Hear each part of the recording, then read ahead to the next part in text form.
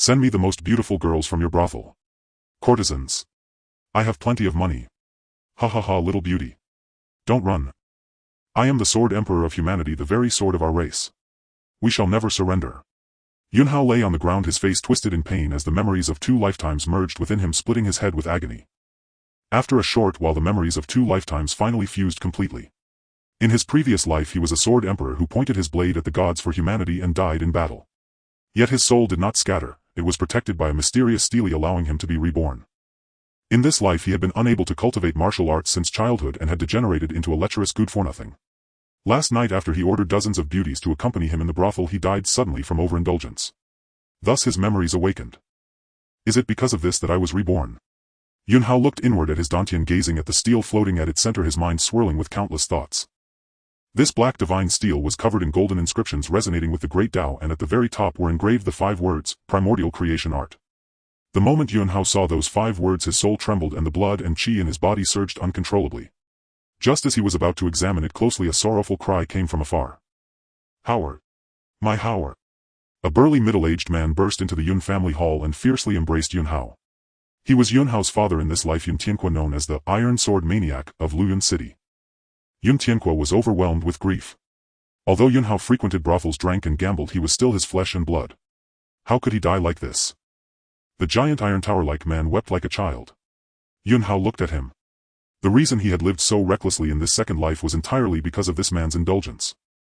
To help Yunhao cultivate martial arts, Yun Tianque had not only humbled himself to beg for pills but also risked his life venturing into the demon mountains to seek treasures for him.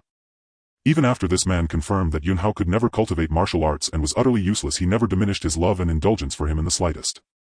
Father. Yunhao spoke softly. After all the past events, he acknowledged this man as his father. Hearing the weak voice, Yun Tianque was stunned, then his face lit up with wild joy. You're not dead, you brat. As long as you're alive, that's all that matters. The Iron Sword Maniac, who never knew how to express emotions, could only repeat those words in his excitement. Yunhao said weakly, Father. Be gentle, I can hardly breathe. Alarmed, Yun Tianque quickly let go. Thud. Yunhao, who was held by him, fell to the ground. Already injured, the fall made his vision flash between black and white. Someone. Send the young master back to his room to rest. Send the young master back to his room. Yun Tianque urged. At that moment a large group of people burst in from outside. Seeing Yunhao alive, they were shocked. But after a moment of hesitation, one of them spoke first. Master Yun, last night Yunhao owed our gambling den 18,000 silver taels. Here is the IOU. It states he must repay within 3 days. After 3 days, an interest of 1% will be charged daily. Master Yun, yesterday your son took a large amount of pills from our pharmacy and distributed them to many rogue cultivators. He signed an IOU for a total of 23,000 silver taels. Master Yun, yesterday Yunhao feasted guests at our tavern, killed 2 demon beasts and ordered a large amount of rare delicacies and spirit wine. He signed an IOU as well. Only 8,000 silver taels. Can you settle it now? Master Yun. The brothel madam hid behind. Last night young Master Yun ordered 10 girls at our place. Every one of them was newly arrived. He signed an IOU for the night's pleasure. Not much, just 1,500 silver taels. All those who had entered came forward to demand payment one by one. Yun Tianquo's face turned ashen. Master Yun, known as the Iron Sword Maniac and a hero of Luyun City, surely you won't deny the debts, will you? Here are the IOUs bearing Yunhao's signature and fingerprint. If Master Yun refuses to pay, we'll have to go to the city lord's office and let them judge fairly. The crowd's threats were direct. Yunhao frowned inwardly. He saw that the fingerprints on the IOUs were indeed his, but after being drunk last night he had no memory of what happened afterward. Every man of the Yun family stands by his word. We will pay every debt. Now get out of here immediately. Yun Tianque slammed his heavy sword into the ground and roared. We trust Master Yun's word. Well, return in 3 days. The crowd dared not push the Iron Sword Maniac too far. After getting the promise, they left tactfully. After Yunhao was sent back to his room, Yun Tianque closed the door and scolded, You brat, gambling and spending recklessly is one thing, but ordering 10 girls at the brothel. How are you going to explain this to Feiyu? Ling Feiyu was Yunhao's betrothed, promised since childhood. In the past the Ling family suffered a great calamity and only she survived. Remembering old ties and the engagement, Yun Tianque had raised her. Now she was as beautiful as a celestial maiden. Her martial talent was unprecedented in Luyun City. Before even turning 18 she had already reached the sea transformation realm. All the martial academies and sects had invited her to cultivate, but Ling Feiyu refused them all. She stayed at the Mad Sword Dojo tirelessly managing affairs and waiting for her 18th birthday to marry Yunhao. Fei Yu is a good girl. How our Yun family cannot hold her back. Yun Tianque said tactfully.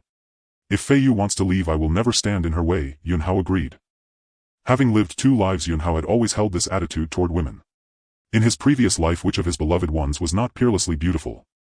Ling Fei Yu was indeed wonderful, but he was not the kind of man to rely on a mere marriage contract to bind her to his side. Just then a beautiful woman in a pale blue dress that accentuated her perfect figure entered Yunhao's room. Seeing her exquisite features, Yunhao was secretly startled. Even with his vast experience from his past life, he had to admit that Ling Fei Yu's beauty was city-toppling like a celestial descended to earth. Yunhao, how much longer will you act out?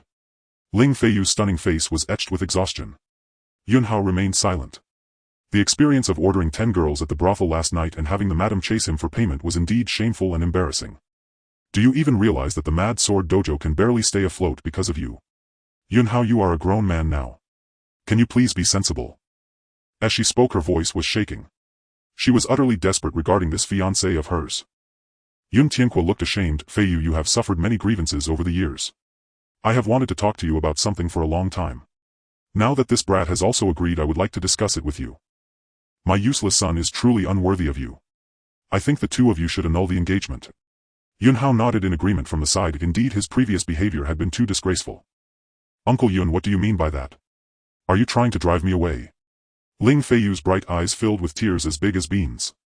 Her pitiful appearance would move anyone's heart. No, no, you are my good daughter. How could I bear to drive you away? Seeing this, Yun Tianque was at a loss. Yunhao frowned slightly. What did this woman mean? He was willing to set her free. What was there to cry about?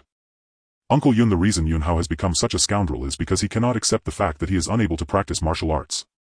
I believe he can change. He used to be a very, very good person. Ling Fei Yu wept. Yunhao was stunned. She didn't want to leave him.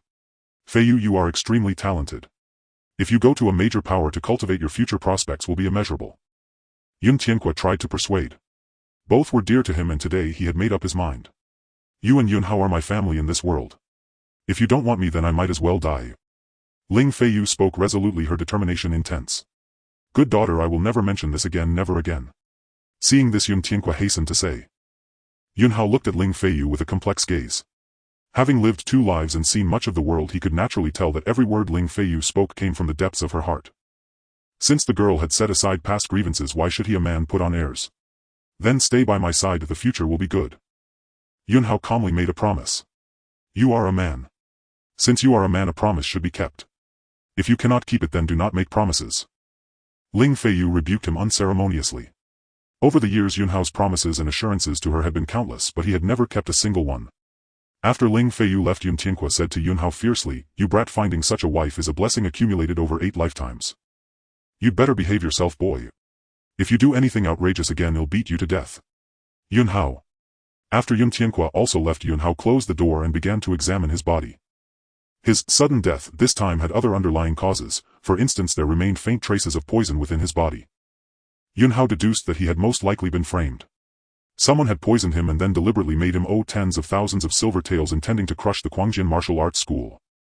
Who could have orchestrated such a scheme? Yunhao tried to recall, but he had met too many people yesterday.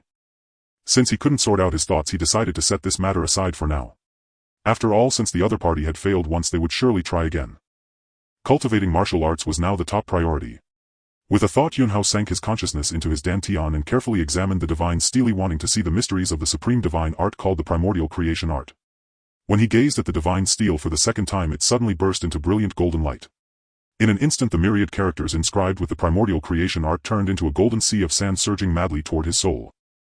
After a moment, he suddenly opened his eyes, his gaze filled with both shock and delight. The path of cultivation of this primordial creation art was actually to refine the physical body into a universe of its own, generating vital energy from within the body and finally achieving divinity through the body. If this art were cultivated to its peak, one could become an invincible powerhouse capable of plucking sun, moon and stars, rivaling the gods. In his past life, when Yunhao became an emperor, he discovered a shocking secret: the spiritual energy of the Zhongshuan realm had been tampered with by the gods. Any human who cultivated by absorbing this energy would inevitably have a flawed Tao and could never rival the gods. However, his current body, precisely because it was a crippled physique, had never absorbed a single wisp of spiritual energy. After he awakened, he immediately obtained the miraculous primordial creation art. All of this was such a coincidence, as if someone was deliberately orchestrating it in the unseen. Practicing this art was the best path he could choose at present.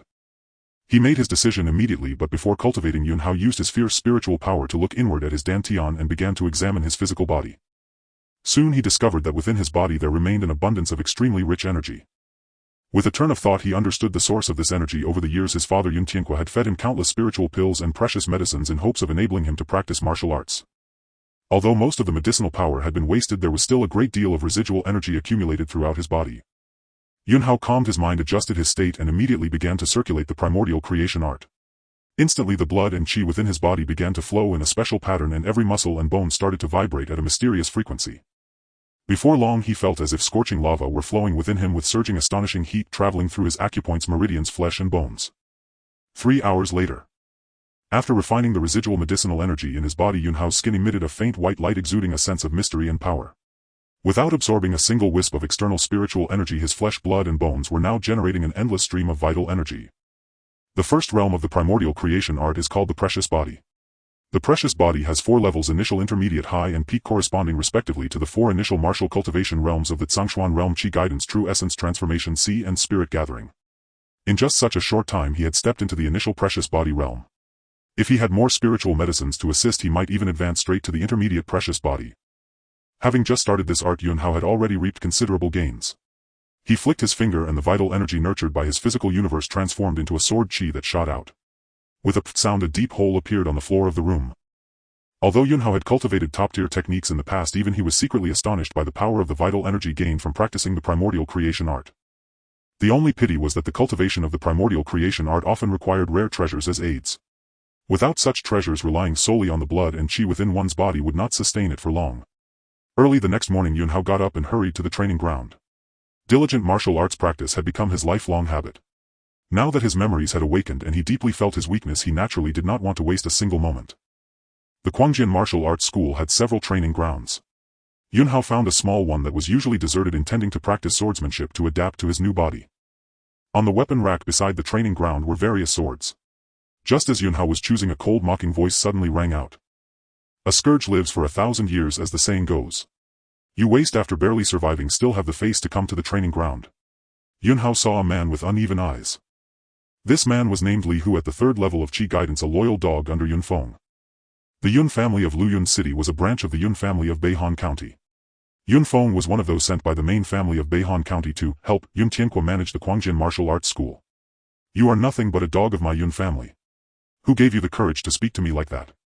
Yun Hao looked at him coldly. "Who are you calling a dog?" Li Hu was furious. Yun Hao said, "You waste, you're asking for death." Li Hu glared, suddenly drawing his long sword and issuing a threat. "Swords are meant to kill. Does drawing your sword mean you wish to fight me to the death?" Yun Hao confirmed. "I dare not kill, but teaching you a lesson am very interested. Waste dare to have a match with me?" Li Hu pointed his sword at Yun Hao, provoking a challenge. His master Yun Feng had always wanted to teach Yun Hao a lesson but had no opportunity. If he poked a few holes in Yun Hao today, he would surely get a handsome reward from his master. Yun Hao stared straight at Li Hu and said, "By rights a trivial ant like you is unworthy of drawing my sword. But over the past 2 or 3 years you have insulted me repeatedly. If I don't discipline you, I would be doing myself a disservice. Facing disaster and still putting on airs. Take this." Li Hu bellowed, sword light flashing fiercely as he attacked. Li Hu thrust his sword forward, yet Yun Hao remained composed, his right hand reaching for a long sword on the weapon rack before him. It was clearly an ordinary iron sword, but the moment Yun Hao grasped it, his blood surged and a sense of familiarity arose spontaneously. In his past life he was the cloud-soaring Sword Emperor, a prodigy of the sword path, the invincible Sword Emperor. The sword to him was inherently a part of his body. Yun Hao closed his eyes, savoring the comforting sensation of holding the sword. Li Hu's sharp blade was about to strike, yet seeing him close his eyes and remain still at such a critical moment, his gaze turned venomous and the disdain in his expression deepened. Just as he was about to succeed, Yun Hao's figure drifted, swaying gently like a willow branch. Li Hu's determined strike suddenly missed and he let out a startled exclamation. Seeing his attack fail, he swung his long sword again, unleashing his full power in an attempt to subdue Yun Hao. This strike was treacherous and vicious. Although he dared not kill Yun Hao, if it landed, Yun Hao would either die or be severely injured. Facing Li Hu's full-powered attack, Yun Hao's expression remained indifferent. This seemingly fierce technique, even without opening his eyes, just by sensing the airflow as the sword cut through the air, he could detect its countless flaws. The sword in Yun Hao's hand rose diagonally with effortless grace, a stroke seemingly natural and flawless, like a hornless dragon's horn, leaving no trace. Clang! A surge of subtle force erupted directly, numbing Li Hu's palm and dislodging his long sword. Li Hu's body flew backward like a kite with a broken string. Bang! Li Hu's retreating body slammed heavily into a large tree in the courtyard. Ugh! A mouthful of blood sprayed from his lips. Before his figure could hit the ground, a flash of cold light pursued him. The flying iron sword pierced through his shoulder, pinning his body to the tree. Li Hu's mind shuddered with terror. He was a martial artist at the 3rd level of Qi introduction, not particularly strong, but against a useless waste who couldn't cultivate he could take on 10 without any pressure. When had Yunhao become so formidable? Li Hu, racked with pain, twisted his face and said, "Yunhao, I am a member of the main family. How dare you injure me like this? You also have the right to call yourself a person. You are merely a dog attached to others. So not only did I injure you, but what if I killed you?" Yunhao picked up another gleaming iron sword from the weapon rack and spoke calmly. Li Hu, seeing the sharp blade, broke into a cold sweat on his neck, his face full of fear as he quickly shut his mouth. Swish! The next moment the iron sword in Yunhao's hand turned into a streak of cold light, slashing off one of his ears. Li Hu let out another blood-curdling scream like a pig being slaughtered. Yunhao calmly left the training ground without looking back, saying, "Dog servant, I am not sparing you today because your master is Yun Feng, nor because I am soft-hearted. It is purely because your death at the Mad Sword Martial Hall would trouble my father. Cherish the life you have salvaged." Annoyed by the fly, Yunhao decided to head straight to the Mad Sword Martial Hall's medicine room, intending to find some suitable pills for his cultivation. In his past life his swordsmanship was unrivaled and his alchemy skills were unparalleled. Had it not been for dual cultivation in sword and alchemy, Yunhao could not have ascended to the rank of Great Emperor. Arriving at the medicine room door, Yunhao said to the steward, "Uncle Lu, I'm going in to get something." The steward's full name was Lu Qing, a trusted confidant who had followed Yun Tianhua for many years. Unexpectedly, Lu Qing blocked Yunhao, speaking with pain and urgency, "Young master, the hall master has been selling off fields and houses to pay off debts. There are already few herbs and pills in the medicine room. If you still act recklessly as before, the Mad Sword Martial Hall will truly be finished." "Uncle Lu, I won't act recklessly. Please rest assured." Yunhao, somewhat troubled, had to explain. Lu Qing shook his head in refusal. "Unless the hall master agrees, I cannot let you enter." Yunhao. Just as he was about to go back and ask his father for permission, a calm voice sounded, "Uncle Lu, let him in." Yunhao turned around and, seeing that the speaker was Ling Feiyu, nodded as a greeting. Ling Feiyu sighed and warned, "You are injured. Once inside the medicine room, just take some pills to nourish your blood and qi. Don't take anything else recklessly." "All right." Yunhao readily agreed. Seeing Ling Feiyu give the order, Lu Qing stepped aside. Although Yunhao was the young master of the Mad Sword Martial Hall, Ling Feiyu, who had been managing the hall's affairs, held considerable authority within it. As for Yunhao, a prodigal young master beyond help. Truly. So poor. Yunhao walked around the medicine room where scattered pills were placed on shelves. The grades of pills, like techniques and weapons, were divided into 4 tiers: Heaven, Earth, Mystery, and Yellow. Each tier had lower, middle, upper, and supreme grades. In the Mad Sword Martial Hall's medicine room, the stocked pills didn't even include upper-grade yellow tier ones. Lower-grade yellow tier made up 80% and middle-grade yellow tier only 20%. The total quantity was pitifully small. In his memory, the Mad Sword Martial Hall had been developing well and shouldn't have been in such a state. Yunhao suddenly recalled the IOUs he had signed, guessing that his father had sold a large number of pills to repay debts. After a moment, Yunhao held 2 bottles of pills. One was middle-grade yellow tier called Body Solidifying Pill, and the other was lower-grade yellow tier called Qi Nourishing Pill. Better than nothing. It seemed he would have to find a way to refine pills himself. Yunhao thought to himself. The medicine room was quiet and Yunhao was in no hurry to leave. He found a cushion, sat down and swallowed all the Qi Nourishing Pills and Body Solidifying Pills in one go. One bottle contained 10 pills. Yunhao swallowed 20 pills at once. If anyone else were present, they would have been shocked to the point of their eyes popping out. This was no longer reckless, it was suicide. Even a martial artist of the Sea transformation realm wouldn't dare do this. Too much pill energy, unable to be refined, could easily cause the body to explode. As the pills entered his stomach, Yunhao immediately activated the primordial creation art. The pill energy rapidly merged into his blood, flesh and bones. His physical body strengthened at a noticeable rate, and correspondingly the generation of physical primal energy accelerated and became purer. Half an hour later, the energy from the 2 bottles of pills was completely consumed. The initial stage precious body failed to advance to the middle stage, which was within Yunhao's expectations. The energy was too scarce. There were still some pills in the medicine room, but they were either for healing or for increasing primal energy cultivation and were not suitable for Yunhao. Just as Yunhao was about to leave the medicine room, a commotion of noise reached his ears. Outside the medicine room, a young man dressed in brocade with a jade pendant at his waist and a folding fan in hand, his brows exuding strong arrogance, was berating a group of people with a haughty air. "Lu Qing, you're nothing but a watchdog. How dare you block young Master Feng's path? Are you tired of living? Why don't you scram right now? Young Master Feng wants to take some pills. If you don't know your place, believe me, he'll kill you. Don't think Yun Tianqua can still protect you. He can't even save himself. The main family has ordered that young Master Feng's father will soon take over the Mad Sword Martial Hall. Lu Qing stood firm at the medicine room door, stubbornly saying, I guard the medicine room on the Hall Master's orders. Without his command no one enters, not even members of the Yun family's main branch. Ungrateful cur, you're asking for a beating. A lackey beside Yun Feng bellowed, then lunged forward, hurling a fist at Lu Qing. Lu Qing struck out with his palm, gathering primordial energy in its center. Nearby a cold gleam flashed in Yun Feng's eyes as he flicked his finger, sending a poisoned needle darting into Lu Qing's palm. Lu Qing screamed in agony as the gathered primordial energy in his hand instantly dissipated his entire palm, turning a dark venomous green. Meanwhile Yun Feng's lackey had already charged before Lu Qing, his heavy fist slamming into Lu Qing's chest with a resounding thud. A crack of breaking ribs echoed.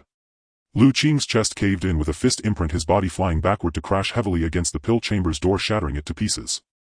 Cough. Lu Qing coughed up blood violently, yet despite his injuries he forced himself to stand, taking a deep breath. Unless I die, no one shall enter. You want death? Ill granted.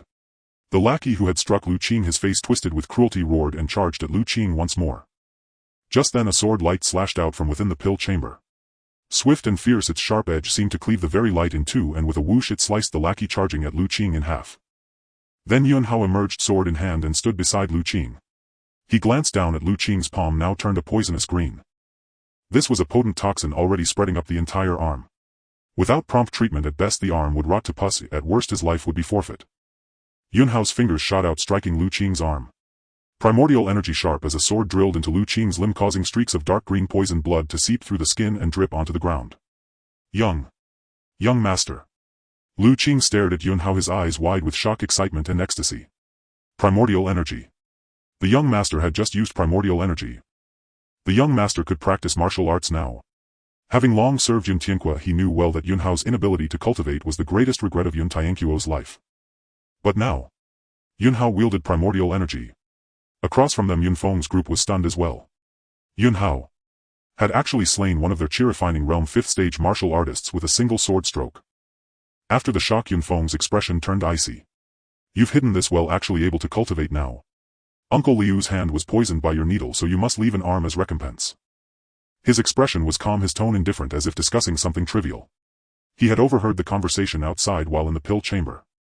Today Yun Feng acted with impunity because the main family had decreed that his father would take over the Mad Sword Martial Hall. Thus Yun Feng came to cause trouble at the pill chamber, intent on killing Lu Qing, for Lu Qing was the most loyal to Yun Tianqua in the entire Mad Sword Martial Hall. Yun Feng snorted. Even if you can cultivate now, at best you're at the chi-refining realm. With such meager strength you think you can stand up for someone. And you want me to leave an arm? That's nothing but a pipe dream. You killed my man just now, I won't let this slide easily. Young master, let me hold them off. Go find the hall master. The severely injured Lu Qing hurriedly stepped in front of Yun Hao. Yun Hao gave a faint smile. Uncle Lu, it's fine. They're just a bunch of clowns. With me here they can't stir up any trouble. Yun Hao, who do you think you are? How dare you look down on us? Young Master Feng is at the true essence realm, he can crush you with a single finger. Dealing with scum like you doesn't require young Master Feng's effort, it would only dirty his hands and disgust him. Yun Hao, your time is over. Your fool of a father can't protect you anymore, he can't even save himself. The Iron Sword Mad Butcher will soon be a joke. Ha ha ha, that little slut Ling Fei Yu only covets your status as the young master of the Mad Sword Martial Hall, doesn't she? Once young Master Feng becomes the young master, that slut will willingly strip before him and become a little bitch beneath him. A group of lackeys eagerly sought to show off, for the Yun main family had already decreed the stripping of Yun Tianquo's title as Hall Master of the Mad Sword Martial Hall, and Yun Feng was about to become its young master. When was there a better time to shine? Faced with this, a cold gleam flashed in Yun Hao's eyes. He slowly raised his long sword. Originally I hadn't planned to kill you all, but now I've changed my mind. Yun Hao's tone was extremely calm, yet within that calmness lay an indescribable cold, killing intent. Just having begun to cultivate martial arts you are so arrogantly unaware of your own limitations. Yun Hao, it seems you truly wish for death. If I don't knock this little brat down to the ground, he'll write my name backwards. Seeing this brainless fool, I can't help but feel the urge to trample him underfoot. This group of sycophants spoke one after another. Although Yun Hao had just suddenly killed one of their companions at the 5th level of Qi gathering stage with a sword, they were not afraid at all. To them Yunhao's attack was an ambush. In a proper confrontation they believed Yunhao could not possibly be a match for someone at the 5th level of Qi gathering stage, especially since there were several among them who surpassed that level. Beside them Lu Qing's heart was in his throat, filled with deep concern. Yunfeng coldly smiled and said, "Everyone be mindful of your strength, don't kill him. He has killed one of my subordinates, so just chop off his sword hand and that will suffice. Young master, rest assured, leave it to us. For dealing with this kind of scum I can handle it myself." Suddenly a martial artist at the 6th level of Qi gathering stage roared and charged towards Yunhao. This person could not wait any longer.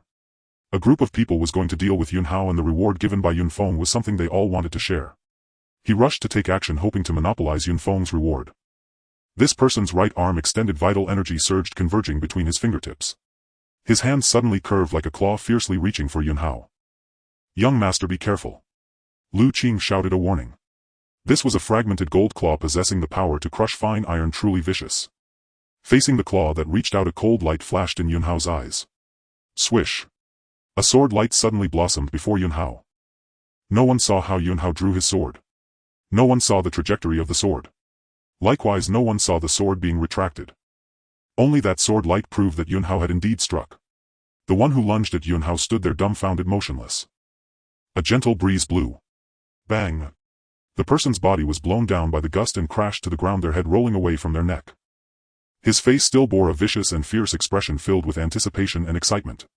He felt no sense of crisis, still fantasizing about severing Yunhao's arm to claim Yunfeng's reward, and then he was dead. In the crowd there was a moment of dead silence. "Since you killed 2 of my subordinates, you must pay with 2 arms." Yunfeng shouted, "Everyone attack." Immediately all his subordinates surged forward. There were still 8 people left, although all were at the Qi gathering stage. Each was a seasoned fighter with considerable combat experience. Their movements were decisive and ruthless, every strike imbued with practical ferocity. Facing the 8-person assault, Yunhao coldly laughed and said, "An ant wishes to shake the heavens." As the words fell, he lifted his foot and brought it down. The moment his foot landed, a wave of energy rippled out. The ground trembled. The 8 sycophants charging at Yunhao suddenly found their balance disrupted, their bodies losing stability and their moves inevitably thrown into disarray. Yunhao's figure was like wind and shadow, extraordinarily agile and graceful. He moved his sword without any flashy motion, simply slashing, striking and poking with the basic sword techniques. Yet these basic sword techniques were infused with an indescribable charm in his hands, turning them into something extraordinary. Swish! Swish! Swish! One by one Yunfeng's lackeys fell to the edge of Yunhao's sword. In the blink of an eye 8 more corpses lay on the ground. Yunhao stood amidst the pool of blood, his body untouched by a single drop, and the sword in his hand, which had continuously slain enemies, bore not a trace of blood. A sword. Known as the gentleman among weapons. What is a gentleman? It is to kill the enemy swiftly, accurately and ruthlessly. To slay enemies with the most decisive posture, allowing them to die without feeling pain, is the spirit of a gentleman. Lu Qing, responsible for overseeing the medicine room at the Crazy Sword Martial Arts School, was dumbfounded. The young master not only could cultivate martial arts but was also so powerful. Having followed Yun Tianhua for many years, Lu Qing had gained some understanding of swordsmanship. He could not comprehend Yunhao's previously unremarkable basic sword techniques, and felt that this must be an achievement reached only after over a decade of hard training. If that's the case, then these past 10 years the young master appeared to be a wastrel, but in reality, he had been hiding his talents and diligently practicing in secret. Across from him Yunfeng's face was ashen, his expression unpleasant and his features appeared somewhat distorted. The Yunhao he looked down upon, known throughout Luyun City as a great waste, unexpectedly had been concealing his true abilities. "Yunhao, is this your true strength?" Yunfeng's voice was extremely somber. Yunhao looked at Yunfeng and said, "You can sever one arm and apologize to Uncle Lu, or I will sever your arm myself." He remained so calm and composed. "Yunhao, you think too highly of yourself." Yunfeng roared. Boom! A powerful vital energy erupted from within him. Dust swirled on the ground. "You are truly good at hiding, concealing for so many years, but if you wish to be a turtle you should keep your head tucked inside your shell and not stick it out. Now that you have revealed your head from your shell before me today, I will smash that head. Do you really think I didn't notice? Your cultivation level is at most the peak of Qi gathering stage, while I am at the 2nd level of true essence stage. Even if you have trained your swordsmanship to an extremely high level, you cannot overcome the gap in cultivation. The Qi gathering stage draws the world's vital energy into the body, storing it in the dantian. The true essence stage, however, continuously compresses and solidifies the vital energy, manifesting in a liquid state. In general terms, 10 peak Qi gathering stage martial artists could not hope to match a single true essence stage martial artist. Moreover, Yun Feng came from the headquarters of the Yun family in Beihan County, so the martial arts he practiced were of a high caliber. Yun Hao's expression was indifferent as he said, "Since that's the case, I will personally sever your arm." Yun Feng was utterly infuriated, letting out a low growl as his entire strength erupted, stirring up a layer of turbulent air around him. With the cultivation of the second level of true essence stage, the liquid vital energy within him, whether in terms of purity or explosive power, was on a completely different level compared to Qi gathering stage. "Yun Hao, you are seeking death," Yun Feng coldly shouted as his figure suddenly lunged forward, slapping out with a palm covered in true essence, this palm strength enough to crush a 1,000-pound boulder. At that moment a graceful figure flew in, a delicate long sword slicing through the air towards Yun Feng. The sword energy tore through Yun Feng's protective true essence, not injuring him but sending him flying away. Bang! Yun Feng's body crashed to the ground, then quickly got back up. "Ling Feiyu!" Yun Feng shouted in anger. The one who made the move was none other than Yun Hao's fiancée, Ling Feiyu. She stood in front of Yun Hao wearing a long skirt, her expression cold, holding a slender long sword pointed at Yun Feng, saying, "If you don't leave now, you will bear the consequences." A clear look of apprehension appeared on Yun Feng's face. Ling Feiyu was the #1 genius of Luyun City, and at not even 18 she had already reached the C transformation stage, her strength rivaling some of the established powerhouses of Luyun City. Yun Feng's gaze fixed on Ling Feiyu, then shifted to Yun Hao behind her, loudly declaring, "Ling Feiyu, you stray dog, others may not know, but I am very clear that your good days are nearly over. I will see how you can protect this bastard Yun Hao. This debt is not finished, we shall see." With that he quickly withdrew, looking quite disheveled. Having driven Yun Feng away, Ling Feiyu looked at the corpses on the ground, then turned to Yun Hao. There was a hint of excitement in her eyes and a fleeting joy crossed her face. However, she quickly returned to her usual expressionless demeanor and said, "Don't act recklessly." Yun Hao did not respond immediately, he was recalling the scene from just now. Feiyu had exceptional talent and strength, he knew that. However, when Ling Feiyu had just acted, there was an extremely peculiar aura emanating from her. This aura was subtle but was clearly captured by Yun Hao. His fiancée had a layer of seal on her. Therefore Yun Hao said, "Come to my room tonight." Ling Feiyu. A blush immediately crept up her cheeks. Within the grand hall of the Raging Sword Martial House a burst of laughter erupted. "Ha ha ha. Ha ha ha ha. Excellent, excellent, excellent. Truly I Yun Tianque have sired a worthy son, the father a hero, the son no less. These words ring true. Let them see now who dares call my son a waste." Yun Tianquo's large palm vigorously patted Yun Hao's shoulder, his mood exceptionally buoyant. For ages Luyun City had whispered that he Yun Tianque had fathered a coward. It infuriated him, yet he was powerless, for it was an indisputable truth that his son Yun Hao could not cultivate. But now, to hell with the waste, to hell with the coward, to hell with the truth. His son Yun Hao could cultivate. The rugged man Yun Tianque was so moved that his eyes reddened. He looked at Yun Hao and said, "You little rascal, since when did this happen? You've grown bold indeed, keeping even your own father in the dark." Though his father was rough in nature, Yun Hao could feel the profound paternal love. He smiled faintly and said, "It happened some time ago. I didn't mention it because I wanted to give you a surprise, father." Yun Tianque laughed heartily again, saying, "A surprise indeed, a surprise. Rest assured this time you weren't fooling around, you did splendidly. A pack of bastards, I've endured them long enough. Killed is killed, no matter. My reputation as the Iron Sword Butcher is not for nothing." Nearby Ling Feiyu's face involuntarily broke into a smile. Yun Hao looked at her and said, "Don't always keep such a stern face. Smile more." Ling Feiyu immediately put on a stern expression again, but her mind wandered to the words Yun Hao had just spoken. Visit his room tonight. A faint blush tinged her deliberately composed face. In exceptionally high spirits Yun Tianque boomed with laughter. "Feiyu, I used to think this brat wasn't worthy of you and would only hold you back. But now it seems Yun Hao does have some ambition. Though the gap between you two remains vast, rest assured I believe he will mend his ways and start anew." Yun Tianque began to speak well of Yun Hao. He had previously proposed to dissolve the engagement, but now he felt his son was remarkable. Ling Feiyu nodded without a word. Yun Hao, unwilling to dwell on the topic, asked, "Father, what does the main family intend?" "They merely think the Raging Sword Martial House has stagnated in recent years and wish for Yun Haisheng to take over. But I have voiced my objection and the main family is still deliberating." He spoke lightly, glossing over the matter. "Uncle Yun, here are 30,000 taels of silver notes. Take them. I know the Raging Sword Martial House is in financial straits, let's weather this crisis first." Ling Feiyu withdrew a stack of 1,000-tael notes from her bosom. Both Yun Tianque and Yun Hao looked visibly astonished. For a small place like Luyun City, 30,000 taels was no small sum. "I've saved these over the years. With this silver you can tide over the immediate crisis, and I believe the main family won't press so hard."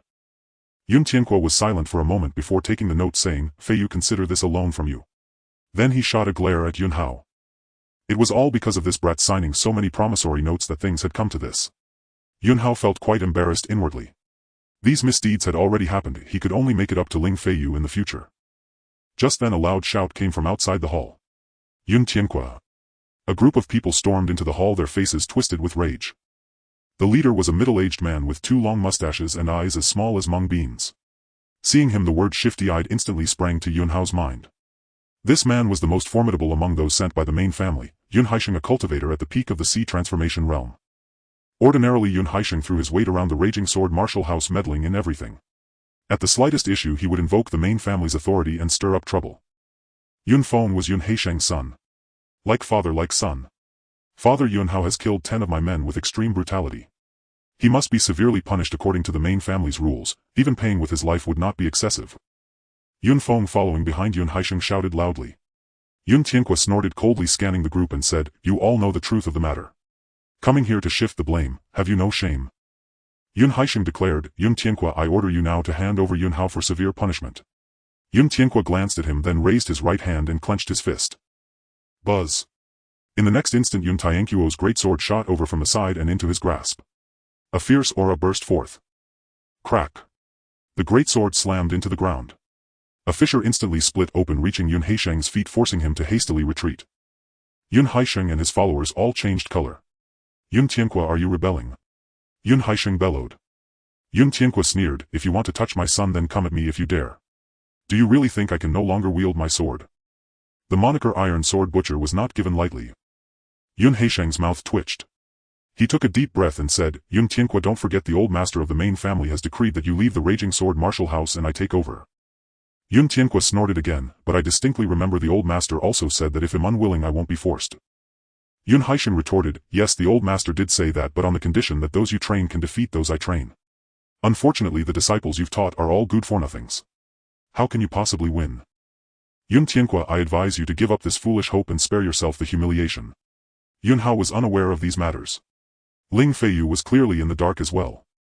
Yun Tianqua had always been like this, poor with words, bearing all hardships alone on his shoulders.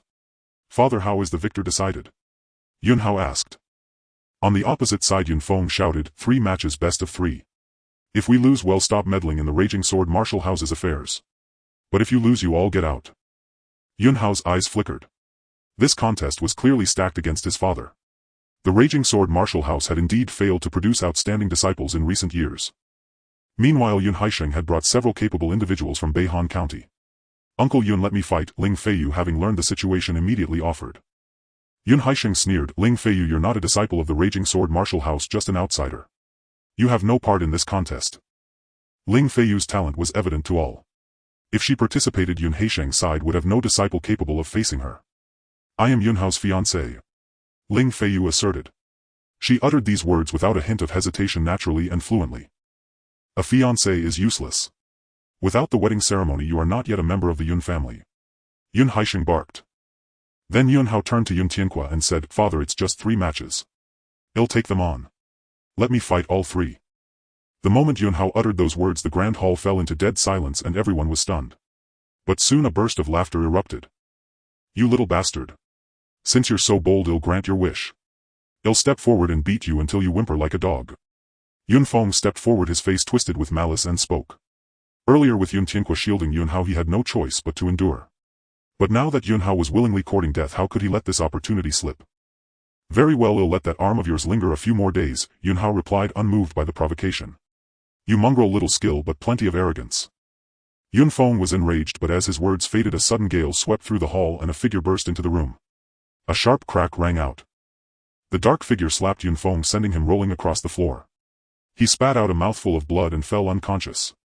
"Yun Tianqua, how dare you harm my son?" Yun Haisheng roared with fury at the sight of the newcomer. No one had expected Yun Tianqua to appear so suddenly and strike a junior. Gripping a heavy sword, Yun Tianqua snarled, "What kind of worthless scum is your son, daring to call my boy a bastard? I showed mercy by not cleaving him in 2. You. Yun Haisheng trembled with rage. "Don't think I'll let you run rampant just because I respect the old master of the main family. Get lost. If you don't leave now, I'll cut you down." Yun Tianquo's eyes blazed with murderous intent. He had previously swallowed his pride with Yun Haisheng and his men, partly out of respect for the main family's elder and partly for Yun Hao's sake. Earlier when Yun Hao couldn't practice martial arts he feared that if something happened to him Yun Hao could still rely on the Yun family to survive. But now that Yun Hao could cultivate and had the means to stand on his own, why should the Iron Sword Butcher bow to these worthless scum? Yun Haisheng's face turned ashen. He dared not cross swords with Yun Tianque, though they were at the same cultivation level. Yun Tianquo's decades of battle experience would crush him. Yun Tianque will settle this debt with you in 10 days. Yun Haisheng ground his teeth in fury. Though he wished he could have Yun Feng cut down Yun Hao right then, he had no choice but to swallow his anger. With those words he picked up Yun Feng and left with his men. The hall fell silent once more. Yun Tianquo's murderous aura faded and he frowned, scolding with concern, "You brat, you've only been training for a few days. Are you courting death?" "Father, I can win," Yun Hao replied. "Who gave you that confidence?" Yun Tianque frowned. "The Iron Sword Butcher Yun Tianque," Yun Hao said with a smile. Yun Tianque was taken aback, then helplessly chuckled, "My seed indeed has backbone. Since you've made up your mind, I won't waste words." If his son had such spirit and courage, how could he as a father show cowardice? The worst outcome would be losing this raging sword martial arts hall. But possessions are lifeless while people are alive. With his son's ambition the future would at least not be too bleak. Besides, what if Yun Hao actually won? Ling Feiyu's gaze toward Yun Hao was incredibly complex. Had this guy truly changed? He now possessed a man's sense of responsibility and courage. Ling Feiyu silently prayed that what she saw now was not a fleeting illusion, hoping Yun Hao could maintain this manly resolve. "How am I going out to find some pills for you? Wait for me at home," Yun Tianque suddenly said. Then without waiting for Yun Hao's reply he left with his heavy sword on his back. Watching his retreating figure, Ling Feiyu murmured, "Uncle must be going to beg someone for you again." Yun Hao's heart churned with mixed emotions, his urgency to improve his cultivation growing even stronger. He needed to grow stronger quickly and stop living under his father's shadow.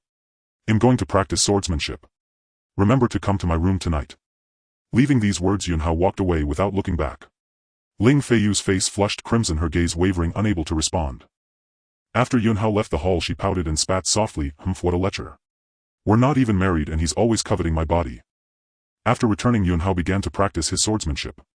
With a swish the long sword was drawn and a blade of light swept from the scabbard.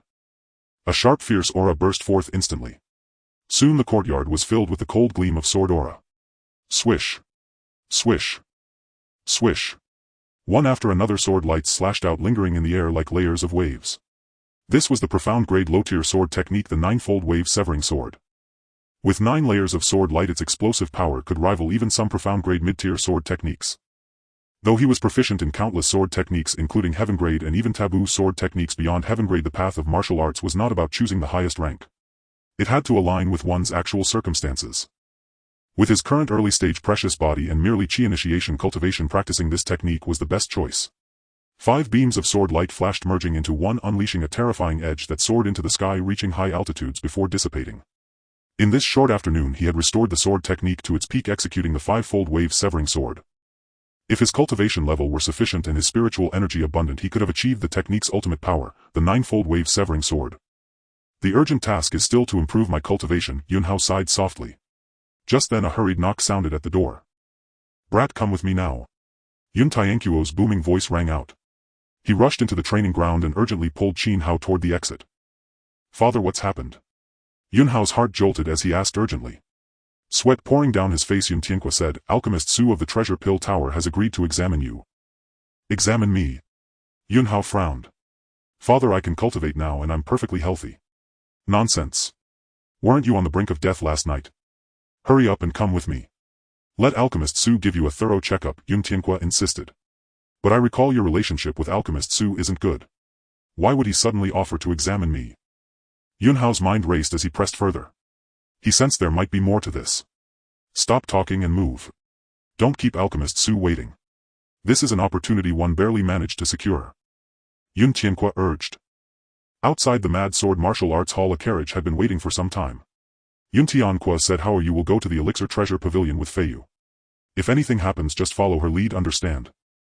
Yun Hao nodded and boarded the carriage. Ling Feiyu, seeing him come up, softly reminded, "When we get to the Elixir Treasure Pavilion, don't speak out of turn. It's one of the great powers of the Qingfeng dynasty. Even though the branch in Luyun City is just an offshoot, we can't afford to offend them.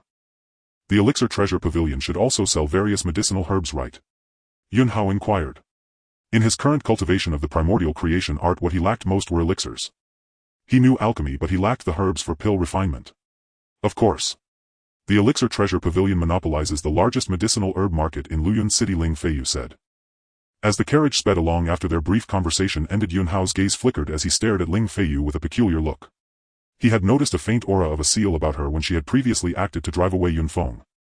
Now being in close proximity, he was even more certain. Was the seal within her body suppressing Ling Feiyu's talent? Yun Hao's astonishment deepened. If Ling Feiyu with her talent suppressed had still reached the sea transformation realm at 18, then if the seal were broken, wouldn't her martial arts prowess become even more terrifying? Seeing Yun Hao staring at her upper body, Ling Feiyu's face flushed with embarrassment. She scolded, "Can you stop being such a lecher?" Yun Hao was taken aback, pulling his thoughts back. Is it that good to look at? Ling Feiyu glanced down at her own full bosom, a puzzled expression on her face. Yun Hao let out a wry laugh and teased, "It's quite nice indeed." Ling Feiyu retorted, "Do you look at other women the same way?" "Not just any woman can catch my eye," Yun Hao said seriously. "So you mean the 10 new girls at the Spring Breeze Pavilion are all stunning beauties?" Ling Feiyu mocked. Yun Hao gave an awkward smile. As the saying goes, one should not slap the face or expose shortcomings in a quarrel. His fiancée bringing up this embarrassing matter caught him completely off guard. Yun Hao quickly changed the subject. "Feiyu, I remember I had a bit of a grudge with Master Alchemist Su. Why did he agree to treat me today?" Ling Feiyu was stunned at his words, her eyelids drooping as she fell silent. Seeing this, Yun Hao sighed and said, "I guess he told you not to tell me the truth, right?" "Yes," Ling Feiyu nodded. "But I deserve to know," Yun Hao said softly. After a moment of silence, Ling Feiyu said, "Uncle Yun promised Master Alchemist Su that on the night of the next full moon he would go to the Life and Death Ancient Tomb to pick a yin yang herb for him." The Life and Death Ancient Tomb.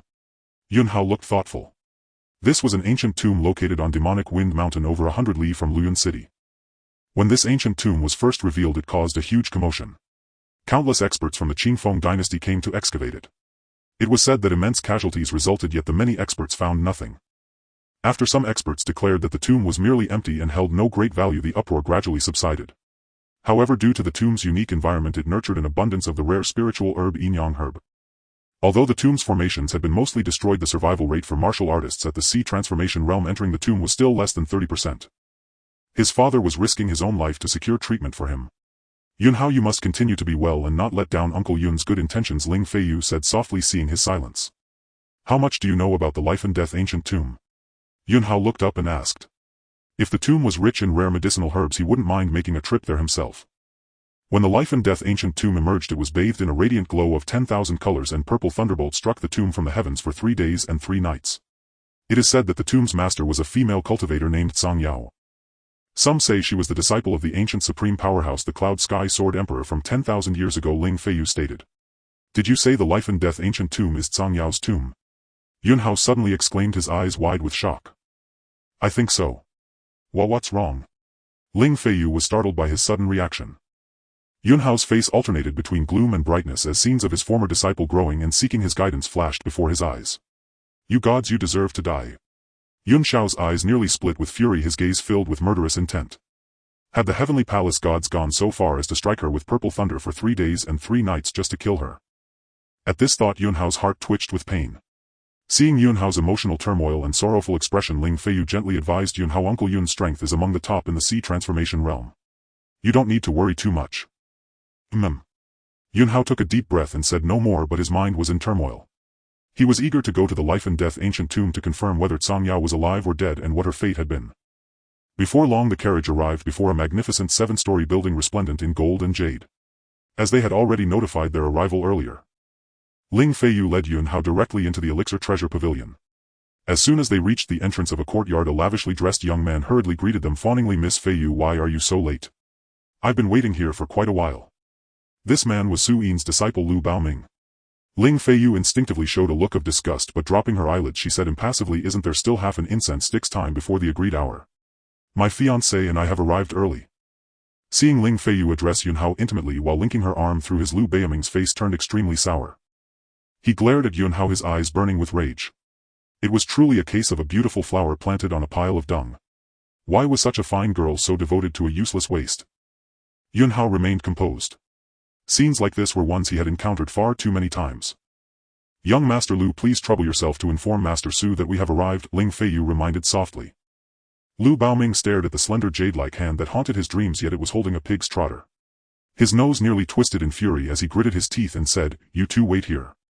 Yunhao then noticed that in that brief moment Ling Feiyu's delicate hand was already drenched in sweat from nervousness. Yunhao chuckled inwardly yet felt a touch of emotion. From the very beginning this woman had emphasized that he was her fiancé and she deliberately held his hand to remind Lu Baoming. As his memories awakened and he interacted more with Ling Feiyu, Yunhao grew increasingly satisfied with this fiancé. The qualities she possessed were exceedingly rare. Ling Feiyu tried to withdraw her hand but Yunhao held it firmly. "Since you've placed your hand in mine I must hold on tight." Yunhao smiled. Ling Feiyu blushed and whispered, "How many other women have you said such things to?" Yunhao replied, "In this life only you." At that moment Lu Baoming emerged from the courtyard. Seeing them still holding hands he fumed, "Miss Feiyu, why are you so devoted to Yunhao? There are countless men in Luyun City far superior to him. I have long admired you and now I can refine yellow-grade mid-tier pills. My Master Su is the foremost alchemist in Luyun City. With all my merits why won't you even cast a glance my way?" In Lu Baoming's eyes 10 or 100 Yunhaos couldn't compare to a single finger of his. Hearing Lu Baoming's jealous outburst Yunhao was not angered but wore a smug teasing smile. To provoke him further he even wrapped an arm around Ling Feiyu's slender waist. Ling Feiyu's cheeks flushed slightly as she brushed his hand away speaking bluntly to Lu Baoming, "Young Master Lu, please show some respect. Yunhao is my fiancé, the husband I will entrust my life to. Did you hear that clearly? If not Feiyu tell him again," Yunhao added with a smile twisting the knife. Lu Baoming ground his teeth. "My master said once he finishes refining his pills he'll let you in." With those words he turned to leave in a huff. Yunhao not satisfied called out, "Lu Baoming, do you know why Feiyu is so devoted to me?" Lu Baoming whirled around, "Speak." Yunhao said, "Because you're ugly." Lu Baoming froze then roared back, "Yunhao, are you messing with me?" "I'm just telling the truth," Yunhao said helplessly. "You're asking for death." Lu Baoming moved to strike. "Enough." Ling Feiyu's cold shout erupted with the force of her sea transformation realm quelling their hostility. Lu Baoming glared at Yunhao, "You're nothing but a coward hiding behind a woman." With that he flicked his sleeves and left. "With a wife as beautiful as yours you'd hide too," Yunhao retorted. Lu Baoming nearly stumbled in rage. After he left Ling Feiyu chuckled, "Compared to you he really is quite ugly." "Oh, this is the first time I've seen you smile," Yunhao remarked in surprise. That smile paired with her peerless beauty was like a blooming flower or a fleeting rainbow. It was only natural that such a beautiful girl would be coveted by so many men. Seeing him too relaxed Ling Feiyu straightened her face and warned, "When you meet Master Su later mind your words and actions." Yunhao come in alone. 2.5 hours later a commanding voice rang out. "Don't speak rashly," Ling Feiyu instructed. Yunhao nodded. As he entered the courtyard he saw that the medicinal herbs laid out to dry were all low grade. Some herbs that should have been air-dried in the shade were instead exposed to the scorching sun. It seemed the foremost alchemist of Luyun City was nothing special. "Get in here now." Su Yin bellowed from within the tightly shut room. Yunhao pushed open the door and closed it behind him. A wave of heat rushed at him and in the center of the room stood a three-legged twared alchemy cauldron. Beneath the cauldron flames burned steadily while the floor was littered with waste residue from alchemy. "Keep gawking and it'll kick you out," an old man with withered hair and sunken eyes threatened grimly. Yunhao looked at Su Yin noticing a dense decaying aura about him as if his days were numbered. Su Yin approached from beside the cauldron staring at him, "How did a man like Yun Tianque sire a martial arts waste like you? At least he has a son like me." "Do you have a son?" Yunhao retorted flatly. "Your tongue is as arrogant as his was back then. But do you know how he bowed and scraped like a lowly old dog just to beg me to treat your illness?" Su Yin sneered as if deliberately provoking Yunhao. Yunhao's gaze turned icy, a fierce killing intent flashing in his eyes. He began calculating his chances of a successful ambush. Seeing Yunhao's silence Su Yin sneered, took out a jade bottle and tossed it to Yunhao. "You're gravely ill and could die any moment. Take this medicine and it will save your life." "You don't even know what illness I have yet you want me to take your medicine." Yunhao's eyes turned sharp. "This medicine cures all ailments. Take it." Su Yin's gaze was fierce. Yunhao glanced at the countless piles of dregs under the cauldron, his mind racing. He understood now, this man was using him as a test subject for his pills. Su Yin had no intention of treating him. Instead he used this opportunity to humiliate Yun Tianque and send his father into the perilous tomb of life and death to gather Yinyang grass. So-called pill testing meant using humans to test a pill's effects. Every time a new pill was created its potency was highly unstable, so some alchemists would use live subjects to confirm its efficacy. The mortality rate for test subjects was 99%. Su Yin fixed his gaze on Yunhao, locking onto him ready to strike at any moment. Yunhao's mind raced for a solution. To keep Su Yin calm he casually opened the jade bottle and caught a familiar medicinal scent. Yunhao tipped the pill into his palm, his pupils contracting. The azure blood body tempering pill. This was a top-grade yellow-tier pill he had developed in his past life to temper Song Yao's body. He had only ever passed that formula to Song Yao. Where did Su Yin get it? Take it now. Su Yin urged savagely. Take this. Yun Hao cursed, crushing the pill with force. It exploded into powder that scattered through the air. Holding his breath, he retreated swiftly. Enraged at the destruction of his pill, Su Yin involuntarily inhaled several breaths of the medicinal mist, a hint of crimson flaring in his eyes. This was a pill he had painstakingly refined, ruining countless batches of herbs. And Yun Hao had just destroyed it. Brat, you're asking for death. Su Yin roared in fury. Yun Hao stood several yards away, coldly saying, Old man, the pill toxins in your body have reached their peak. If you want to live, stop circulating your energy. Su Yin, as if death was bent on killing him. He lunged forward like a fierce tiger. Yun Hao stood still, a mocking smile on his face. Su Yin had barely taken a few steps when the world spun around him and he crashed to the ground. Black lines emerged on his skin and the excruciating pain from thousands of meridians made him wail. Yun Hao looked down at Su Yin, who lay like a dead dog on the ground, his gaze cold. From the moment he entered the hall, he had sensed that Su Yin's marrow was already saturated with pill toxins. He was a critically ill man. Already gravely ill, inhaling the residue of the failed azure blood body tempering pill would only intensify the toxins within him. As long as he mobilized his energy, the poison would erupt. Yun Hao. Save me. Save me. I don't want to die, I beg you. The man who had been arrogantly trying to kill him moments ago now groveled like a mangy dog. You want to live? Yun Hao looked down at him with a sneer. Save me. Su Yin was in agony, realizing that if Yun Hao could detect his pill toxins and set a trap to counter him, he must have the means to cure him. Yun Hao's expression was icy. He flicked a wisp of energy into Su Yin's body and the black lines on his skin vanished instantly. Su Yin regained some vitality but remained weak. Su Yin struggled to rise, his expression shifting constantly.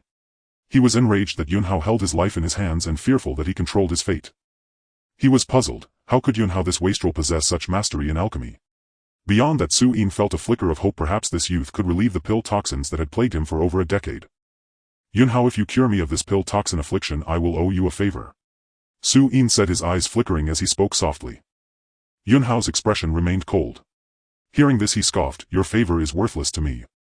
That old scoundrel Su Yin still failed to grasp his current predicament.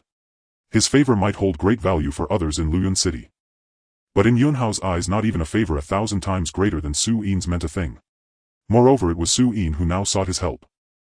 Su Yin was taken aback, then gritted his teeth and said, Yun Hao, if you can rid me of the elixir toxin afflicting my body, I will agree to any condition you set. Yun Hao asked coldly, Tell me, where did you obtain the blood essence body forging pill? Su Yin hesitated for a moment but chose to confess truthfully. The pill formula was discovered in the ancient tomb of life and death. However, it only detailed the medicinal ingredients without the refining method. So I studied it myself. A trace of sorrow crept into Yun Hao's eyes. Earlier Ling Feiyu had mentioned suspicions that the ancient tomb of life and death might have been left by Song Yao. Yet there was no direct evidence linking that Song Yao to the legendary sword prodigy Yun Shao, Sword Emperor's disciple. Yun Hao had hoped it was merely a coincidence, a mere overlap of names. But now Su Yin had discovered the blood essence body forging pill within that very tomb. It was now almost certain that innocent, radiant-spirited and fiercely proud Song Yao, his most beloved and most accomplished disciple, had truly perished. He had once raised his sword to declare war against the gods of the Celestial Palace. Song Yao had joined him in that battle. Yet before that war, Yun Hao had already secured a path of retreat for her. With her strength, she should have been able to escape unscathed. Had the gods of the Celestial Palace shown no mercy? Or was there another hidden truth? It seemed imperative to venture into the ancient tomb of life and death himself. That girl had always loved the lively bustle of the world. Now she lay alone in a desolate mountain tomb. The thought filled Yun Hao with unbearable sorrow. Seeing Yun Hao silent, Su Yin ventured tentatively, I've explained the origin of the blood essence body forging pill. Can you now remove the elixir toxin from my body? Yun Hao withdrew from his thoughts and cast a glance at Su Yin. His gaze carried the aloof indifference of one standing at the pinnacle looking down upon the crawling ants at the foot of the mountain. Su Yin's entire body trembled involuntarily, once more a chill seeping from the depths of his heart. Fetch me a brush, ink and paper, Yun Hao commanded. Su Yin hurriedly responded, right away. Moments later he returned with the materials, dutifully spread out a sheet of rice paper, ground the ink and presented a slender brush with both hands to Yun Hao. Yun Hao took the brush lightly, dipped its tip into the black ink and began to write upon the pristine white paper. The entire process flowed like drifting clouds and running water. Each stroke carried a unique resonance that seemed to harmonize with heaven and earth, as if every line were an unsheathed divine sword cleaving the cosmos and omnipotent. Watching Yun Hao write, Su Yin unconsciously sank into an ineffable state. Even after Yun Hao set down the brush, he remained lost in reverie. The sound of the brush being tossed aside jolted Su Yin awake. He was horrified. Just observing Yun Hao's calligraphy had drawn him into a state akin to enlightenment.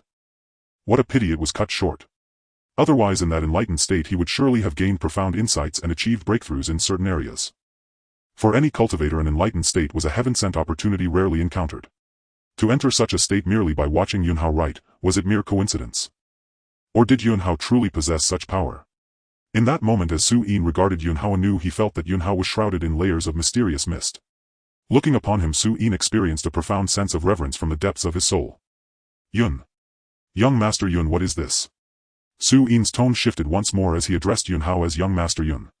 A nourishing origin decoction which can remedy the common elixir toxin afflicting low-rank alchemists. Yun Hao said calmly. It works regardless of the symptoms. Su Yin's eyes widened as he stared at Yun Hao, his expression a complex tapestry of emotions. Alchemists were often seen as noble in the eyes of others. But in truth, even low-rank alchemists harbored unspoken sufferings. During the alchemy process, due to poor inheritance, carelessness, or forced refining, many alchemists inevitably faced the trouble of elixir toxins seeping into their bodies. To purge these toxins, specific antidote pills were required. Throughout the entire Qingfeng dynasty, such antidote pills were controlled by a powerful faction, making their prices exorbitant. Even the Baodan Pavilion, the foremost alchemy authority in Qingfeng dynasty, had failed to successfully replicate such pills. As the largest consumer of these antidote pills, the Baodan Pavilion had long been constrained by that faction in their dealings. Yun Hao nodded and said, for ordinary elixir toxins, consistent consumption for 7 days will restore health. Even for severe cases that are not terminal, long-term use can bring improvement. Of course, its effect on you is limited as you belong to the terminal category. Take this decoction first to prolong your life. Su Yin was both thrilled and disheartened. If this decoction truly worked, it would revolutionize the alchemy world. Yet it could not save his own life. Young Master Yun, can the elixir toxin in my body still be cured? He asked anxiously.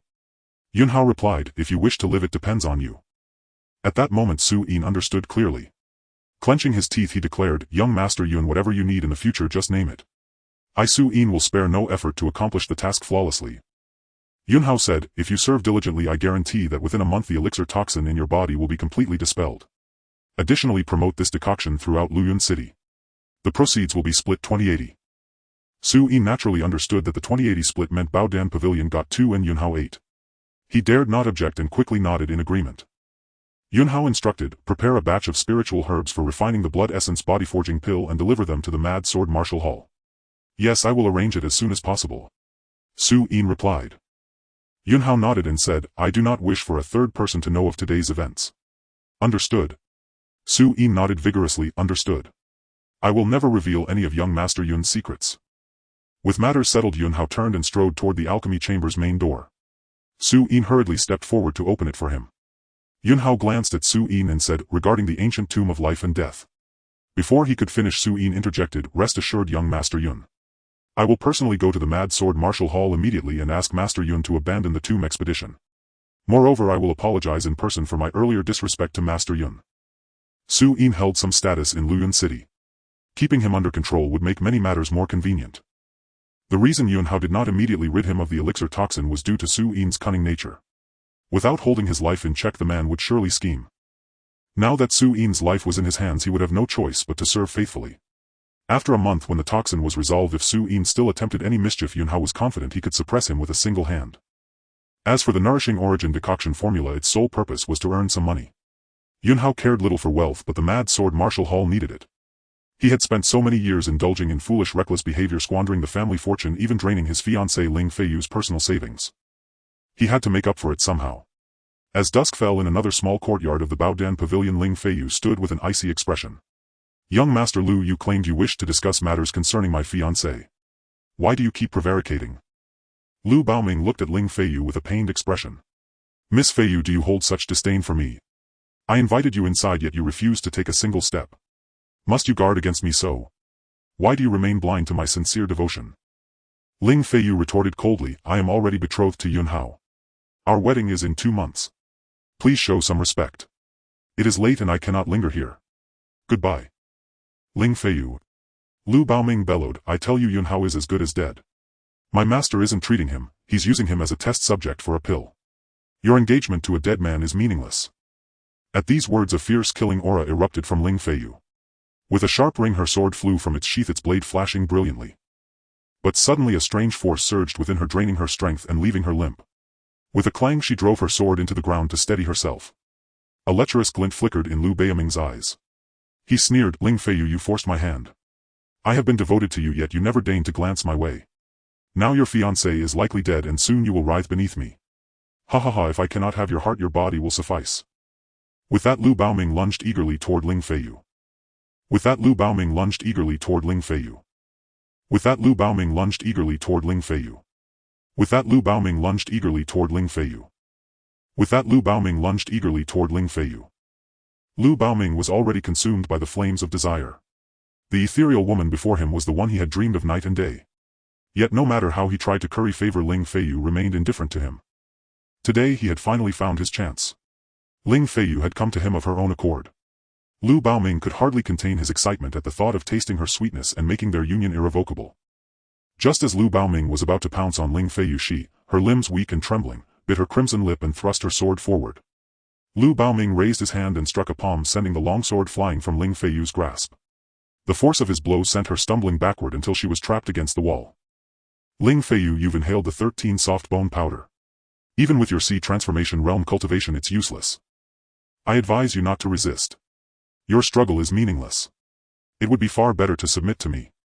I promise to show you pleasures beyond your wildest imagination. What's so bad about being with me? Everything Yunhao can't give you I can. 100,000 Yunhaos combined aren't fit to polish my shoes." Liu Beiming's breath grew ragged and heavy. With a sinister grin he lunged at Ling Feiyu once more. Just then a fierce gust of wind swept in. Liu Beiming felt the violent gale slam into him, causing excruciating pain across his entire body. Cuts and gashes split open on his skin. Then came a thunderous bang. Liu Beiming's abdomen took a heavy blow and his body arched backward like a drawn bow before he was sent flying. "Forgive me for not arriving at your side sooner." Yunhao's voice reached Ling Feiyu's ears. She stood stunned, staring at his sudden appearance, and in an instant her eyes reddened. "You're safe. Thank goodness you're safe." Liu Beiming said Su Yin was going to use you for pill experiments. Ling Feiyu's voice choked as she sobbed. Even at a time like this Ling Feiyu was still worried about his safety. A warmth spread through Yunhao's heart. He wrapped one arm around Ling Feiyu while his other hand swiftly tapped several vital and private acupoints on her body. Ling Feiyu felt a tingling numbness where Yunhao's fingers touched. Miraculously the weakness from the poison in her body began to fade and her strength rapidly returned. "Yunhao. You." Ling Feiyu was astonished. Yunhao's methods were utterly beyond belief. Before she could finish, Yunhao gently interrupted her, saying softly, "You've always handled my troubles. Today let me take care of things." Caught in the warmth of Yunhao's deep affectionate gaze, Ling Feiyu felt dazed and nodded. "All right," she murmured. She had been waiting for this day for so long. Everyone had always called Yunhao a waste mud that couldn't be shaped. But she had stayed by his side through it all. She had been waiting desperately, hoping that one day Yunhao would change for the better. Was that day? Today. A furious roar erupted from Liu Beiming. Covered in wounds from the gashes with a clear footprint on his abdomen, he staggered to his feet. "Yunhao, you actually managed to walk out of my master's alchemy chamber alive. You're lucky.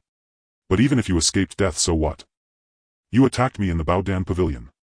I won't let you leave here alive. And soon I'll thoroughly enjoy defiling your fiancé.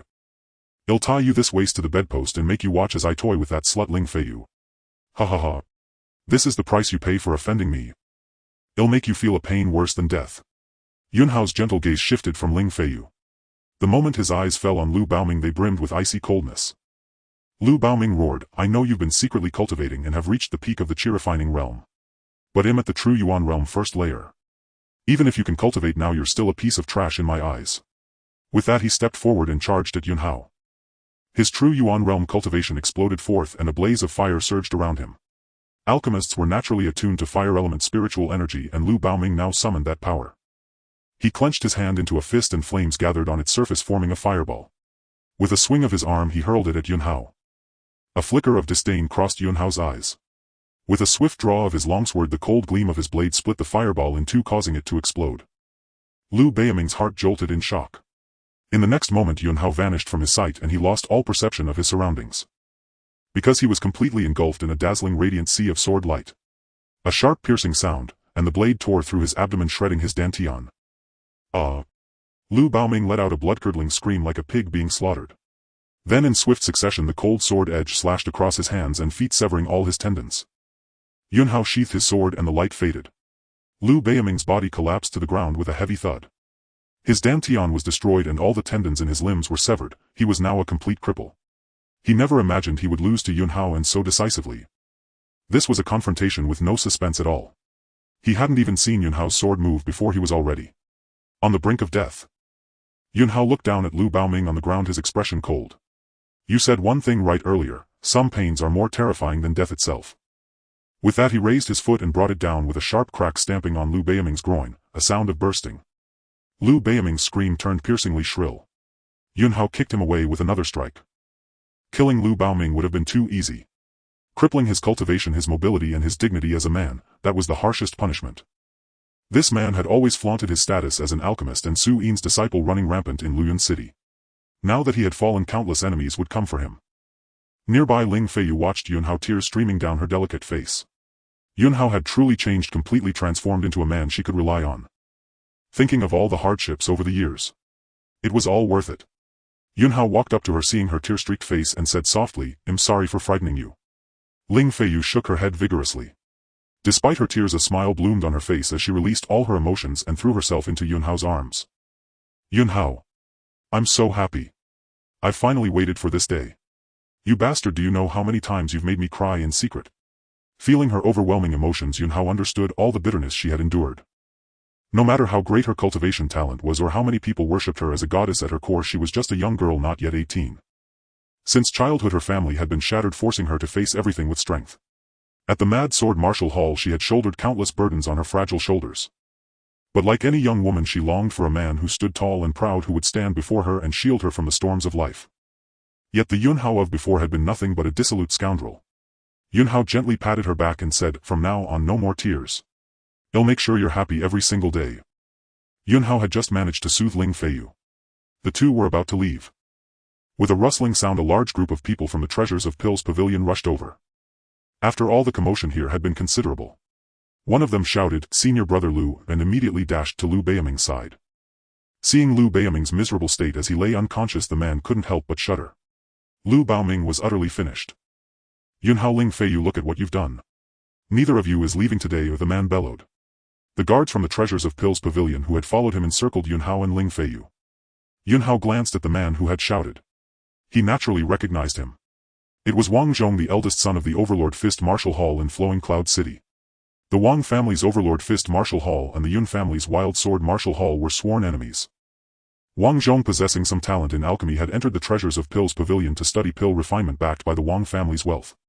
Having an alchemist in the Wang family had always been a source of pride for them. Wang Zhong's father Wang Ba often used this fact to provoke Yunhao's father Yun Tianqua. Yunhao had no intention of acknowledging Wang Zhong. He swept his gaze over the Treasures of Pills Pavilion guards surrounding him and Ling Feiyu and said calmly, "I'd like to see who dares to stop me today." In a flash Ling Feiyu drew her sword. The poison of the 13 powdered bones she had been afflicted with had been neutralized by Yunhao and she had fully recovered. Wang Zhong snorted coldly. "Senior Brother Liu is the personal disciple of Master Su, the chief alchemist of our Flowing Cloud City Treasures of Pills Pavilion. You've crippled Master Zu's disciple. The only way to atone is with your deaths." The Wang family's Overlord Fist Martial Hall had been locked in a struggle with the Wild Sword Martial Hall for years, never managing to suppress it. Now a perfect opportunity had presented itself. Yunhao and Ling Feiyu had crippled Liu Baoming within the Treasures of Pills Pavilion. Wang Zhong was ecstatic inside. This would inevitably provoke the Treasures of Pills Pavilion to launch a full-scale retaliation against the Wild Sword Martial Hall. The Wild Sword Martial Hall's path had come to an end. And when that happened, their Wang family's Overlord Fist Martial Hall could seamlessly take over everything the Wild Sword Martial Hall possessed. Moreover, with Liu Baoming dead, Master Su would be without a successor. Wang Zhong felt his chance had arrived. If he could become Master Zu's disciple, it would be a blessing from the Wang family's ancestors. "Let me handle this. I'm not just a pretty face to look at," Ling Feiyu said softly. Yunhao could now practice martial arts and possessed considerable combat strength, but his cultivation level was still low. The guards of the Treasures of Pills Pavilion were all at the True Yuan stage, and there might even be experts at the C transformation stage watching from the shadows. "Humph, a coward who hides behind a woman." Wang Zhong sneered, then shouted, "I advise you both to be smart and give up. Otherwise resisting will only make your end more miserable." Ling Feiyu's long sword had already gathered a powerful layer of heaven and earth spiritual energy, as if she was ready to make a move at any moment and fight their way out with Yun Hao. It seems you won't shed tears until you see the coffin. Wang Zhong scoffed, then waved his arm. Attack. Stop. Just then a furious roar rang out. A figure descended through the air and landed in the middle of the scene. It was Su Yin. After appearing, Su Yin immediately glanced at Yun Hao. But he saw that Yun Hao wasn't looking at him at all. Su Yin's gaze then shifted to Lu Baoming and his expression changed drastically. Master Su, it was Yun Hao and Ling Feiyu who injured senior brother Lu like this. We caught this adulterous pair red-handed as they were trying to flee the scene.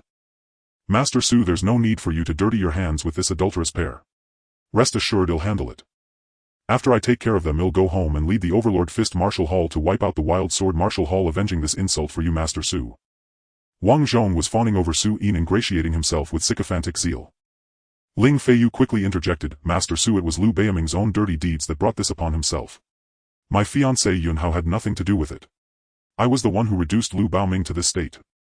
Yun Hao thought to himself, as expected. Ling Feiyu was still used to solving his problems for him, directly trying to take all the blame onto herself. Wang Zhong stared at Ling Feiyu, sneering, of course I know you were the one who injured senior brother Lu. That waste Yun Hao doesn't have the skill. But who struck the blow doesn't matter. You were accomplices and you both must pay the price for this. Shut up. Su Yin suddenly roared, and with a backhand he delivered a heavy slap. The slap landed solidly on Wang Zhong's face, snapping his head to the side and sending his body flying horizontally. A thud echoed as Wang Zhong's body hit the ground, followed by a cry of pain as he spat blood, several teeth broken in the process. Only Yun Hao was unsurprised by this scene, everyone else was utterly bewildered. What was happening? Why did Master Su not punish Yun Hao and Ling Feiyu? Instead he had given Wang Zhong such a vicious slap. Feiyu, let's go. Yun Hao couldn't be bothered to waste words.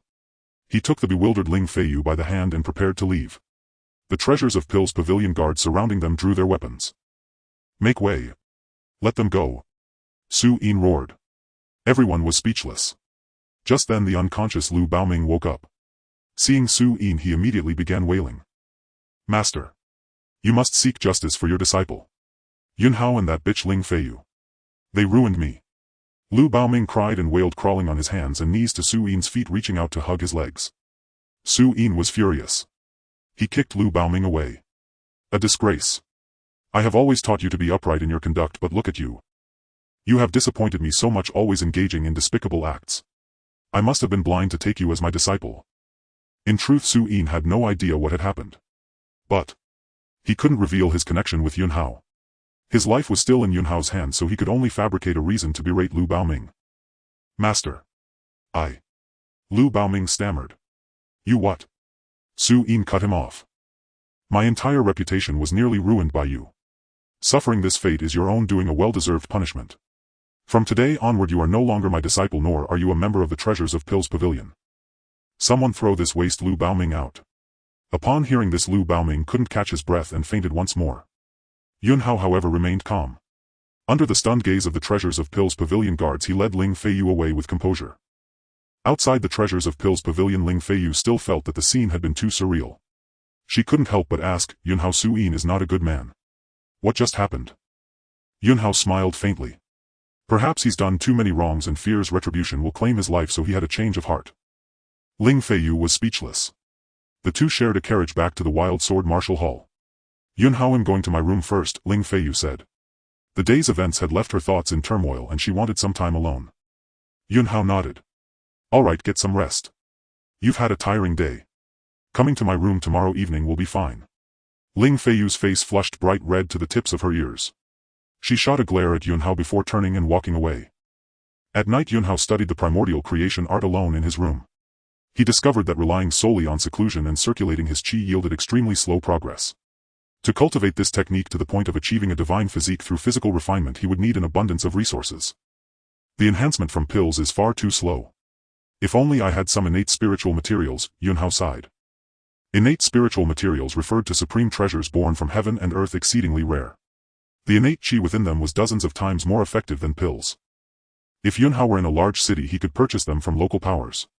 But in a small place like Luyun City, finding innate spiritual materials depended entirely on fate. Yun Hao searched his memory. The last time an innate spiritual material had appeared in Luyun City was 10 years ago, when a commoner had unexpectedly obtained one through stone gambling. At that time major powers had swarmed in driving the price of this supreme treasure to an exorbitant level. "You'll just have to take it slow with pills," Yunhao set aside his distracting thoughts. As night fell and the moon hung in the sky, footsteps sounded at his door. Thump. Thump thump. A knock came. Yunhao rose and opened the door. At the threshold Ling Feiyu had just turned around about to leave. "You came, so why are you leaving?" Yunhao asked. Ling Feiyu didn't turn around, but her reddened ears revealed her nervousness. "To think it's still not appropriate." Yunhao said, "It's not what you think. Come inside first. Don't you dare do anything reckless." Ling Feiyu turned around, unable to meet Yunhao's gaze. Seeing her adorable shyness, he deliberately teased, "We're getting married soon anyway. How about we get familiar with each other tonight?" "You." Ling Feiyu grew flustered and stomped her foot. "I'm leaving." Yunhao chuckled and took her hand. "Just kidding. Come inside." Without further ado he pulled her into the room. After the events of yesterday and today, their relationship had advanced rapidly, now possessing the intimacy of a couple. Ling Feiyu sat on a chair in the outer room, her gaze evasive. Yunhao smiled helplessly. "It's really not what you think. I called you here because when you drove Yunfeng away today I noticed something wrong with your body." Ling Feiyu's eyes widened, a flicker of light in her lively pupils. "What's wrong?" Yunhao said, "Feiyu, there's a seal within your body." Ling Feiyu's expression suddenly became extremely complex. "You? How do you know? How could you tell?" Seeing her reaction, Yunhao thought he might have guessed wrong. He initially thought she might not know. But it seemed Ling Feiyu was aware of it. Yunhao said, "I once met a reclusive master outside. He taught me some things, which is how I could detect the seal within you." This explanation would also conveniently account for his own changes. Ling Feiyu studied him with a suspicious gaze. "So your sudden ability to practice martial arts was also thanks to that reclusive master?" Yunhao nodded. "Yes. Feiyu, what's the story behind this seal on you?" Since she knew of its existence, he would first clarify the situation. Ling Feiyu was silent for a moment, then said, "This seal was left by my mother. My mother left me when I was 5. Before she went, she placed this seal on me and warned me not to try to break it easily. She actually told my father the method to remove it, instructing him to lift it when I turned 18. But less than a year after she left, a group of bandits attacked our Ling family. My father, all our clan members were brutally killed by those villains." As she mentioned this, a deep sorrow inevitably surfaced in Ling Feiyu's expression. Every image from the day the Ling family was annihilated was etched into her memory, and she dared not forget. She had been secretly investigating the truth behind this blood feud. Yunhao noticed the shift in Ling Feiyu's demeanor. The truth behind the Ling family's massacre remained a mystery, so he refrained from bringing it up at this moment to avoid causing her more pain. When the time was right, he would help her uncover the truth and seek justice for all who perished. "Remove the seal at 18. Yunhao murmured, steering the conversation back. Ling Feiyu smiled bitterly. "My father is gone. This seal can never be undone." Yunhao thought for a moment. "I can undo it. But since this was your mother's arrangement, it must have profound meaning. Let's wait 2 more months and then he'll help you break the seal." Even by Yunhao's standards, this seal was quite impressive. It suggested that Ling Feiyu's mother was likely of significant origin with a hidden identity. Thus, without truly understanding the reasons behind it, Yunhao decided not to disrupt his mother-in-law's plans rashly. Ling Feiyu stared at him for a long time before speaking. "Yunhao, just how many secrets are you hiding from me?" She knew very well that the seal within her was powerful. For Yunhao to confidently claim he could break it, it meant he must be concealing many secrets. Yunhao smiled faintly. "You'll find out in time." Ling Feiyu let out an "oh," seeming a bit dissatisfied, then stood up. "If there's nothing else, he'll be going." "Wait," Yunhao said. "Is there something else?" Yunhao replied, "Nothing much. I just wanted to ask, after all the terrible things I did before, why did you still agree to marry me?" If it was just to repay the debt of upbringing, Ling Feiyu had already done more than enough. Yunhao felt there must be another reason. "Do you really want to know?" "Yes." A warm smile suddenly appeared on Ling Feiyu's face as a scene from the past surfaced in her mind. Under the setting sun, in a small alley, a boy of 7 or 8, covered in mud, clothes torn and bleeding from his forehead, stubbornly carried a similarly dirty little girl out of the alley. "Brother, how you're bleeding." The little girl cried in fright, wiping the blood from his brow as she sobbed. The boy grinned nonchalantly. "Don't be afraid, Sister Feiyu. I, Yunhao, am a man. If anyone bullies you again, I'll hit them with a brick." The little girl wept sadly. "Brother, how they say I'm a jinx, that I brought death to dozens of my family." The boy said, "They're talking nonsense. Sister Feiyu is not a jinx. If anyone says that again, tell me and I'll go beat them up." "Brother, how will you always protect me?" Of course. When I grow up I'm going to marry you. The sad little girl suddenly laughed joyfully. Brother, how you mustn't lie to me. Of course not. My father said the men of the Yun family always keep their word. The lingering sunlight stretched the shadows of the boy and girl long and far, and then the image gradually faded from Ling Feiyu's mind. Later. That little boy, unable to practice martial arts, gave up on himself. But that little girl kept waiting for him to fulfill his childhood promise. Fortunately, she had waited long enough. Ling Feiyu snapped back to the present and giggled. I'll tell you once, I'm sure you've truly changed for the better. Yun Hao. By the way, you must stop fooling around from now on. Our family's finances can't withstand your antics anymore, there are holes everywhere. If you bring back another IOU, the Mad Sword Martial Arts Academy will have to close its doors. Ling Feiyu laughed for a while, then suddenly recalled something and quickly instructed. Is it that serious? Yun Hao frowned slightly. Don't worry, Uncle Yun and I will figure something out. It's late, I should head back to rest. Seeing that he had taken her words to heart, Ling Feiyu let out a long sigh of relief. After seeing her off, Yun Hao furrowed his brows deeply. He couldn't allow his father and Feiyu to grovel and beg others for mere pocket change. The next morning Yun Hao rose early, intending to scout for business opportunities. A servant spotted him and hurried over to say, Young Master Zhang just asked me to pass along a message. Yun Hao asked, which young Master Zhang? Zhang Feng of the Cloud Pattern Cloth Workshop. This man was one of the notorious wastrels of Luyun City and a former crony of Yun Hao's. The servant continued, Young Master Zhang said that the gambling den has received a fine batch of source stones today and you must come. Yun Hao didn't dwell on the source stones, instead he recalled how Zhang Feng, despite treating him like a brother, had truly swindled him countless times before. Young Master Zhang Feng is no good. Every time you go out with him you lose a fortune. Last time you nearly died because he lured you into gambling on stones. The servant mustered the courage to advise him. Then I must go all the more, Yun Hao decided immediately. The poisoning incident from last time hung over him like a sword of Damocles, he couldn't rest easy until he uncovered the culprit behind it. If Zhang Feng had indeed poisoned him, he would deal with him on the spot. If not, then he would reclaim the money he had been swindled out of. As Yun Hao reached the entrance of the Martial Arts Academy, he saw Ling Feiyu standing there. Are you going to gamble with Zhang Feng again? Ling Feiyu's heart ached, she hoped Yun Hao would turn over a new leaf. Don't worry, I'm going to sever ties with those people, Yun Hao said, gently understanding her concern. You're not lying to me. Ling Feiyu's eyes reddened. Trust me, okay? Yun Hao felt a pang of sympathy as he looked at her slightly gaunt face. She had sacrificed so much for the Mad Sword Martial Arts Academy lately. All right. Ling Feiyu's heart softened and she chose to trust the man before her, silently stepping aside. Yun Hao tousled her hair and headed straight for the gambling den. No sooner had Yun Hao arrived than a waiter rushed out from the gambling den, grinning obsequiously. Young Master Yun, you're finally here. Please come in, young Master Zhang has been waiting for you upstairs. We've got a fresh shipment today, all top-notch. Yun Hao cast a cold glance at the waiter. This fellow was Zhang Feng's lackey and had swindled him many times alongside Zhang Feng. Once inside the gambling den, a hearty laugh rang out. Zhang Feng snapped open his folding fan and greeted him warmly, Brother Yun, I've been waiting for you. This shout immediately drew the attention of many. Does Yun Hao still dare to come here? I heard the Mad Sword Martial Arts Academy has been selling off properties to pay off debts. What's he doing here? Does he still have money? Zhang Feng bellowed, Yun Hao is my brother. If he has no silver, I do. With that he pulled out 10,000 liang silver notes from his pocket and said, Brother Yun, take it. At the same time he produced a pre-written IOU. Just leave your fingerprint. I know your character, you won't default. Others may not trust you, but I do. Yun Hao raised an eyebrow at the slick move, then glanced at the IOU. The interest rate on it was nothing short of predatory. Brother Yun, the den has a batch of excellent stones today. With your skill you're sure to make a killing.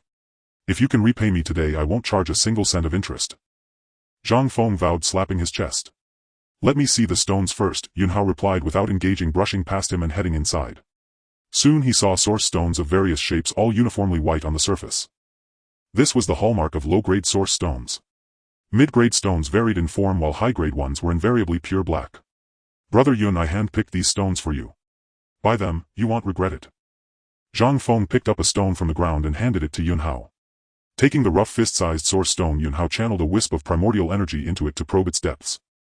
Noticing his action, the onlookers erupted into merciless jeers. Has young Master Yun lost his mind? Using primordial energy to examine source stones. Yun Hao paid them no heed. While it was true that primordial energy couldn't penetrate the interior of source stones, as a reincarnated heavenly emperor his mastery over primordial energy had reached an extraordinary level. By sensing the vibrations from the contact between his primordial energy and the stone he could determine whether it contained treasures. In an instant Yun Hao perceived that the primordial energy on the stone's surface had become unusually active. A flicker of surprise crossed Yun Hao's eyes. The stone Zhang Feng had casually handed him actually held something valuable. "I'll take this one," Yun Hao said, turning to Zhang Feng. Yun Hao looked at Zhang Feng and spoke. Zhang Feng's face lit up with joy. The fish had finally taken the bait. The crowd sneered quietly as they watched the misshapen gnarled source stone in Yun Hao's hands. Could this piece of trash yield anything? A fool is a fool. A few words were enough to trick him. With a brain like that, it's no wonder he dragged the raging sword martial hall into ruin. "Brother Yun, I knew you trusted me, ha ha ha. Trust me, you won't regret it. Today I'm here to help you strike it rich," Zhang Feng said with a hearty laugh. Yun Hao and Zhang Feng signed an IOU, took a stack of silver notes and purchased the source stone. The crowd, eager to see Yun Hao make a fool of himself, urged, "Since you've bought it, go ahead and crack it open." Zhang Feng muttered, "Brother Yun, how about we open it? I know the stonecutter here. He'll charge you just 100 taels of silver." The thrill of gambling on stones lies in the moment they're cracked open. That jolt of excitement might just loosen Yun Hao's purse strings even more. As for the source stone in Yun Hao's hand yielding a treasure, no one held any hope. They were all just waiting for a good laugh. Yun Hao smiled faintly. "Fine, let's open it. No need to find anyone." The moment the words fell, Yun Hao's hands suddenly exerted force. Crack. The source stone shattered. Stone dust scattered through his fingers. Everyone was speechless. Then the room erupted in laughter. "He's lost his mind. Opening it like that could destroy any fragile treasure inside." "What treasure? It's just a piece of scrap." "But that doesn't stop me from laughing, this idiot, ha ha ha." Yun Hao swept his gaze across the crowd. Then he slowly unfurled his palm. Another layer of stone dust flew away. In the next moment a wisp of red light radiated from the center of his palm. The surrounding temperature instantly rose a few degrees. Everyone stood dumbfounded, their expressions frozen in place. Could it be that Yun Hao had actually stumbled upon a treasure by sheer luck? That waste Yun Hao's fortune today was astonishingly good. Flame Essence Jade. This is top-grade yellow rank Flame Essence Jade. A cry of shock snapped everyone back to their senses. Flame Essence Jade, a top-grade yellow rank forging material. Only a fingernail-sized piece is needed to imbue forged items with fire attributes. This pigeon egg-sized piece is worth at least 50,000 taels of silver. Is there no justice? That waste Yun Hao actually got rich. Just moments ago they had all mocked him, eager for a spectacle. Now that he had unearthed the Flame Essence Jade, their envy burned red. No one felt worse than Zhang Feng. These source stones were scrap he had gathered from elsewhere specifically to swindle the naive Yun Hao. It was he who had casually shoved that stone into Yun Hao's hands. And now, Yun Hao had spent 1,000 taels of silver to obtain a Flame Essence Jade worth at least 50,000 taels. He had claimed to help Yun Hao get rich, but today's goal was to cheat him.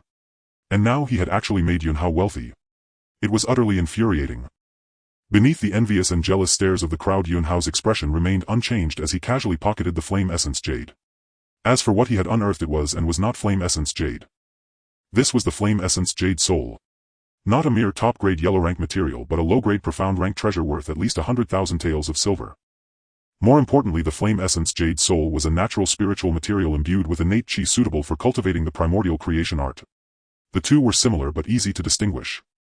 Those around him hadn't recognized it, and Yun Hao had no intention of explaining. Just then, a young master holding a folding fan approached with a smile. "Yun Hao will offer you 50,000 taels of silver for your Flame Essence Jade." This man was Su Li, the young master of the Su family. The Su family held considerable influence in Luyun City. Yun Hao looked at Su Li. It was this fellow who had first shouted out the words Flame Essence Jade. Now this man had jumped out attempting to buy it at the price of Flame Essence Jade. Yun Hao's eyes flickered. It was highly likely deliberate. Su Li must have recognized the Flame Essence Jade Soul and sought to snatch a bargain. "Not for sale." His reply was crisp and decisive. Su Li's gaze shimmered. "Yun Hao, since you want sell, I won't force you. Since this is a gambling den, why don't we make a bet? Let's wager on source stones. If you win, I'll give you twice the price of the Flame Essence Jade, 100,000 taels of silver. If you lose, that Flame Essence Jade is mine. Do you dare?" Around them a crowd began to fan the flames. This Yun Hao is a coward, he wouldn't dare to gamble. The old Yun Hao, though unable to cultivate martial arts, had some spirit when he entered the gambling den. But now that he can cultivate, he's lost his nerve, even more spineless than before. "I heard the Raging Sword Martial Hall's funding shortfall is nearly 200,000 taels of silver. Zhang Feng standing beside Yun Hao added, "Brother Yun, what's there to hesitate about? Take the plunge. If you win, the Yun family will not only survive the crisis but also thrive in wealth and honor." Across from him Su Li sneered. "Yun Hao, if you're a man, accept my wager. If you've got no guts, get out of the gambling den. This place isn't for a coward like you." Hearing the jeers and taunts from the crowd, Yun Hao felt no anger, instead a glint of delight shone in his eyes. These were fat sheep, one after another, walking right into his trap. If he fleeced them thoroughly, the raging sword martial hall's financial gap would surely be filled. With this thought, Yun Hao said innocently, "Since all you brothers are so eager to play, then I'll join you. But let's set a limit. I'll lose no more than 100,000 taels to you all. Once I've lost that much, you can't make me continue." Seeing Yun Hao agree, everyone breathed a sigh of relief, and then the crowd erupted into lively chatter again. "I wager 10,000 betting on young Master Su winning. Yun, how do you dare to accept?" "I wager 15,000 taels betting on young Master Su winning. I bet 70,000 taels backing young Master Su." Yun Hao turned to look at Zhang Feng, who stood beside him, the very one who had just urged him to accept the bet for a big profit, but then immediately wagered 70,000 taels on Su Li winning. Zhang Feng with a thick-skinned grin said, "Brother Yun, this is my way of covering both bases. If you lose, I can still win something back." This man's shamelessness once again expanded the boundaries of Yun Hao's understanding. "Anyone else want to place a bet?" Yun Hao said.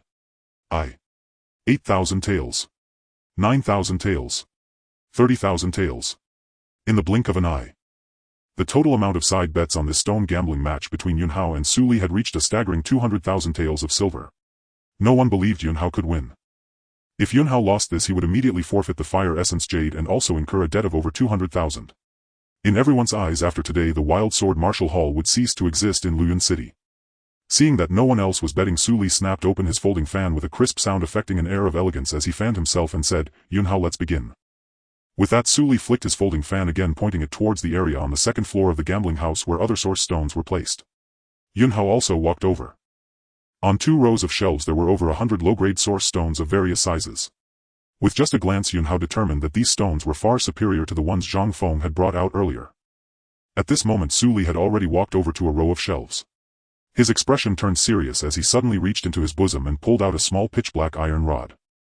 Those with sharp eyes immediately recognized the origin of the small iron rod. Black gold rod. Su Li actually has this thing.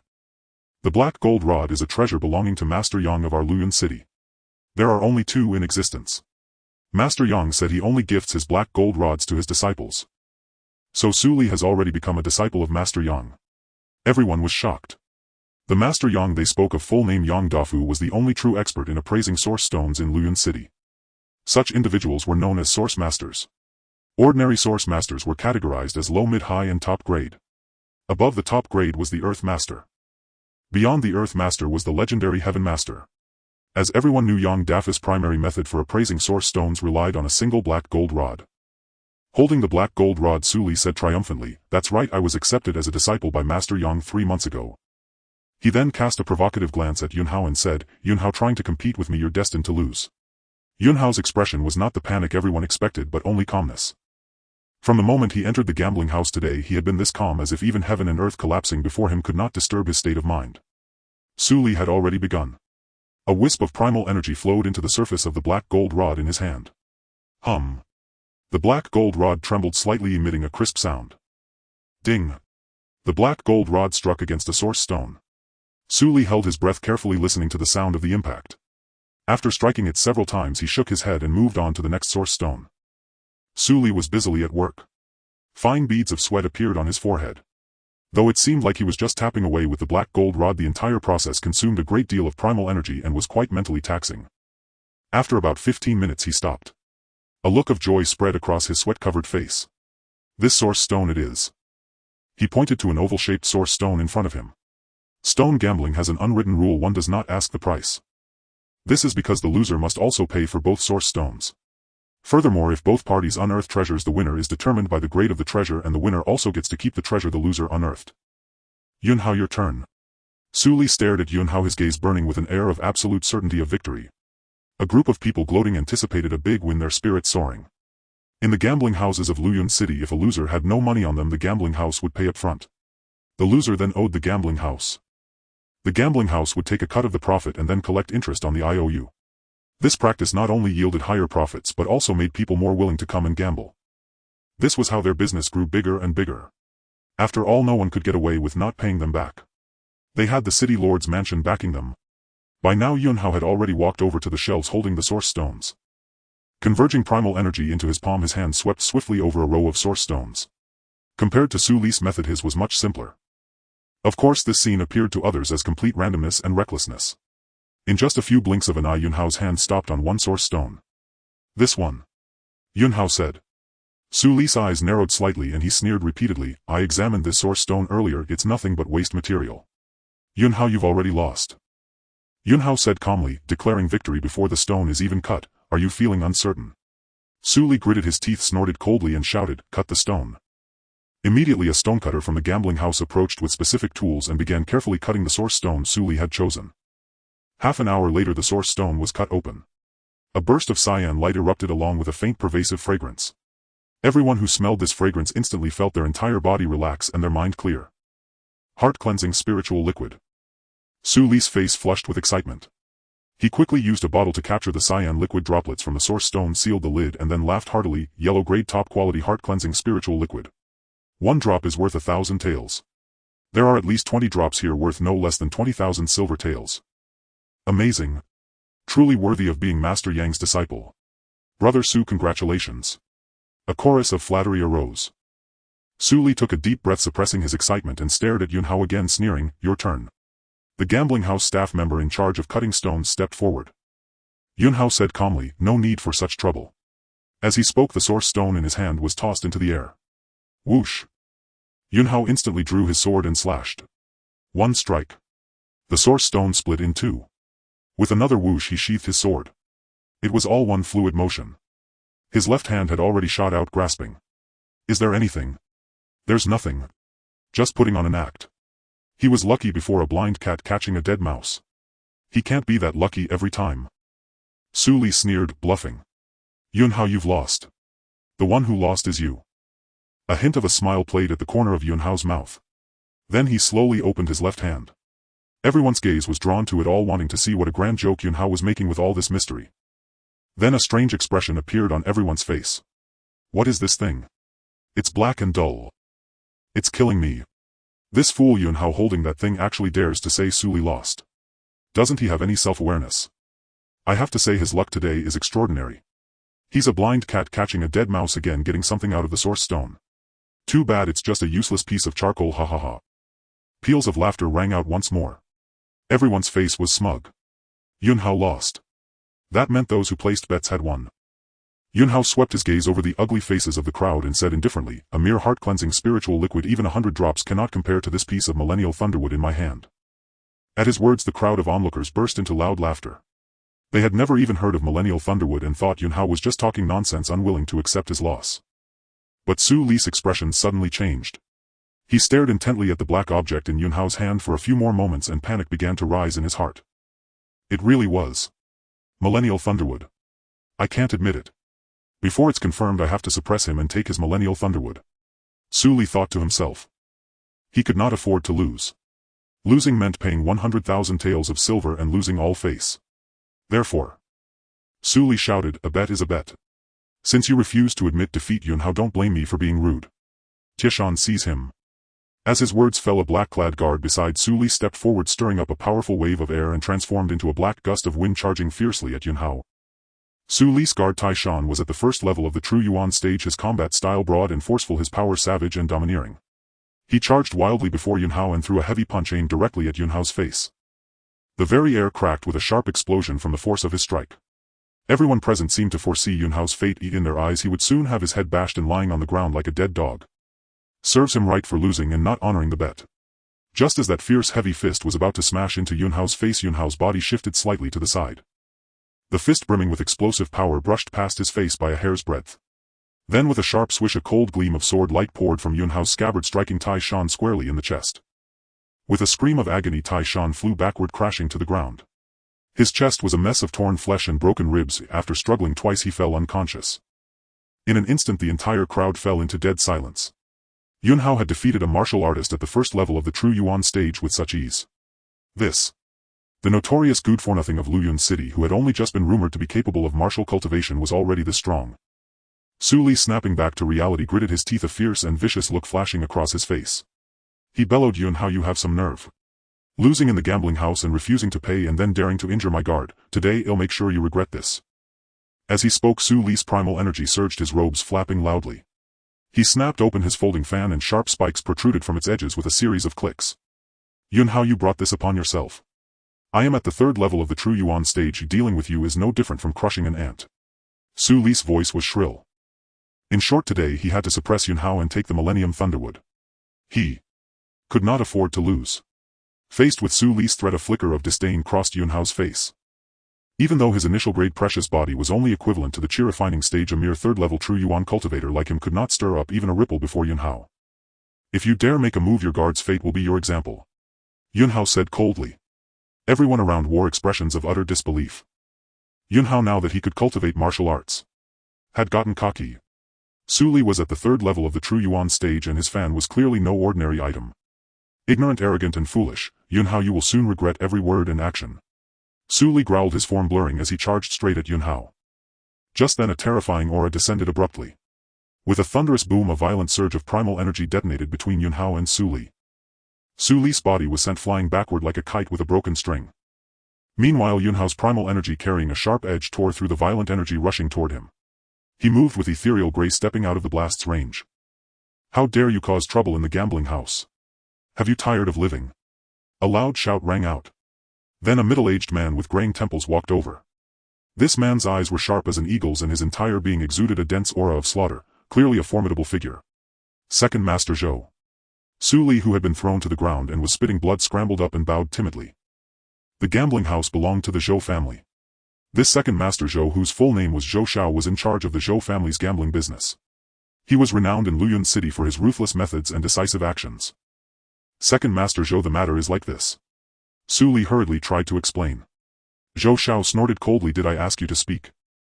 Under Zhou Shao's gaze, Su Li felt a chill rise from the soles of his feet spreading throughout his body. Zhou Shao looked at Yunhao with a hint of surprise. He knew of the useless spoiled brat from the Mad Sword Martial Hall, but Yunhao had just avoided his energy impact without a scratch. To others it might seem like luck. Yet Zhou Shao was keenly aware that this Yunhao, long branded a good-for-nothing, was far from ordinary. Yunhao said calmly, "A gambling house has its rules. Starting a fight on Zhou's premises is indeed a breach of those rules, but it was they who broke them. I was merely protecting my own interests and in doing so upholding the rules of the Zhou family's establishment." Zhou Shao, studying Yunhao, held him in even higher regard. The young men present were all scions of Luyun City, used to throwing their weight around outside. Yet before him they all cowered, not daring to speak a loud word, let alone meet his gaze. However, under Zhou Shao's oppressive aura, Yunhao remained composed and unruffled. "What happened?" Zhou Shao turned his gaze to a gambling house employee. The employee, not daring to lie before Zhou Shao, recounted the entire incident truthfully. After listening, Zhou Shao looked at Yunhao and said, "If you truly uncovered Millennium Thunderwood, then you have indeed won this bet. However, Millennium Thunderwood is difficult to identify. Please show it to me so I may have a look." The second master of the Zhou family's gambling house was known for his ruthlessness, but he also had a reputation for being scrupulously fair. Yunhao didn't fear any trickery. He flicked his wrist, sending the Millennium Thunderwood shooting toward Zhou Shao. Taking the Millennium Thunderwood, Zhou Shao channeled primal energy into his palm. In the next moment, a blaze of brilliant electric arcs emanated from the charred black piece of wood. The light shone on every face. Everyone was dumbstruck. It was real. Yunhao had struck it lucky today, unearthing treasures from 2 source stones in a row. Su Li's face turned ashen. With things as they were, he had to accept the reality, however unwillingly. Zhou Shao dispersed the primal energy in his palm and the Millennium Thunderwood reverted to its charred blackened state. The Millennium Thunderwood, a Xian-grade mid-tier treasure, has a market value of 150,000 silver taels. Yunhao, the Zhou family is willing to buy it from you for that amount. Are you agreeable? Zhou Shao's gaze was intense as he looked at Yunhao. Yunhao nodded. Since Second Master Zhou has a need, I am naturally willing to sell this Millennium Thunderwood. Right now what he needed was silver. The Mad Sword Martial Hall required substantial funds. Moreover, the price Zhou Shao offered was reasonable. Seeing Yunhao agree, Zhou Shao immediately had someone fetch 150,000 taels in banknotes and completed the transaction. Then, under Zhou Shao's intimidating presence, the others also honored their bets. Even if some of them didn't have enough banknotes on them, the gambling house issued IOUs and covered the amount for them. Among them, Su Li suffered the worst loss. Next was Zhang Feng. Both of them ended up with IOUs from the gambling house bearing exorbitant interest rates. Whether it was the Su family's weapon shop or the Zhang family's cloth store, both would be crippled by the debt. In contrast, Yun Hao had made a killing. Su Li had lost 100,000 silver taels to him, and Zhang Feng's group from their side bets had lost 220,000 silver taels to Yun Hao. After the gambling house deducted a fee for advancing the payment, Yun Hao walked away with 200,000 silver taels. The clear heart spirit liquid that Su Li had uncovered also went to Yun Hao, who promptly sold it to Zhou Xiao for 30,000 silver taels, added to the 150,000 from the Millennium Thunderwood. Yun Hao repaid 10,000 taels to Zhang Feng, leaving him with 370,000 taels in hand. Additionally, he still had a fire marrow jade core on him, a primordial spirit material that could be used to cultivate the primordial creation art. Nearby, Zhang Feng stared at the thick stack of banknotes in Yun Hao's hand, his eyes bloodshot. He had planned to ruin Yun Hao today, but instead he had only ended up benefiting him. And he himself had lost everything.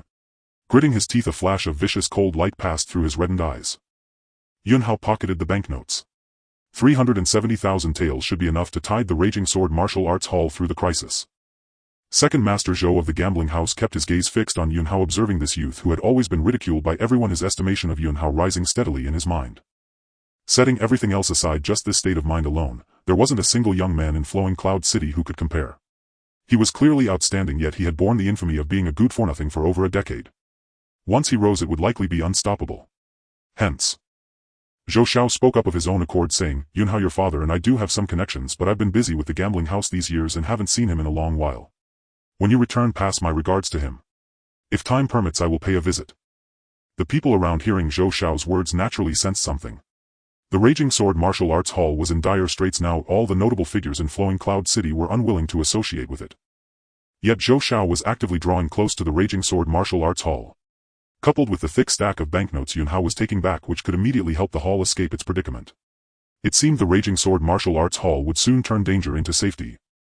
Yun Hao gave a faint smile and said, "The Raging Sword Martial Arts Hall will always welcome your esteemed presence, Second Master Zhou. I have other matters to attend to, so I'll take my leave."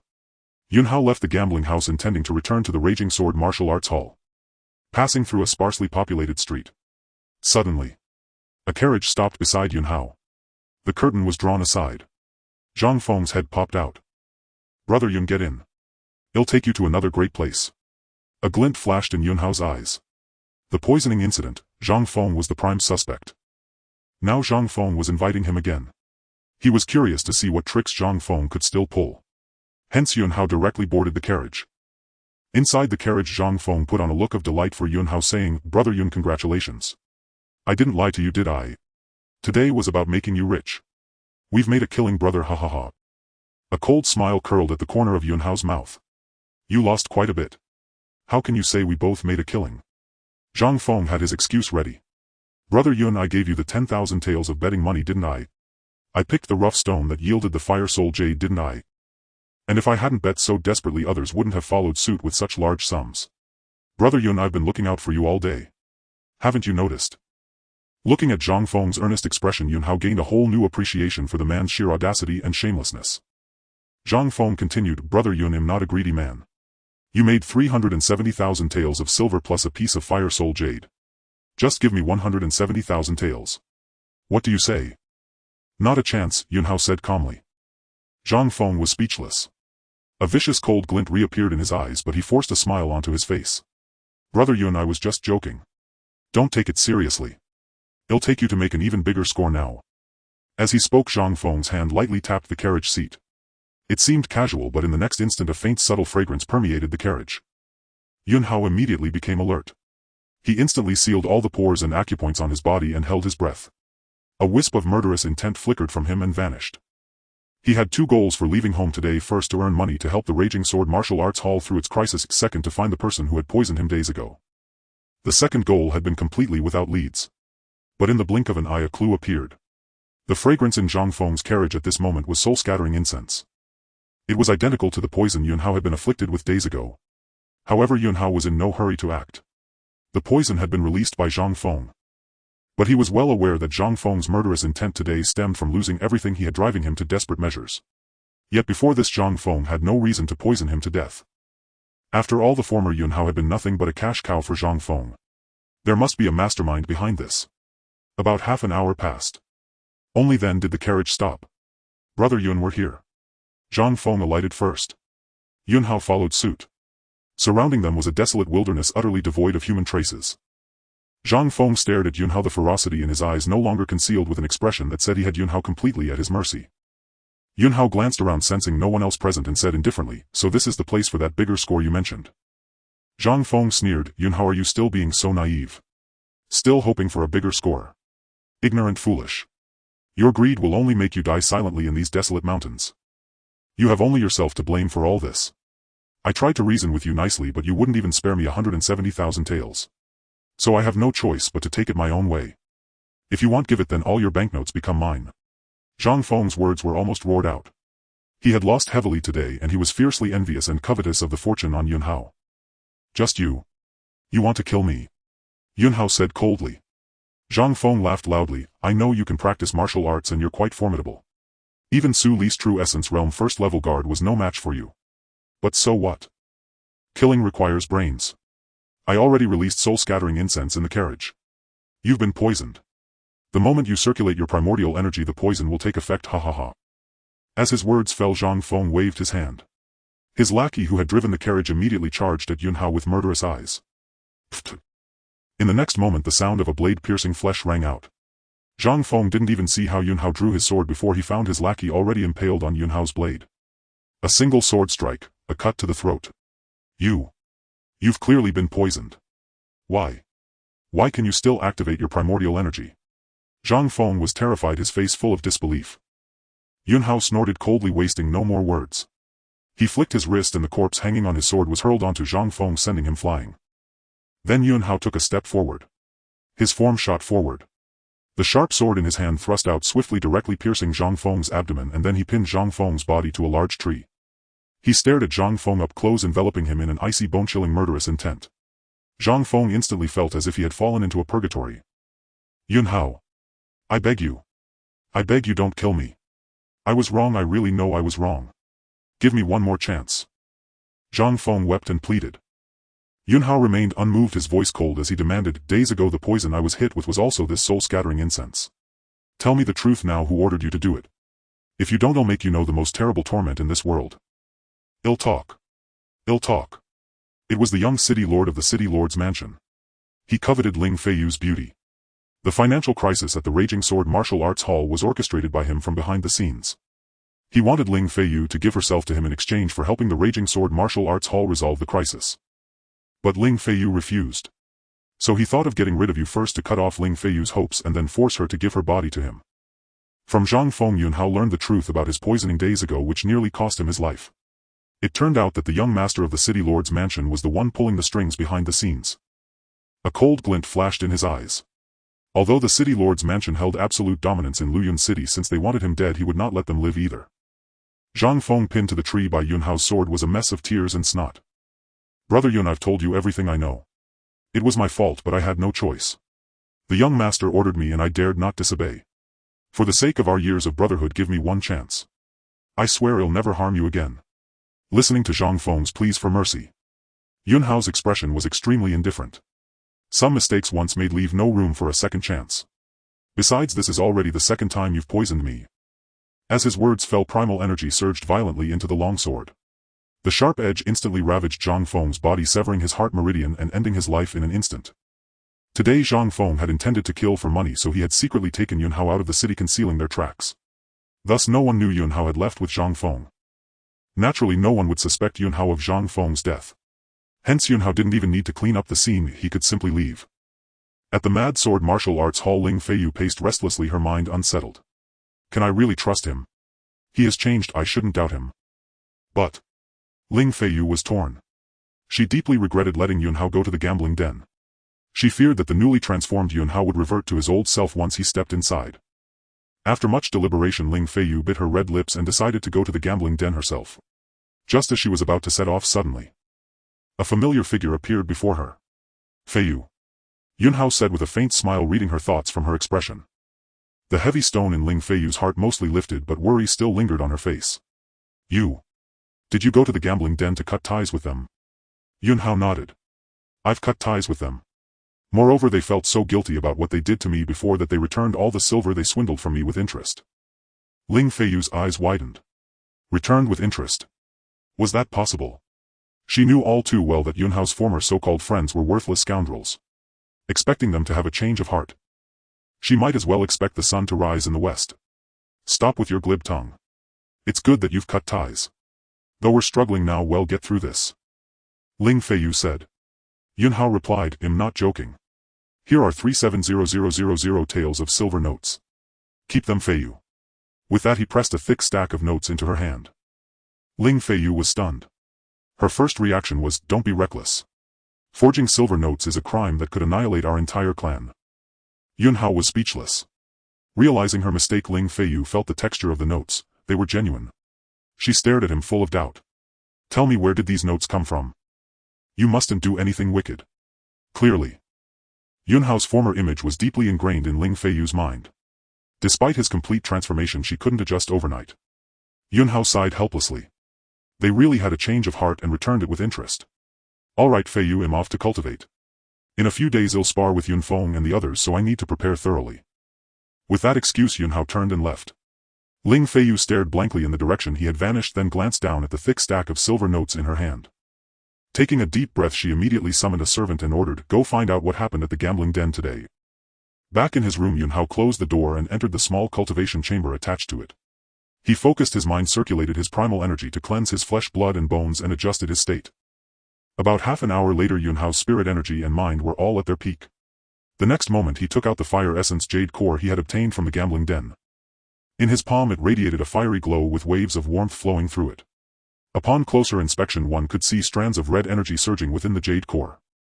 For others, this innate spiritual material was only useful for artifact forging. But Yunhao directly activated the primordial creation art to absorb its primordial qi. This material's essence was attributed to fire. Thus, as the scorching primordial qi entered his body via the primordial creation art, Yunhao's entire being was enveloped in a layer of fiery light with waves of heat radiating from within. As the primordial fire energy of the jade core was refined within him, an inner view revealed that his flesh and the surface of his bones were tinged with a gentle jade-like luster. Suddenly Yunhao's aura surged, intensifying by a significant margin in an instant. Through the energy of this single fire essence jade core, he who had been at the peak of the initial grade precious body successfully broke through to the mid-grade precious body. A precious body is like a jade body, the flesh is as pure and flawless as uncut jade, transforming into jade skin and jade bones. In his perception, endless primal energy was generated from his blood, muscles and bones, and it had liquefied. This ancient cultivation method rooted in the physical body simultaneously tempered the flesh and enhanced primal energy cultivation, striking two birds with one stone. Yunhao was even more certain that this was an invincible art. Once perfected, the body would be flawless and the primal energy boundless, allowing him to dominate all realms and remain unmatched. The mid-grade precious body corresponded to the ordinary cultivation level of just entering the true essence stage. Of course. The physical primal energy of the primordial creation art was perfectly attuned to him, making his combat power immeasurable by normal standards. Moreover, Yunhao's swordsmanship was unparalleled in the world. After breaking through, Yunhao continued to absorb and refine the remaining fire energy from the jade core to stabilize his cultivation and steadily improve. Several more hours passed. With a crisp crack, the fire essence jade core, worth at least 1,000,000 taels of silver, had its energy completely depleted. It no longer emitted any light and its surface was covered with cracks. Ending his cultivation, Yunhao raised his hand and waved. The now energyless jade core instantly crumbled into dust and scattered. Feeling the enhanced power, Yunhao's face broke into a calm smile. He murmured to himself, the physical primal energy has liquefied. It's time to convert it into sword essence. In his past life he had cultivated a technique called the Primordial Sword Sutra. Its greatest difference from other techniques was that after absorbing celestial primal energy into the body, one had to undergo an extra transformation, converting primal energy into sword essence. Sword essence contained inherent sharpness. Once unleashed, it could overpower those of the same rank and even challenge higher realms. The Primordial Sword Sutra did not conflict with the ancient primordial creation art. The primordial creation art tapped into the Bodhi's potential to generate celestial primal energy, while the Primordial Sword Sutra then converted that energy into sword essence. Converting sword essence required a quality sword. By refining the sword with primal energy, one could form sword essence and nourish oneself in return. Thus Yunhao had already set his next plan to find a high-quality sword in Luyuan City. Once he successfully converted sword essence, many of his techniques could truly be put to use. Outside, the sky was darkening and night slowly drew its curtain. As Yunhao stepped out of his room to prepare for dinner, a waiting servant immediately approached. Young Master Su from the Elixir Pavilion visited the hall master this afternoon. He said he wanted to continue treating your illness, so he hasn't left yet. A moment later, Su Yin arrived at Yunhao's residence and entered his room. Please forgive me, young Master Yun, for I cannot reveal my connection to you, hence I must claim to continue diagnosing your ailment. In Luyun City, the revered chief alchemist of the precious pill pavilion showed not a trace of arrogance before Yun Hao, maintaining a humble demeanor. For his life still lay in Yun Hao's hands. Having forcibly refined the blood jade body forging pill, the pill's poison had invaded his body. According to Yun Hao, he was already terminally ill and could perish at any moment. Su Yin possessed some skill in alchemy and naturally understood that Yun Hao was not deceiving him. The nourishing decoction formula Yun Hao had given him, he had some low-grade alchemists test it. That simple brew proved remarkably effective against pill poison afflicting alchemists, so he personally drank it several times. He confirmed its efficacy. Although the nourishing decoction could only cure ordinary pill poison infiltration, not his severe condition, it was worth noting. Even this common pill poison was extremely troublesome.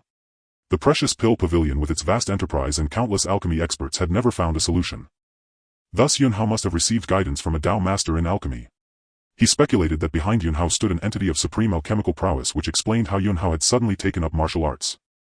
Yun Hao hummed in acknowledgement and said, "Continue drinking the nourishing decoction. I promise to completely purge the blood jade body forging pill's poison from your body within a month, and I will not break my word." These words only reinforced Su Yin's conviction in his guess. It was highly likely that Yun Hao could not yet cure him completely and needed this month to seek guidance from the alchemy master behind him. By the way, young Master Yun, I have apologized to Master Yun for my previous arrogance and also informed him that he need not go to the life and death ancient tomb. Su Yin understood one thing clearly: during this month he must behave well. Otherwise, if Yun Hao changed his mind, his life would be forfeit. With that, Su Yin drew from his bosom an antique ring and handed it to Yun Hao. "Young Master Yun, the spiritual herbs you asked me to prepare for refining the blood jade body forging pill are ready. Here are enough ingredients for 10 batches. Should you need more, I will find a way to collect additional ones." Yun Hao took the ring. This was a storage ring not uncommon in Luyun City, but he had never possessed one before, unable to use it as he could not practice martial arts. The storage ring bore no restrictions. The moment Yun Hao received it, he used his primal energy to activate its seals and imprint his own mark. His perception swept over the herbs inside and he nodded. "Continue collecting spiritual herbs. Hasten the promotion of the nourishing decoction." Currently the Mad Blade Martial Hall had weathered its financial crisis. But knowing the city lord's manor was behind the targeting of the hall, Yun Hao needed to accelerate its firm establishment. The nourishing decoction was an excellent entry point, binding the Mad Blade Martial Hall with the precious pill pavilion. Thus the city lord's manor would think twice before moving against the Mad Blade Martial Hall. Moreover, the decoction would bring substantial silver revenue, granting the hall a source of income entirely free from the city lord's manor's control. Whatever Yun Hao said, Su Yin nodded in agreement, responding with affirmatives. Just then Ling Feiyu's voice sounded from outside the room. "Yun Hao, Uncle Yun has prepared dinner and invites you and Master Su to dine first." Yun Hao opened the door, flashing a smile at Ling Feiyu. Master Su has many matters to attend to and was just about to leave. Su Yin was speechless. Since Yun Hao said so, he could only politely reply, "Indeed, the precious pill pavilion has much to handle and I must return. Young Master Yun, Miss Ling, please convey my thanks to Master Yun for his kindness. I shall visit another time." With that, Su Yin hurried away. Ling Feiyu blinked, staring at Yun Hao. This Su Yin is very suspicious. His only disciple was crippled by you, yet he still comes to diagnose you. Knowing you were cultivating, he waited until you finished. Be careful, I suspect he might use the pretext of examining you to strike you down. Yun Hao murmured in agreement. Then the two went to the dining area. Yun Tianqua sat at the head of the table. Not seeing Su Yin, he asked, "Where is Master Su?" Ling Feiyu told him truthfully. A complex expression flickered across Yun Tianquo's face. He stared at Yun Hao with a stern look. "Sit down." Once Yun Hao was seated, Yun Tianqua immediately asked, "What did Su Yin say during your examination?" Yun Hao replied, "Father, Master Su said I am in excellent health, free from ailments, and need not worry in the future." "Truly? Truly?"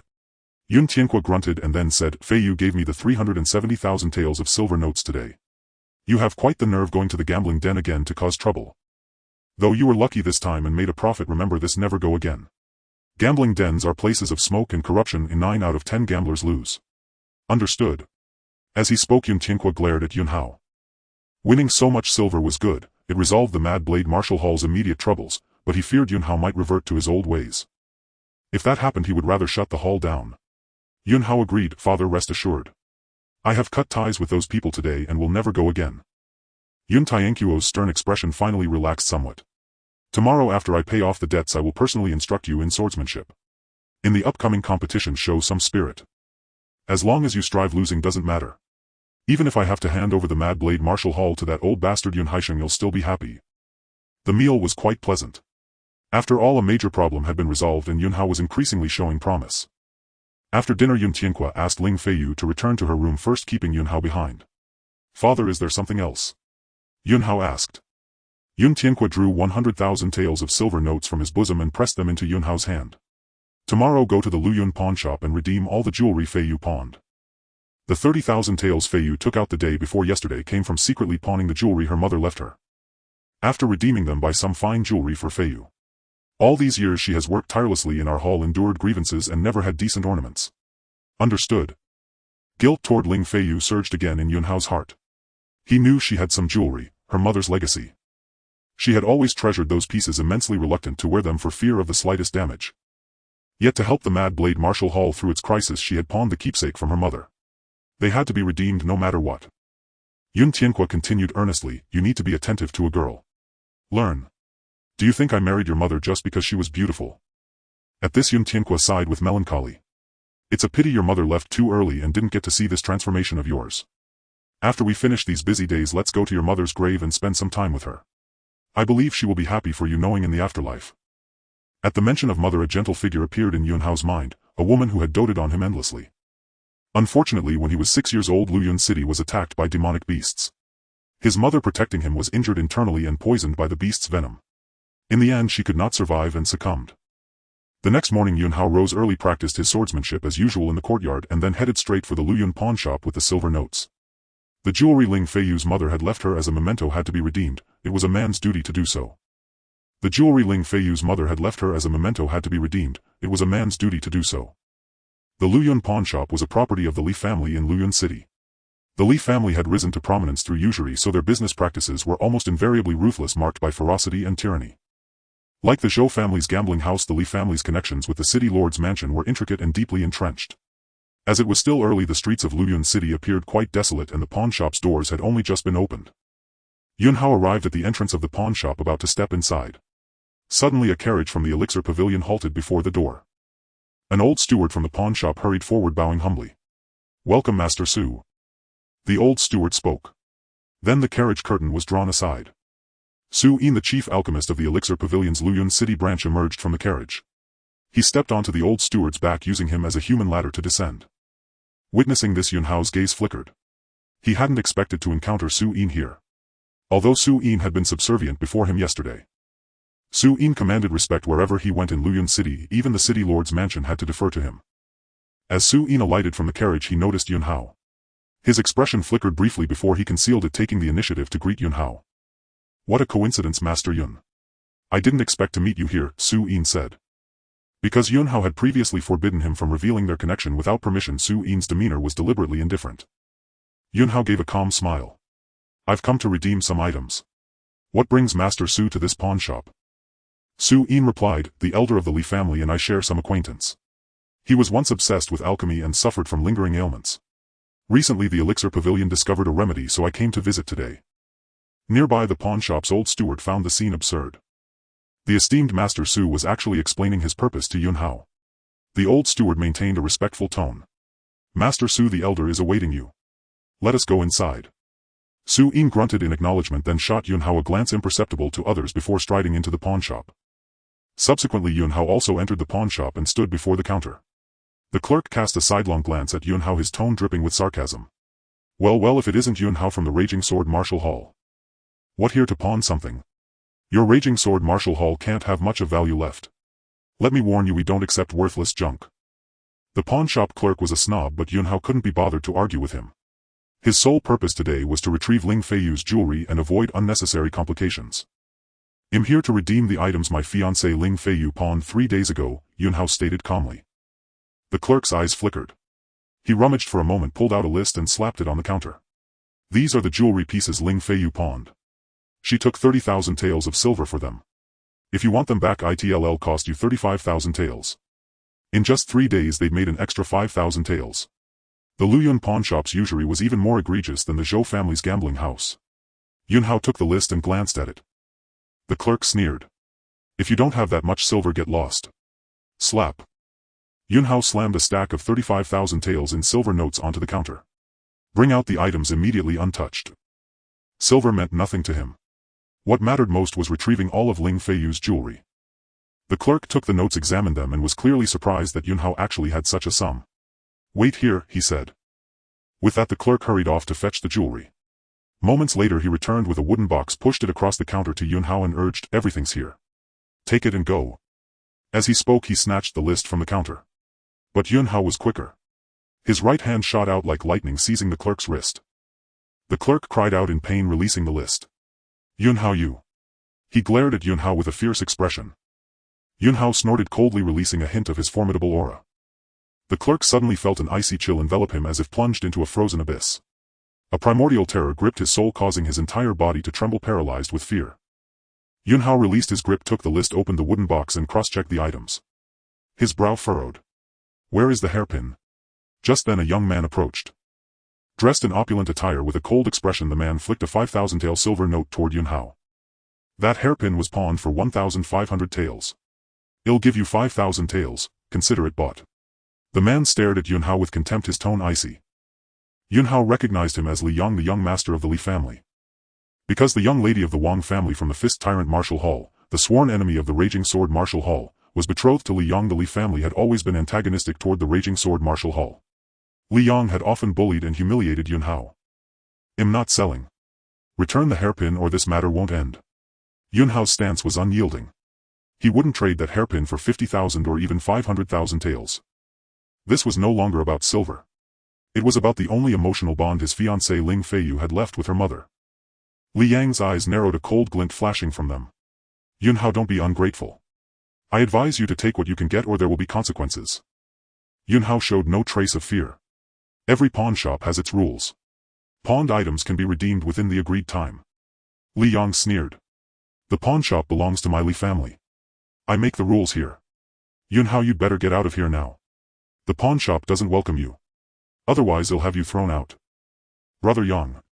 Suddenly a crisp female voice rang out. A gaudily dressed young girl entered with a beaming smile. She glanced at Yunhao with utter disdain. Li Yang immediately stepped forward, taking her hand. "Shiner, what brings you here?" This girl was Wang Xian, the young lady of the Fist Tyrant Martial Hall and the younger sister of Wang Zhong, the alchemy apprentice at the Elixir Pavilion. Everyone in Luyun City knew that Wang Xian and Li Yang were a couple. Wang Xian nestled into Li Yang's arms, her smile radiant. "Brother Yang, you said you had a gift for me. Since I had some free time today, I came right over to see what surprise you have in store." Li Yang laughed heartily. "This hairpin is sure to please you, Shiner." He pulled out an exquisite long box and opened it, revealing a hairpin inside. The hairpin was slender, entirely azure blue with a simple design. Its most striking feature was a gem of the same hue embedded at one end, engraved with the character Rain. A cold fury instantly surfaced on Yunhao's face. This was the missing hairpin. Known as the Azure Jade hairpin, it was Ling Feiyu's most treasured ornament, for the character Rain on the gem had been carved by her mother's own hand. Among the keepsakes Ling Feiyu's mother had left her, only this hairpin bore an inscription. Yunhao remembered watching Ling Feiyu carefully put it on before the mirror, then delicately remove it, storing it with meticulous care, afraid of causing even the slightest damage. Now Li Yang of the pawnshop had violated the rules, refusing to let Yunhao redeem the Azure Jade hairpin, and was even about to present it to another woman right before his eyes. "Shiner, do you like it?" Li Yang laughed, completely ignoring Yunhao. Wang Xin's smile blossomed. "This gem is so beautiful. It will look stunning in my hair." Brother Yang truly put thought into his gift. Li Yang replied, "I'm glad you like it. Let me put it in for you." As he moved to insert the hairpin into Wang Xin's hair, a frigid voice cut through the air. "This hairpin is worthy of no one but Feiyu." The words had barely left his mouth when Yunhao's body shot forward like a sword unleashed. Yunhao suddenly made his move, catching everyone off guard. No one could have imagined that he would be so audacious. With a burst of speed, Yunhao appeared before Li Yang, in an instant, his long sword trailing forward as it thrust straight toward the wrist holding the hairpin. Li Yang's face turned deathly pale. Frightened, he quickly released the blue jade hairpin and withdrew his hand to dodge. Yunhao did not wish to see the blue jade hairpin fall to the ground. This was an item that Ling Feiyu held in utmost regard, so he naturally had to return it to her intact. Therefore, he suddenly altered the direction of his thrusting sword, covering the blade with a gentle surge of primordial energy. With a flick of the sword's edge, he hooked the blue jade hairpin, then retracted his blade and reached out with his left hand to grasp the hairpin firmly. He glanced at it briefly. It was completely unharmed. He immediately stored the blue jade hairpin into his storage ring. Meanwhile, the panicked Li Yang had already pulled Wang Xian back a distance, and a large number of pawnshop guards rushed forward, surrounding Yunhao completely. Li Yang glared at Yun Hao, his face full of fury, still shaken by the sword strike Yun Hao had just launched at him. Yun Hao, I have been more than courteous to you, yet you were bold enough to draw your sword and attack me. You have mistaken my tolerance for a license to be reckless. Today I will make sure you regret this. Li Yang growled, his expression ferocious. Wang Xan too wore a harsh sneer and shouted in a shrill voice, Yun Hao, this young lady was in a good mood today, but you, a disgusting fly, have ruined it all. I'll count to 3. You'd better take out that hairpin immediately and kneel down to apologize, or else this won't end well. Facing the threats from Li Yang and Wang Xan, Yun Hao paid them no heed. He said calmly, if you wish to fight, then come at me. But bear the consequences. The pawnshop staff's sarcastic remarks he could ignore and not take to heart, but on this matter concerning Ling Feiyu his stance was exceedingly firm. Li Yang laughed loudly, saying, Yun Hao, oh Yun Hao, I think you truly don't know your own limits. With your meager abilities you dare to tell me to bear the consequences in our Li family's pawnshop. You insolent cur. I'll show you what bearing the consequences really means. Nestled in Li Yang's arms, Wang Xian sneered as well, saying, Brother Yang, why waste so many words with someone like him? Just call the men, break his dog legs, throw him out, and let him crawl back to that kennel of the Wild Sword Martial Hall. Li Yang lowered his head to look at Wang Xian and said with a smile, since Shinar has said so, then let's do as you say. Men, seize Yun Hao. Seize me. You are not worthy, he declared, his tone indifferent without a trace of panic. As he spoke, the ordinary long sword in his hand radiated a layer of sharp aura. Yet this aura was completely condensed and did not disperse, merging with the sword light at the blade's edge. Li Yang roared, break his hands and feet, then hang him at the pawnshop's entrance. I want everyone in Luyun City to know how miserable the fate of those who dare to cross me will be. In the next moment the pawnshop guards surrounding Yun Hao each let out a loud shout and charged at him. A fist imprint hurtled directly toward Yun Hao's face. Yun Hao casually slashed with his sword. A flash of sword light streaked by. The fist imprint formed of primordial energy split in two, stirring up a powerful gust of air.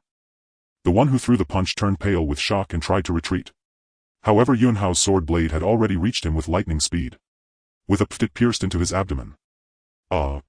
A scream rang out. But by then Yun Hao had already withdrawn his sword, fluidly changing his technique. With a sweeping slash of his blade, 2 more guards were torn open by his sword aura and sent flying. In the span of a few blinks all the pawnshop guards who had attacked Yun Hao lay on the ground, writhing and wailing in agony. Li Yang's pupils contracted. Wang Xian said, Brother Yang, the rumors outside say that this waste has been hiding his true ability all along, that he could actually practice martial arts long ago. Li Yang snorted coldly, saying, so what if he has some skill? He's nothing but a frog at the bottom of a well. Shinar, watch closely, I'll deal with him myself. Then he stepped forward and clenched both fists tightly. Primordial energy surged around his fists. Yun Hao, you were better off hiding and being a useless dog. At least then I wouldn't bother stepping on you for fear of dirtying my shoes. But you've played the dog for so long and now you want to lift your head and bite. I'll shatter your dog teeth and claws and turn you into a true cripple. Soon I'll make you lie on the ground like a dead dog, wailing in misery and begging for mercy. That is the price for provoking me. Not just you, your Wild Sword Martial Hall will also bear the wrath of our Li family. Li Yang roared. Young master, you must avenge us. With one move the young master will surely suppress him. The young master is at the 3rd level of the true essence realm and his furious tiger fist is ferocious beyond compare. One punch will surely send Yun Hao crashing to the ground. The group of pawnshop guards just taught a lesson by Yun Hao all shouted in unison. Throughout it all Yun Hao's expression was icy only when he snatched the blue jade hairpin, at other times it remained exceedingly indifferent. Seeing Yun Hao's lack of reaction only fueled Li Yang's rage. With a great roar he lunged forward, his right fist gathering power. The force of his punch was savage, like a raging tiger's roar, unleashing an overwhelming presence.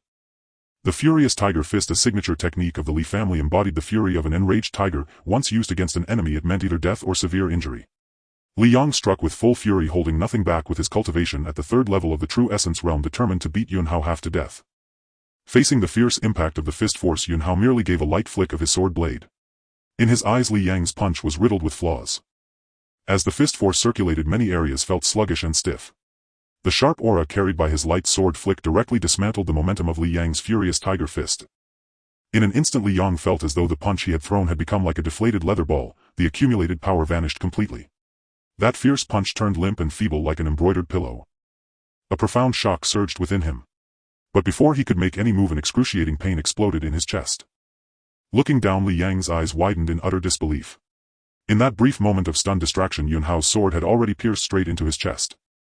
The sword's tip emerged from his back. Swish. Yun Hao withdrew his sword in one smooth motion. Then a burst of primordial energy erupted from within him, pressing the bleeding Li Yang, whose chest gushed crimson, flat to the ground. Bang! The moment Li Yang hit the ground, Yun Hao casually lifted his foot and placed it squarely on Li Yang's head, crushing his skull through the floor tiles and embedding it into the earth. The entire scene fell into dead silence, everyone stunned and wide-eyed. Yun Hao's dominance caught everyone off guard.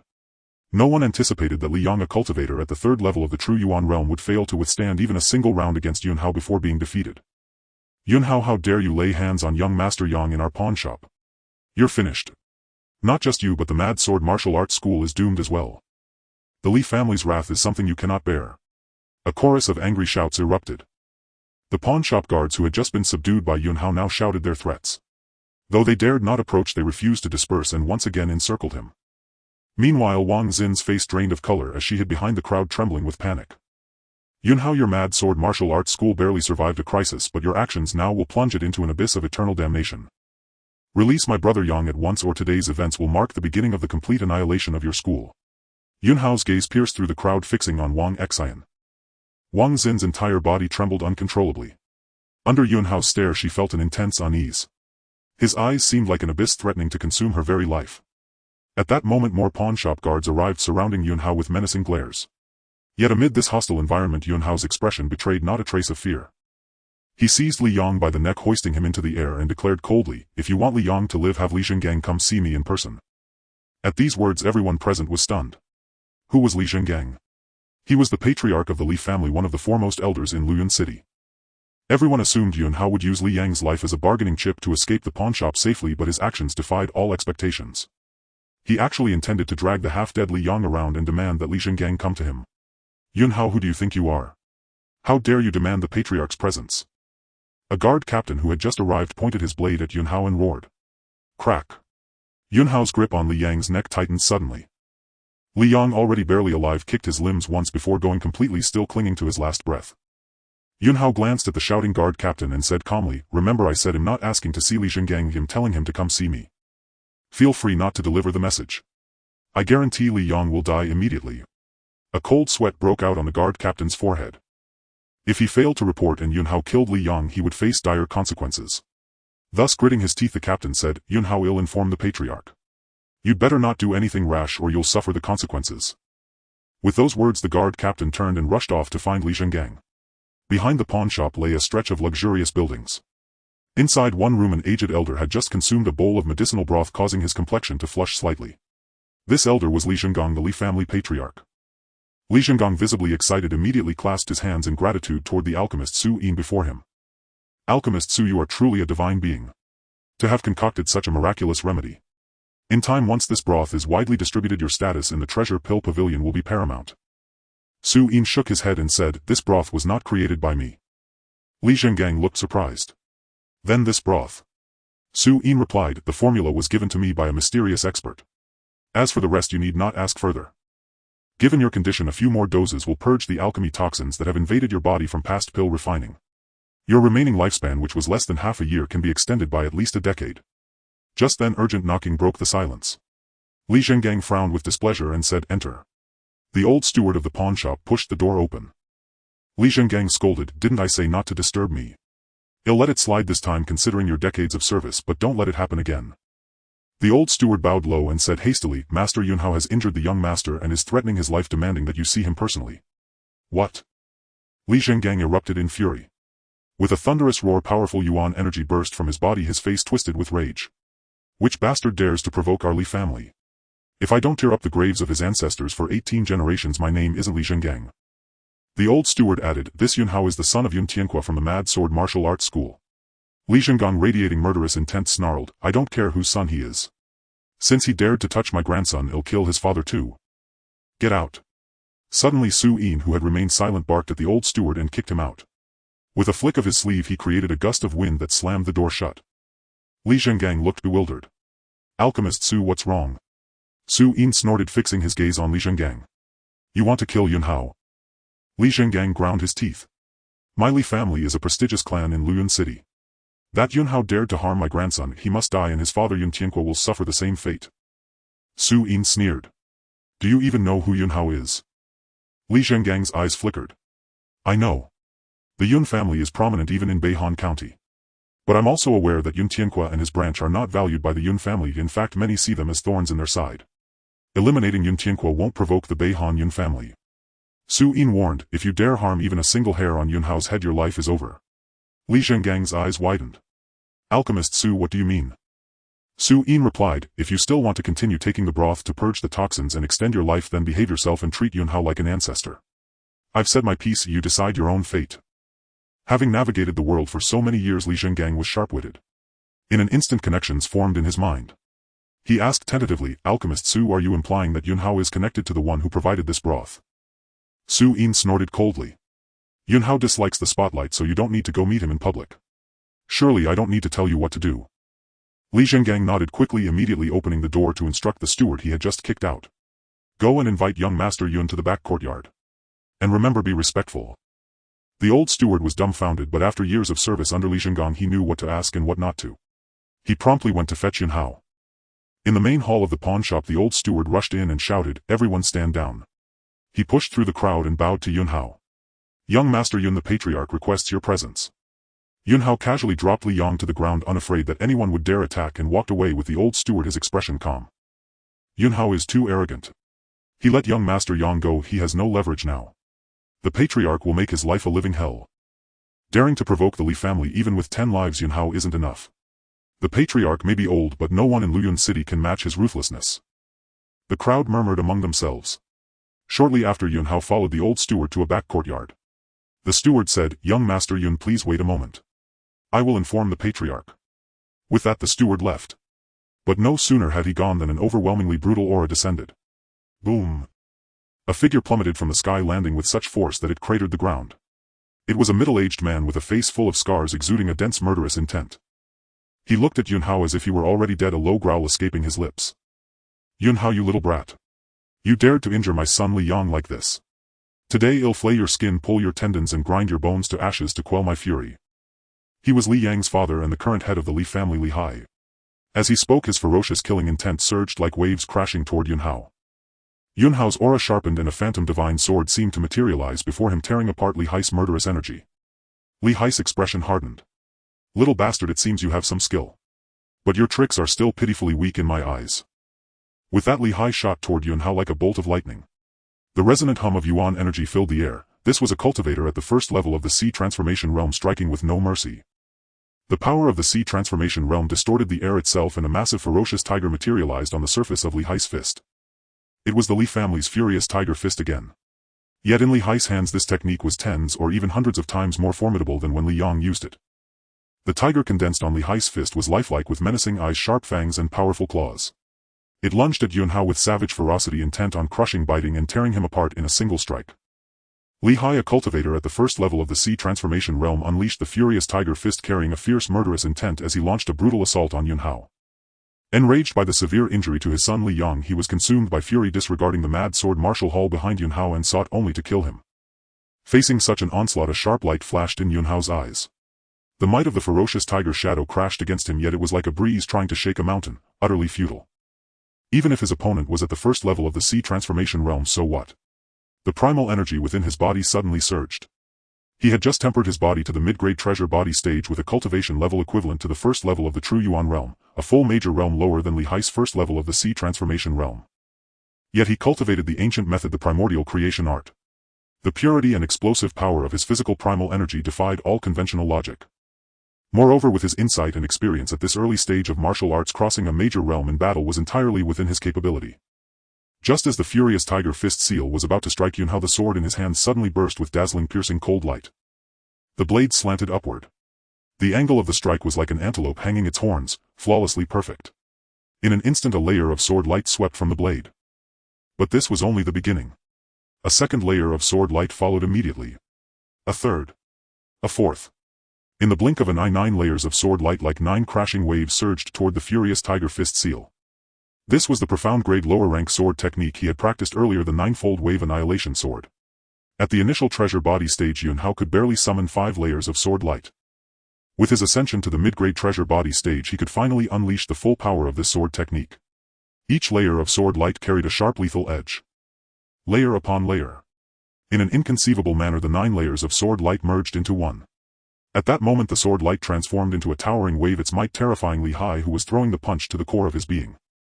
He felt small and insignificant beneath this sword light, and his cultivation at the first level of the sea transformation realm seemed pathetically fragile. A thunderous boom echoed. The furious tiger fist seal was engulfed by Yunhao's ninefold wave annihilation sword light, then exploded without any suspense, unleashing a terrifying wave of force. Li Hai's body, struck by this force, lost its balance and flew backward. Yunhao's expression was icy. He took a step forward, his form like an arrow from a string, charging toward Li Hai's retreating direction. Before Li Hai could hit the ground, he leaped up and swung his sword. A sharp blade cut through the air. The sword's edge slashed across Li Hai's chest and abdomen. His clothes were torn, but the inner armor he wore blocked the strike, saving his life. He was sent flying by Yunhao's blow, crashing heavily into a large tree in the courtyard. The tree shook violently, and then his body slid down the trunk and fell to the ground. Yunhao halted his assault, landing steadily. He frowned slightly, looking down at the sword in his hand. The blade was covered in dense spiderweb-like cracks. After all, it was just an ordinary iron sword, unable to bear the force of his power. After merely 2 strikes, it had already reached its limit. Li Hai, who had fallen to the ground, climbed up, his face flushed red. Unable to control the rampaging primal energy within him, he spat out a mouthful of blood. He leaned against the tree, staring at Yunhao, his heart filled with shock. A sea transformation realm cultivator was considered a figure of high standing in Luyun City. Yet he had been severely wounded by Yunhao, the city's notorious waste. Had he not been cautious and always worn his inner armor, that strike would have cleaved his body in two. But when Li Hai saw that Yunhao's sword was on the verge of breaking, his inner ferocity once again overcame his fear. Wiping the blood from his mouth, his blood-stained face twisted into a vicious snarl. "You little bastard, your sword is shattered. What will you fight me with now?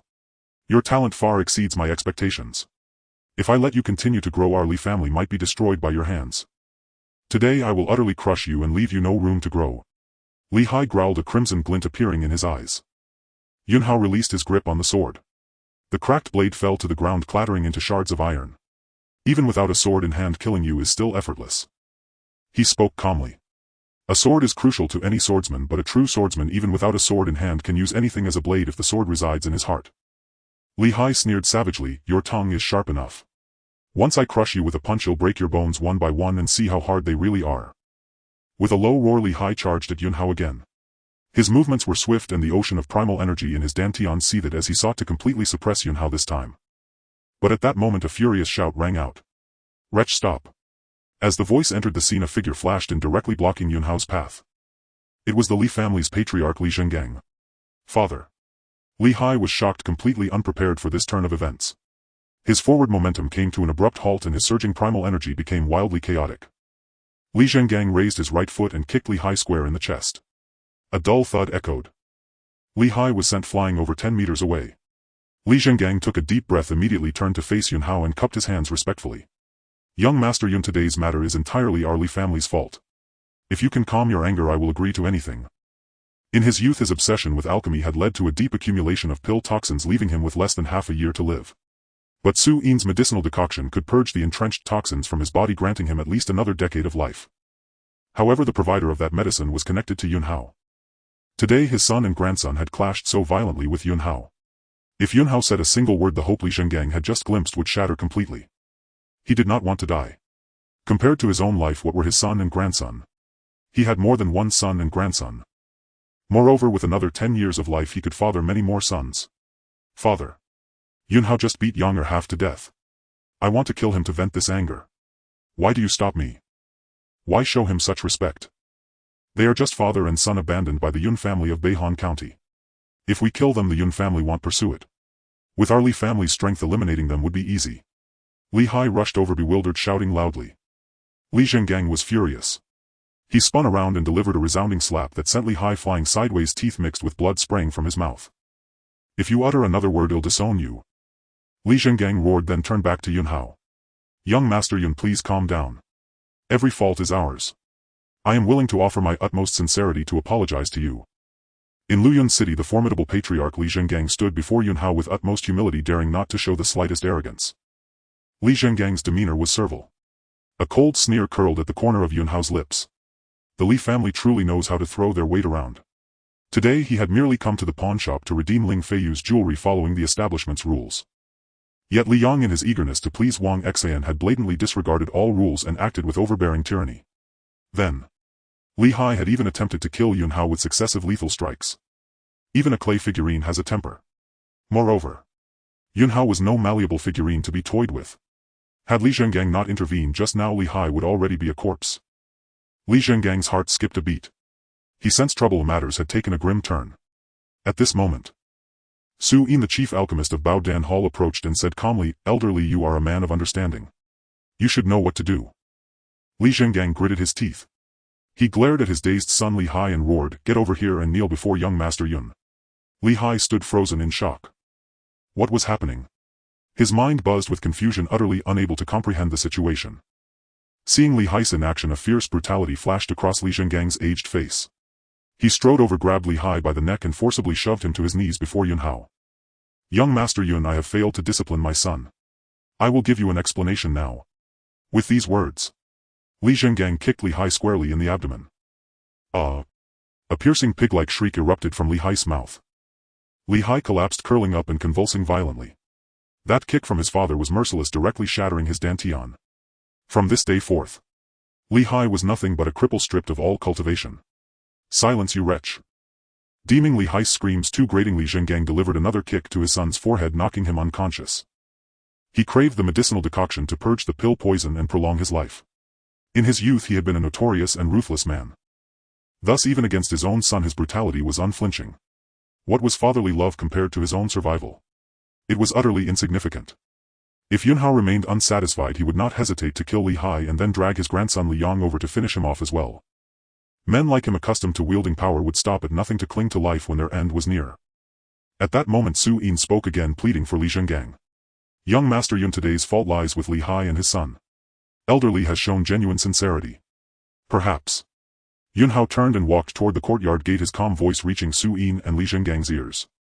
"There will be no next time." Within the courtyard, Li Zhengang finally breathed a sigh of relief. Su Yin looked at Li Zhengang and said, "Elderly, remember young Master Yun dislikes ostentation. You had better keep this quiet, otherwise I won't be able to plead for you next time." He had no choice. Li Zhenggang's life depended on that health-preserving decoction. And Su Yin's own life depended on Yun Hao. Li Zhengang nodded repeatedly. "I understand. I will handle it properly." Immediately, Li Zhengang summoned the old steward who had served him for years at the pawnshop. "Go arrest that useless Li Yong and confine him. Without my order he is not to set foot outside the door. Furthermore, announce that the engagement between my Li family and the Wang family of the Overlord Fist Martial Hall is cancelled. Terminate all cooperative dealings between the two families." The old steward glanced at Li Hai, who lay on the ground barely breathing, and quickly replied, "Yes, master. I will see to it at once." In the main hall of the pawnshop, Wang Xian of the Wang family awaited the outcome of the Li family's handling of Yun Hao. "Young madam, rest assured. The patriarch has returned." Seeing young Master Yang's injuries, he was furious and declared he would kill him. "Perhaps by the time Yun Hao is carried out he'll be a corpse. Humph, who does he think he is strutting into our pawnshop? He deserves to die. It would be fortunate if his corpse is intact. I suspect he's already in pieces." Wang Xian hummed in agreement, her expression cold. "Yang Gu is my fiancé. Yun Hao harmed him, his death is insufficient penance. I will wait here. If Uncle Li merely cripples Yun Hao as punishment, then I will kill him myself to avenge Yang Gu. If Uncle Li kills him and leaves the body intact, I will dismember it. If Uncle Li has already dismembered him, I will feed the remains to the dogs." The Yun family's Raging Sword Martial Hall and the Wang family's Overlord Fist Martial Hall had been rivals for years. Wang Xian was eager to seize this chance to escalate the conflict between the Yun and Li families, using the Li family's power to completely destroy the foundation of the Yun family's Raging Sword Martial Hall in Luyun City. Just then, someone suddenly cried out in surprise. "Look, Yun Hao! Yun Hao is coming out. How is this possible? He's coming out unscathed." All eyes turned toward Yun Hao. Everyone's face was etched with profound confusion. Wang Xian looked as if she had seen a ghost. According to her predictions, the best Yun Hao could hope for was to be beaten half to death. But now something was wrong. "Yun Hao, stop right there." Seeing Yun Hao about to leave, Wang Xian shrieked in a piercing voice, then immediately led her men to block his path. "You injured my Yang Gu so gravely, and you think you can just walk out? Dream on." Wang Xian roared. Emboldened by the presence of numerous Li family pawnshop guards, she shouted, "I now command you in the name of the Li family's young madam to ensure Yun Hao does not take a single step out of this door. If he wants to leave, he must leave at least 2 arms and a leg." At that moment the old steward hurried out as well. He immediately ordered, "Stand aside." The guards who had been blocking Yunhao with Wang Xian quickly stepped away. Yunhao's expression was icy as he stared at Wang Xian. Some people are truly despicable. Wang Xian bristled like an enraged feral cat. She pointed at Yunhao and addressed the old steward, "Old man, I am the young madam of the Li family. Yunhao dared to insult me. Order your men to cripple him, tear apart his filthy mouth and then rip out all his teeth and tongue." Her words were utterly venomous. Yunhao could not be bothered to waste more time on this shrew. He took a step forward, instantly appearing before Wang Xian and delivered a backhanded slap. Slap. A crisp sound rang out. Wang Xin's face was smashed, disfigured, her teeth shattered. Her body twisted and she collapsed to the ground. Then Yunhao kicked the fallen Wang Xian away and calmly walked out of the pawnshop's main entrance. Wang Xian lay on the ground clutching her bloodied face, consumed by rage and humiliation. She glared at the old steward with intense hatred and shouted in a slurred voice, "Oh! Old man, why haven't you captured Yunhao? I am the Li family's young madam. If you let him go, we'll make you pay." The old steward ignored Wang Xian and declared loudly, "Wang Xian, lacking virtue, shrewish and insolent, has seduced the young master into willfully breaking the pawnshop's rules." The patriarch, upon learning of this, was extremely furious. He has confined the young master and the family head as punishment. As for the engagement between the Li family and the Wang family, it is hereby annulled. All business dealings between the two families are terminated.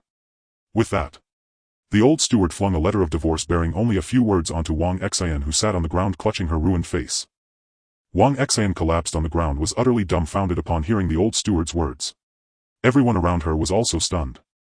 Yunhao was safe and had left without trouble.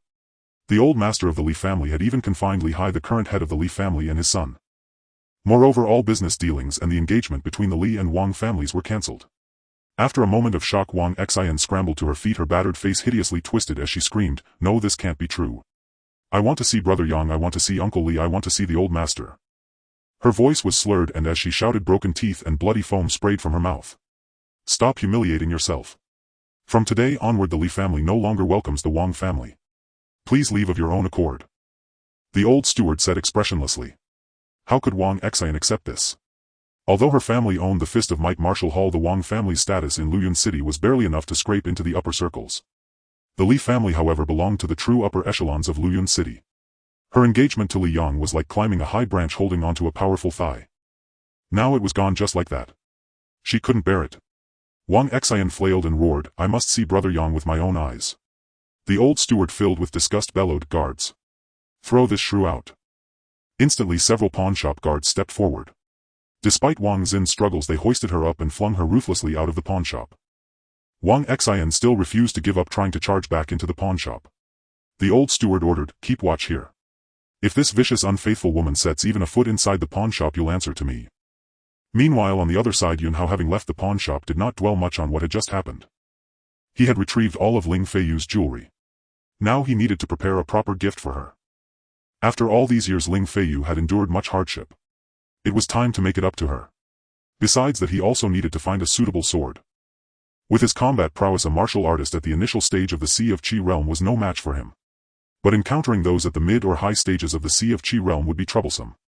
Therefore he had to quickly find a suitable sword, refine it with the primordial sword scripture, and use the sword's sharpness to convert the primordial energy of his physical body into sword essence. Once the primordial energy of his body was transformed into sword essence, his combat power would be further enhanced. Thus Yunhao headed straight for Liuxin Pavilion in Luyun City. Liuxin Pavilion specialized in women's accessories and was a property of the Su family. The Su family also controlled the weapon business in Luyun City. The gambling Zhou family, the pawnbroking Li family, and the weapon-dealing Su family were the three first-tier families of Luyun City. The Raging Sword Martial Hall of Yunhao's family, including the Fist of Might Martial Hall of the Wang family, were merely second-tier. As for the Baodan Tower, it was a special entity that spanned the entire empire. Thinking about going to the Su family's Liuxin Pavilion, Yunhao's mood lightened considerably. Because before his memories awakened, he had been ridiculed and marginalized in Luyun City, yet he had hit it off well with the chubby young master of the Su family. This bond was not superficial, they were genuinely close. The chubby Su had often generously helped Yunhao pay off debts, a truly loyal person. Before long, Yunhao arrived at the Su family's Liuxin Pavilion. A fragrant aroma filled the air. However, it was different from what Yunhao remembered. He recalled that the Su family's Liuxin Pavilion had always been bustling with business, but today it was desolate with more staff than customers. Just as Yunhao stepped into Liuxin Pavilion, a hearty laugh rang out. "Brother Yun. A chubby man whose height only reached Yunhao's chin but whose girth was 3 times that of Yunhao came running over his fat jiggling and eyes squeezed into slits. "Brother Fatty," Yunhao greeted with a smile. In his past life he had always valued loyalty. So now with his memories awakened he naturally accepted his relationship with Fatty. Fatty's name was Su Jun and Yunhao always called him Brother Fatty. "Brother Yun, why are you here? Why didn't you let me know beforehand?" "Luckily I happened to be here today. Come let's go to the backyard first. It's been a while since we brothers sat down for a good drink and chat." Fatty was extremely enthusiastic, pulling Yunhao to indulge in food and drink. Yunhao said, "Brother Fatty, let's put the eating and drinking aside for now. I'm here on business today." Fatty looked puzzled. "What is it?" Yunhao replied, "I want to buy some jewelry." Fatty immediately said, "I thought it was something serious." "Jewelry? Just pick whatever you like, take it and put it on my tab. We're brothers, why talk about buying? But let me be clear, if you try to pay you're not recognizing me as your brother and I won't be happy." Yunhao said. "Fine." Soon Yunhao picked out a small jade pendant. The pendant was a light emerald green, simple in design yet exquisitely crafted. It was priced at 1,300 taels of silver. Yunhao could afford more expensive items, he still had many banknotes, but a gift isn't about being the most costly. It had to be suitable. This jade pendant perfectly matched Ling Feiyu's temperament. Crucially, the material of the pendant was also suitable for inscribing simple formations. Yunhao planned to add some formations to the pendant before giving it to Ling Feiyu. With his skills, artifact refinement and formations were naturally a breeze, unrivaled in the world. Fatty leaned in. "Brother Yun, great taste. This pendant is made from heartwarming jade crafted by an artificer of our Su family." With that, Fatty stuffed the pendant's box into Yunhao's hands and told the staff, "Put it on my tab." Then he turned to Yunhao, "Brother Yun, take another look. Is there anything else you need? If there is, don't be shy with me. You know I love spending money on my brothers. You're my good brother and spending money on you makes me happy." Yunhao was speechless. "Huh. Indeed, you two are such good brothers, both useless pieces of mud that can't be propped up, a pair of good-for-nothings who share the same rotten stench." Just then a sarcastic, mocking voice rang out. The speaker was a woman of average looks and figure, but she was bedecked in gaudy jewelry, looking utterly incongruous. Fatty's face immediately fell. "Su Yue, what business is it of yours when I'm talking to my good brother?" The larger the family, the more complex the situation. The Su family was rife with internal strife. Su Yu belonged to the elder faction, often clashing with Fatty's patriarch faction. Su Yu sneered, "It's none of my business indeed. But you giving away items from Liuxin Pavilion freely, that is my business. Su Jun, don't forget your current situation. It's not like before. How much of the Su family's wealth and resources did your father squander trying to repair that demonic sword? Now all the elders have reached a consensus. Soon your father will no longer be the patriarch of the Su family and you will no longer be the young master. You no longer have the right to squander the Su family's money." Fatty glared at Su Yu and snorted, "At least I'm still the young master for now. So I order you to get lost immediately, or don't blame me for being rude." Su Yu let out a contemptuous laugh and turned to leave. Fatty looked at Yunhao with an awkward smile. "Brother Yun, it's nothing, don't let it bother you. That woman is always trying to pick a fight. Don't mind her. Take another look, if you see anything you like just take it." Yunhao shook his head. "This pendant is enough. Brother Fatty, what's this about your father repairing a demonic sword?" He and Fatty were very close, and now that Fatty was clearly in trouble, Yunhao was willing to lend a hand. A trace of undisguisable melancholy flashed across Fatty's face. He sighed and said, "That demonic sword has brought my father nothing but misery." A moment later Yunhao and the fat youth arrived together at the backyard of Liuxin workshop. The fat youth ordered someone to prepare some appetizers for drinks, but before they were even served he poured himself a bowl of wine and downed it in one gulp, his mood exceedingly gloomy. The fat youth's father, the current patriarch of the Su clan, was a renowned artifact refiner in Luyuan City. Yet a demonic sword had plunged the fat youth's father into dire straits, even costing him his position as patriarch. Clearly that sword was far from ordinary. With no one else around, the fat youth had nothing to hold back. He spoke up saying, "A year ago my father discovered a sword in the ancient tomb of life and death and brought it back. However, that sword was damaged. My father thought to repair and restore it. He paid a considerable price to gather the materials needed to mend it, but when he began the restoration he realized how incredibly difficult it was. The extent of the sword's damage far exceeded my father's expectations. The materials he found when fused into the sword weren't even enough to fill a single crack. Moreover, that demonic sword was too eerie, as if it had set its sights on my father. It clung to him constantly, as if it wouldn't let him go until he restored it completely. Even when my father threw the demonic sword far away, its spirit would enter his dreams and torment him, forcing him to retrieve it. Over the past year my father ceaselessly attempted repairs using countless materials, but that demonic sword was like a bottomless pit. Only a single crack had closed while the sword remained covered in countless others. Because of this my father's condition worsened and he lost all interest in managing the clan's affairs. Thus it gave the elder faction of the Su clan an opportunity. Especially recently that bastard Jiang Chuan from the City Lord's mansion has also extended his claws into our Su clan, secretly supporting the elder faction in seizing power. Just a few days ago all the members of the elder faction impeached my father, demanding he step down as patriarch. Saying this, the fat youth let out a long sigh, poured himself another large bowl of wine and drank it down. Yunhao's eyes flickered. So the fat youth's father had obtained the sword from the ancient tomb of life and death. He already knew that the ancient tomb of life and death was left behind by Tsang Yao, his most valued disciple in his past life. That sword was undoubtedly connected to Tsang Yao. He happened to need a suitable sword now, and perhaps from that sword he could glean clues about Tsang Yao's death in advance, preparing for his upcoming entry into the ancient tomb. As for the City Lord's mansion's Jiang Chuan mentioned by the fat youth, he was the young City Lord who coveted Ling Feiyu's beauty and secretly ordered Zhang Feng to poison Yunhao. The three great clans of Luyun City, the Zhou clan and the Li clan, both had the City Lord's mansion backing them. Only the Su clan had always kept the City Lord's mansion at arm's length, remaining beyond its control. So the City Lord's mansion seized this chance to infiltrate the Su clan, thereby gaining control over all of Luyun City. "Brother Fat, where is that demonic sword now?" Yunhao asked. The fat youth harbored no suspicion toward Yunhao and said, "It's placed in my father's artifact refining chamber. That thing is an element object and no one wants to go near it." Yunhao said, "Brother Fat, to be honest, I have some interest in artifact refining. How about letting me take a look at that sword?" The fat youth looked at Yunhao in surprise and asked, "Brother Yun, do you understand artifact refining too?" Yunhao nodded, "I know a little." The fat youth sized Yunhao up and down, saying, "Brother Yun, you suddenly became able to practice martial arts and you're quite formidable. I also heard about you beating Su Li at Source Stone gambling. Now you even know artifact refining. I never expected you to have hidden so much all these years." Yunhao smiled calmly but said nothing. The fat youth didn't press the issue either.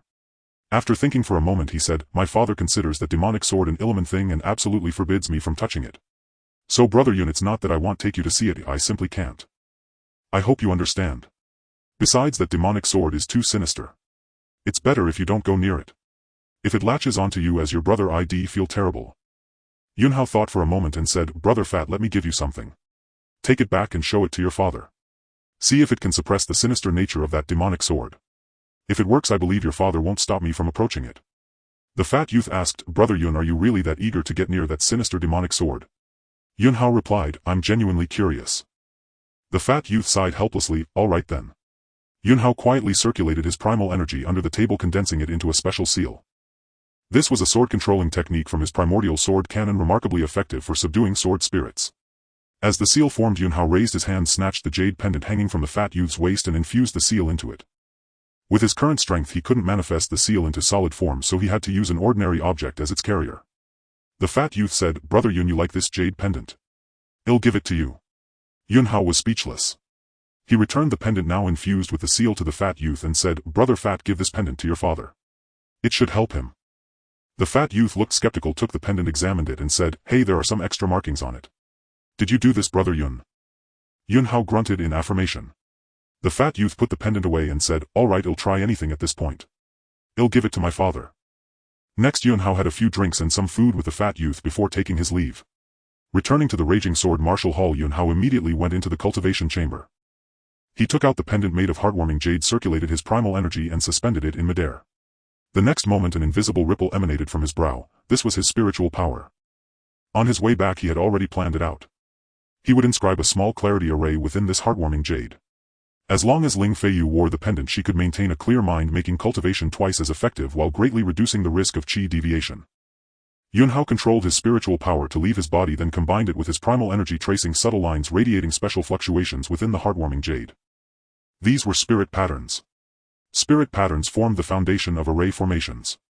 For any array master the first step was to recognize and trace spirit patterns. Under Yunhao's control, strand after strand of spirit patterns fused into the heartwarming jade. If any array master were present they would be stunned speechless, for the spirit patterns Yunhao traced were incredibly fine, yet each strand was perfectly complete. Moreover, Yunhao had to inscribe these spirit patterns into a pendant no larger than a thumb to form an array. Such mastery was known in the world of arrays as perceiving the subtle. Not just in Luyun City but even in the vast northern cold prefecture, array masters who could achieve the level of perceiving the subtle were few and far between. After 81 spirit patterns were integrated into the pendant, Yunhao's hands rapidly formed seals. Primal energy surged wildly from his body and his spiritual power intensified, forming miniature whirlpools around the tiny pendant. Half an hour later all the whirlpools were abruptly absorbed into the pendant. The clarity array was complete. This tiny pendant had undergone a qualitative transformation. Originally at Liuxin workshop this pendant was worth only 1,300 taels of silver. But now if a discerning person were here they would surely be willing to pay 1 or 200,000 silver taels to buy it. Yunhao retrieved the pendant then left the cultivation chamber intending to give the pendant and the batch of jewelry back to Ling Feiyu. When Yunhao arrived outside the courtyard where Ling Feiyu lived his gaze suddenly sharpened. To the left and right of the courtyard gate 2 guards dressed in city lord's mansion attire stood watch. Seeing Yunhao approach the 2 guards each took a step sideways blocking the middle of the gate. One of them said coldly, "The young city lord is currently on a date with Miss Ling. No disturbances are allowed." Hearing this a cold gleam flashed in Yunhao's eyes. He shouted, "This is the Raging Sword Martial Hall, not your city lord's mansion. Get out of my way." That Jiang Chuan was truly arrogant, first poisoning him and now coming to his home to see his fiancée, even posting guards at the door to keep people out. He was pushing his luck too far. The 2 guards stationed at the entrance by Jiang Chuan fixed their gazes intently on Yunhao. One of them let out a cold snort and said, "Yunhao, I advise you not to humiliate yourself. Even if this is the Mad Sword Martial Arts School, don't forget who truly calls the shots in Luyun City." The other guard chimed in, "If you don't know your place, don't blame us for being rude. The young city lord has made it clear, not even your father let alone you should disturb his rendezvous with Miss Ling." Yunhao's eyes narrowed slightly and a cold gleam shot forth from the slits like the sharp brilliance of 2 unsheathed swords. The primal energy within his physical realm surged. "Looking for a fight? Overestimating yourself." The 2 guards dismissed Yunhao as beneath their notice. They were both martial artists at the advanced true essence realm. In their eyes Yunhao was nothing more than a waste they could crush with one hand. Just then a cold sharp sword light shot out from within the courtyard. With a swift whoosh the 2 guards of the city lord's mansion were sent flying by the blade. Immediately after Ling Feiyu's figure dashed out and landed before Yunhao. She looked at him with unease in her eyes and tension in her expression saying, I didn't go on a date with him." She was terrified that Yunhao might misunderstand. Yunhao smiled calmly, reached out to take Ling Feiyu's delicate jade hand and said, "I know. You wouldn't fancy someone of that caliber." Ling Feiyu's face flushed slightly and she breathed a sigh of relief, grateful that Yunhao didn't misunderstand. "Feiyu." A man's voice rang out. The young city lord Jiang Chuan rushed out from the courtyard as well.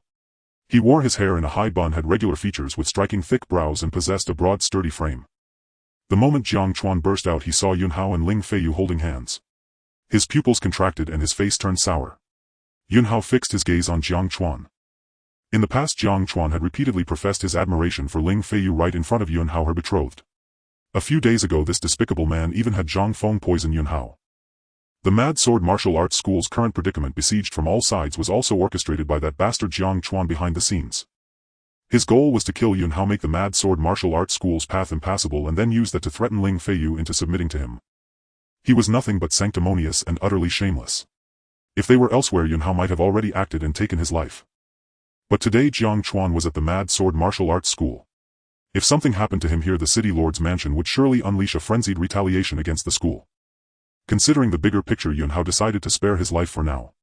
Since he already knew Jiang Chuan was the puppet master behind the scenes, there would be plenty of opportunities to settle accounts later, no need to rush in this moment. "Feiyu, I've been devoted to you with all my heart, you know that. But why do you keep refusing to open your heart to me?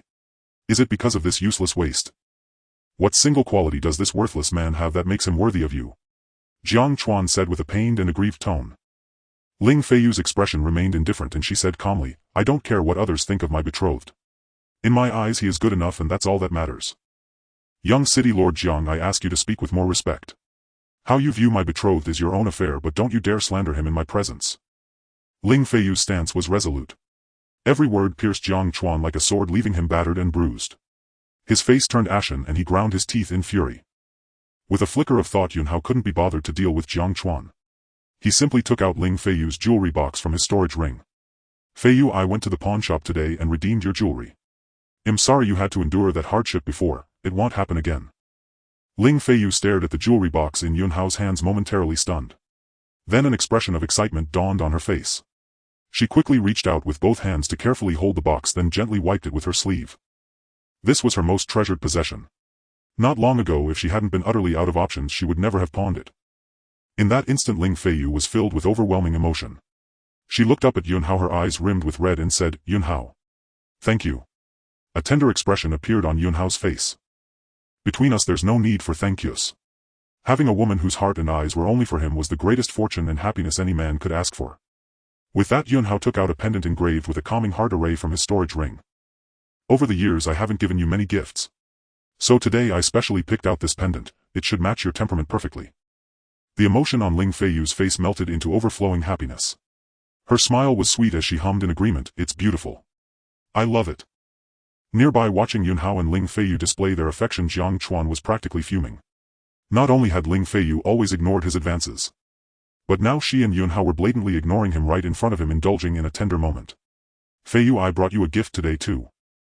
Suppressing the rage within him, Jiang Chuan took out a necklace from his storage ring. As soon as it emerged, it glittered with a magnificent radiance. Feiyu, I had someone bring this back from Beihan County. It's crafted by a renowned master, both the material and workmanship are top-notch, worth over 50,000 taels of silver. This necklace is the only thing that can match your elegance. That piece Yunhao gave you looks like some worthless trinket dug out of a garbage heap. Wearing that pendant on you is nothing short of an insult. Holding the dazzling ostentatious necklace, Jiang Chuan finally regained a sliver of pride. He shook the necklace in a showy manner and said, Feiyu, my feelings for you are genuine. If you like something, whether it's 50,000 taels or more, I'll buy it for you without batting an eye. These are things Yunhao could never give you. Feiyu, put it on. This necklace, only you in all of Luyun City are worthy of it. Jiang Chuan held the necklace out to Ling Feiyu. Yet she didn't even glance at it. Facing Yunhao, she said with a sweet smile, what you gave me is the most precious. Could you put it on for me? Yunhao nodded, of course. He unfastened the clasp of the pendant's chain and gently placed it around Ling Feiyu's neck. The simple yet elegant pendant seamlessly merged with her aura, creating a perfect harmony. A cracking sound echoed. The veins on Jiang Chuan's forehead, neck and hands bulged. The hand gripping the necklace turned white at the knuckles. He crushed the precious necklace in his grip. Even with his thick skin he couldn't bear it any longer. Feiyu, one day you will regret this. Jiang Chuan growled through gritted teeth, then waved his hand, flinging the shattered necklace to the ground. With a dismissive flick of his sleeve he turned to leave.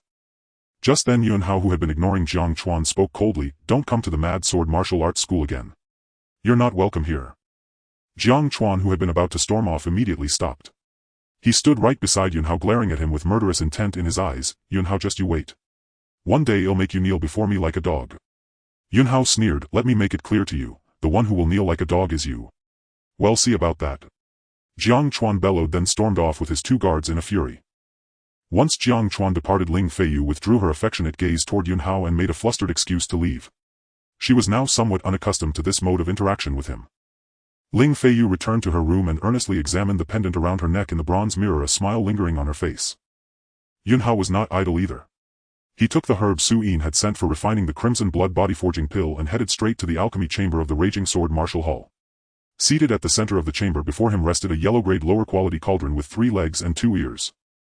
Although this was the most inferior alchemy cauldron, Yunhao did not mind, as he was merely concocting a yellow-grade top-tier crimson blood body forging pill. With a resonant hum, Yunhao's spiritual sense surged from his sea of consciousness. The array patterns around the cauldron were activated and flames materialized from thin air. Alchemy required array formations to control the flame. The fire-gathering formation in the alchemy chamber of the Raging Sword Martial Hall was rudimentary. To intensify the flame, Yunhao had to channel the blood energy within his body into his heart, shooting a thread of heart flame from his fingertip beneath the cauldron. The fire blazed fiercely. Yunhao raised his hand and waved, and the lid of the cauldron was lifted by his primal energy. One after another spiritual herbs were cast inside as he began to extract their medicinal properties and discard the impurities. In no time all 18 types of spiritual herbs were successfully extracted. Yunhao formed hand seals guiding the essences of the 18 herbs to merge together. The flame was perfectly controlled, growing gently. If any grand alchemist had witnessed this, they would have been astounded by Yunhao's mastery of flame manipulation, which bordered on the sublime. Several hours later the alchemy cauldron trembled and its lid shot into the air. 8 pills burst forth from the cauldron, hovering in midair. These 8 crimson blood body forging pills were perfectly round, coated in a lustrous sheen with their medicinal properties fully contained within, truly flawless. Yunhao swallowed all 8 pills in one gulp and the ferocious energy surged through his body like a torrent. The primordial creation art activated, causing his blood to surge, his sinews and bones to resonate, and wisps of iridescent radiance to burst forth from every pore on his body. In an instant after completely refining the 8 crimson blood body forging pills, Yunhao sensed his physique strengthening. Overwhelmed with excitement, he impulsively threw all the remaining herbs into the cauldron at once. By nightfall the cauldron emitted a rich medicinal fragrance. Over 100 pills each round and with their properties fully contained flew out one by one. This batch would last him half a month. Just as Yun Hao put away the pills and returned to his own courtyard, Yun Tianque arrived in a flurry. "Hao, come with me quickly. The main family, considering our father and son's hardships in building our legacy, has decided to teach us a profound great sword technique." Hearing this, Yun Hao felt no joy but instead grew wary. The Yun family of Beihan Commandery had previously ignored them in Luyun City. It was only after his father made a name for himself through the Raging Sword Martial Hall that the main family sent scoundrels like Yun Haisheng to seize control of the martial hall from his father. Why would such a despicable main family suddenly be so benevolent as to impart a profound great sword technique?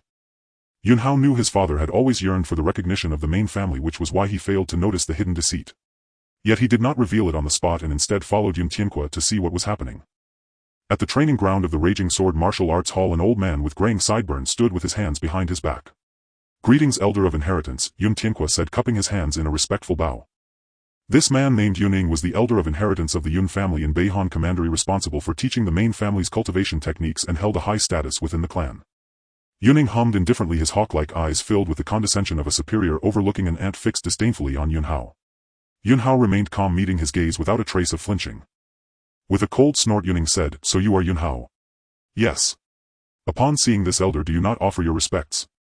Yuning barked, unleashing a formidable aura as a fierce wolf apparition materialized above him, savage and brutal. Manifestation of Qi. This was the power characteristic of the spirit-gathering realm beyond the Sea of Transformation. Yuning, as the main family's Elder of Inheritance, was exceptionally strong, ranking among the top tier in the spirit-gathering realm. Yun Tianque quickly stepped sideways, shielding Yun Hao from Yun Ying's oppressive aura, and explained, "Elder of Inheritance Hao is inexperienced and a bit nervous, hence his lapse in decorum. Please forgive him." Having said that, Yun Tianque turned to Yun Hao, signaling with his eyes, "Hao, quickly pay your respects to the Elder of Inheritance." Knowing his father's deepest obsession lay with the main family, Yun Hao cupped his hands toward Yuning and said, "Yun Hao pays respects to the Elder of Inheritance." His tone and demeanor were neither humble nor arrogant, calm and composed. Yuning withdrew his oppressive aura and said, "The Yun family is an upper-class clan in Beihan Commandery. Our children, besides cultivation, receive strict etiquette training from a young age, learning decorum and refinement. Yun Hao, considering you've been in the backwater of Luyun City, your lack of upbringing is understandable. I'll let it slide today." A cold glint flickered in Yun Hao's eyes. This Yuning, though seemingly scolding him, was actually insulting his father. Yun Tianque, knowing his son's temperament, feared Yun Hao would talk back further. He quickly interjected, "Elder of Inheritance, please calm your anger."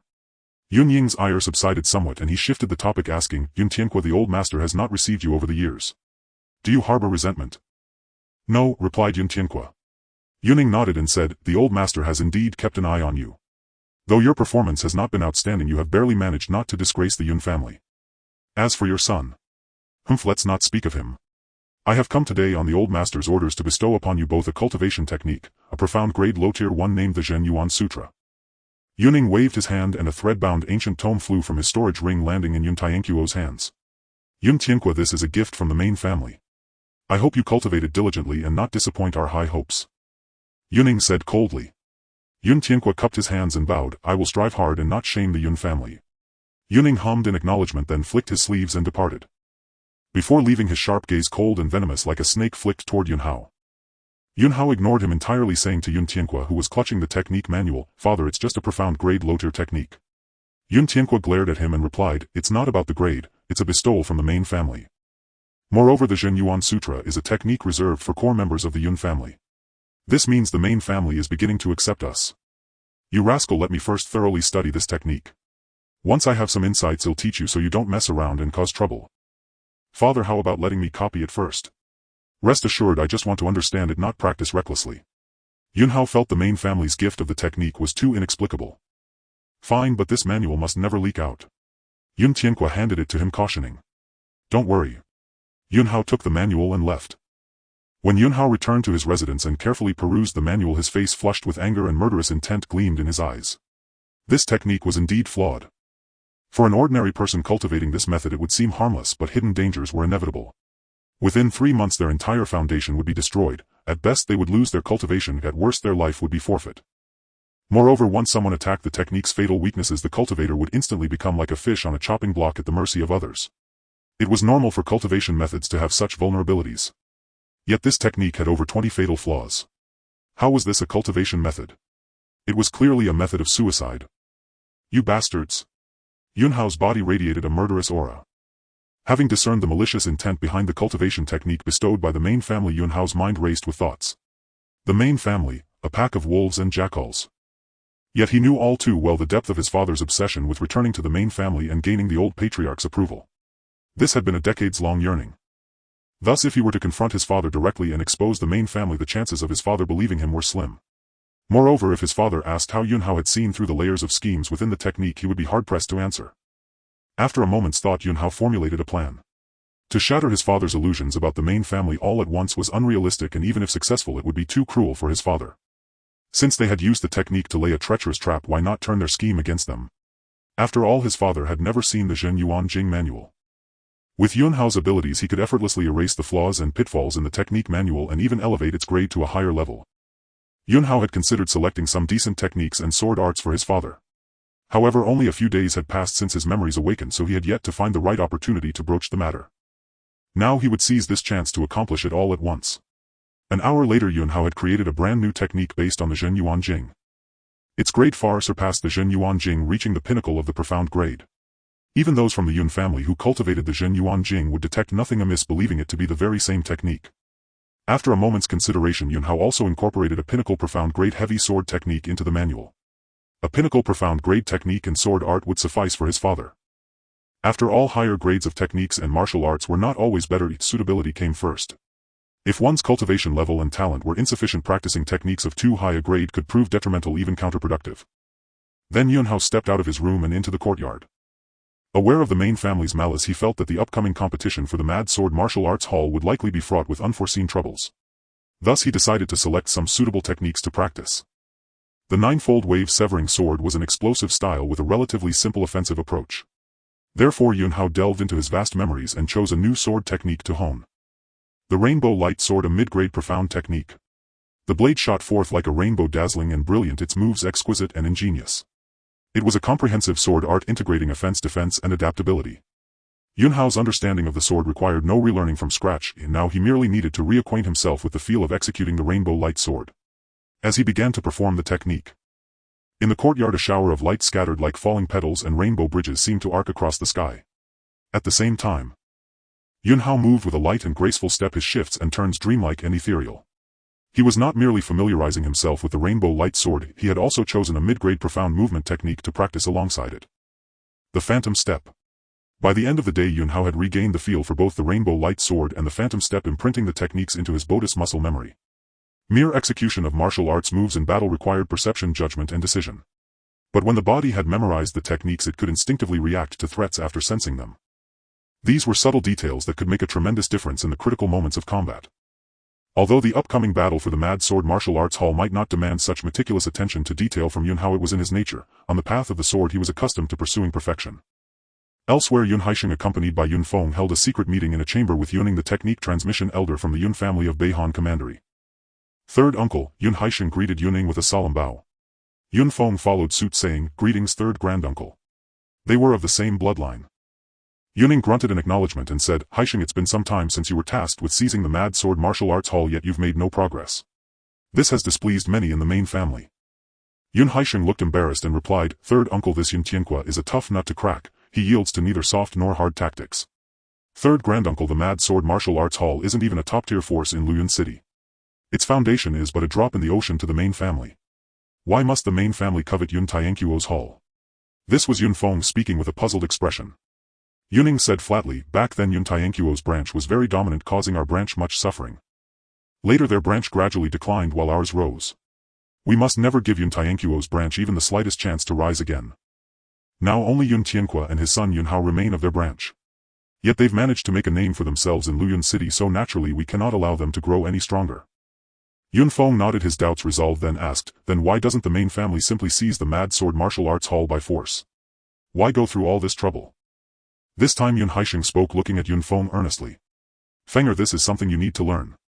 If we seize it directly, what would the other members of the Yun family and the people of Beihan Commandery think of us? It would greatly damage our reputation. All these years we've suppressed Yun Tianquo's branch so thoroughly they couldn't lift their heads. But haven't you noticed? Yun Tianqua still harbors gratitude toward the main family and yearns for their acceptance and return." Yuning hummed in agreement. Reputation is indeed crucial for families like ours. Back then only Yun Tianqua remained of his branch. The great mistake Yun Tianqua made was a trap we set in secret. Yet we stepped in to protect him, merely exiling him from the main family. In doing so, our reputation in Beihan commandery soared, and that fool Yun Tianqua has been grateful to us ever since. Yun Feng listened and immediately flattered. Impressive, truly a masterful scheme. Yuning said, enough of that. I passed the Zhen Yuan Jing to Yun Tianqua and Yun Hao, but I tampered with it. All its notable strengths have been turned into fatal weaknesses. In the upcoming competition, Fenger, you must defeat Yun Hao and seize the Mad Sword Martial Arts Hall from Yun Tianqua. Understood. Moreover, after cultivating this technique for at most 3 months, they will succumb to qi deviation and die from explosive internal energy, a thorough eradication of the root. Yun Feng immediately thumped his chest and declared, even without third granduncle's arrangements I had absolute confidence. Now with your brilliant scheme, success is certain. Leave it to me. Yuning waved his hand and a bottle of pills flew to Yun Feng. This is a low-grade profound-grade Dayuan pill which will greatly aid your cultivation. Yun Feng knelt excitedly and said, thank you third granduncle for the pill. On the day of the competition I will crush Yun Hao so thoroughly hell never raise his head again. I will not disappoint you. Yun Feng knelt excitedly and said, thank you third granduncle for the pill. On the day of the competition I will crush Yun Hao so thoroughly hell never raise his head again. I will not disappoint you. The next day at dawn Yun Hao sought out his father and handed him the cultivation manual. Yun Tianqua noticed the manual was a copy, not the original, but he paid it no mind, merely advising, Hao, remember not to lose the original, it belongs to the main family after all. Yun Hao hummed in acknowledgement and said, Father, rest assured I know what's important. If there's nothing else I'll take my leave. Eager to delve into the manual himself to later guide Yun Hao, Yun Tianqua replied, then stay home and don't go roaming about. Shortly after, Yun Hao left the Mad Sword Martial Hall and headed straight for the Treasure Pill Pavilion. 2 days prior, the pavilion's chief alchemist Su Yin had administered the detoxifying tonic to Li Zhenggang, the elderly owner of the pawnshop. With progress made, it was time to assess the returns. For he was in dire need of silver. A fine sword was required. The Su family possessed a broken demonic sword, but its suitability was uncertain. Thus he prepared for both outcomes, securing ample funds to purchase one if necessary. Within a lavish room at the Treasure Pill Pavilion, sandalwood incense curled through the air. Yun Hao sat on a grand chair draped in beast hide, taking a sip of spiritual tea. It was passable. The delicacies and spirit fruits on the table held no allure for him, he barely glanced at them. Just then Su Yin hurriedly pushed open the door and closed it behind him. He maintained a low reverent posture before Yun Hao, saying, Master Yun, my apologies for the wait. I was attending to some matters at the pavilion. Yun Hao asked calmly, how progresses the matter of the detoxifying tonic? Su Yin promptly replied, it has spread throughout the alchemy circles of Luyun City. Each bowl costs 10,000 taels of silver. Even those with the mildest pill toxicity need at least 7 bowls. A gleam flickered in Yun Hao's eyes. Entrusting this task to Su Yin was indeed the right choice. His status as the pinnacle alchemist in Luyun City commanded respect. Moreover, the man was sufficiently ruthless. A bowl of tonic costing mere dozens of silver taels could be sold for 10,000. To alchemists 10,000 was a pittance. Even 7 bowls totaling 70,000 taels was an irresistible offer to purge their system of pill toxins. Su Yin then produced a thick stack of banknotes from his storage ring. Master Yun, this is the profit from the tonic over the past few days, 490,000 taels. I was planning to deliver it to the Mad Sword Martial Hall today. In mere days 490,000 taels were in hand, while the cost was only a few hundred. Of course Yun Hao knew the market in Luyun City was limited. With only a handful of alchemists here, the tonic's profitability would soon wane. Expanding to larger territories would bring its own challenges, but he paid them no mind. Wealth was of little consequence to him. Matters of the future could wait. Yun Hao pocketed the banknotes and rose to leave. Su Yin watched him with eager eyes. Yun Hao paused and said flatly, continue the tonic for a few more days. Once your body is somewhat restored, I will address the complications from refining the blood-building body pill. Su Yin breathed a sigh of relief. The young master hadn't forgotten. With feigned nonchalance he murmured, if you're busy Master Yun, there's no rush at all. At noon, under the blazing sun, Yun Hao returned to the Mad Sword Martial Hall after scouring Luyun City. He had visited every weapon shop including the Su family's forge but found no suitable blade. Young master, you're back. A servant rushed forward as Yun Hao entered the hall. The young master of the Su family arrived early this morning and has been waiting for you. The fatty had come. Yun Hao knew the sword-controlling mark he had given him had taken effect. Having found no proper sword all morning, his last hope rested on the Su family's demonic blade. If that too proved unsuitable, he would have to gather materials and forge one himself. Moments later, Yun Hao found the fatty in the back kitchen of the martial hall, clutching a wine flask in one hand and a greasy roast chicken in the other, his mouth slick with oil. Brother Yun, you're finally back, the fatty called out, his cheeks stuffed with chicken.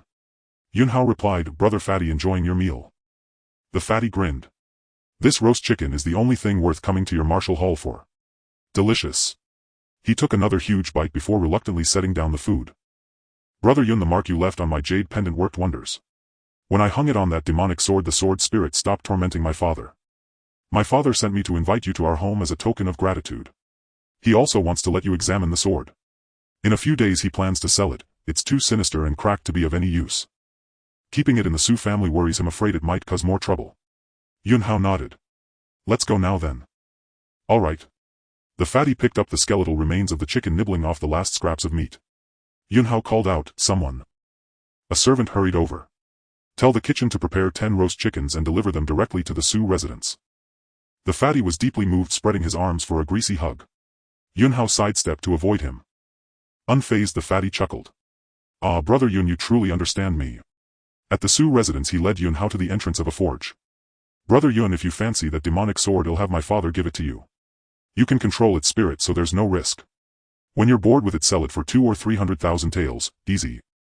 The fatty lowered his voice, betraying his father without a second thought. Yun Hao smiled calmly. Let's see it first. The fatty nodded, then bellowed, Father, I've brought Brother Yun.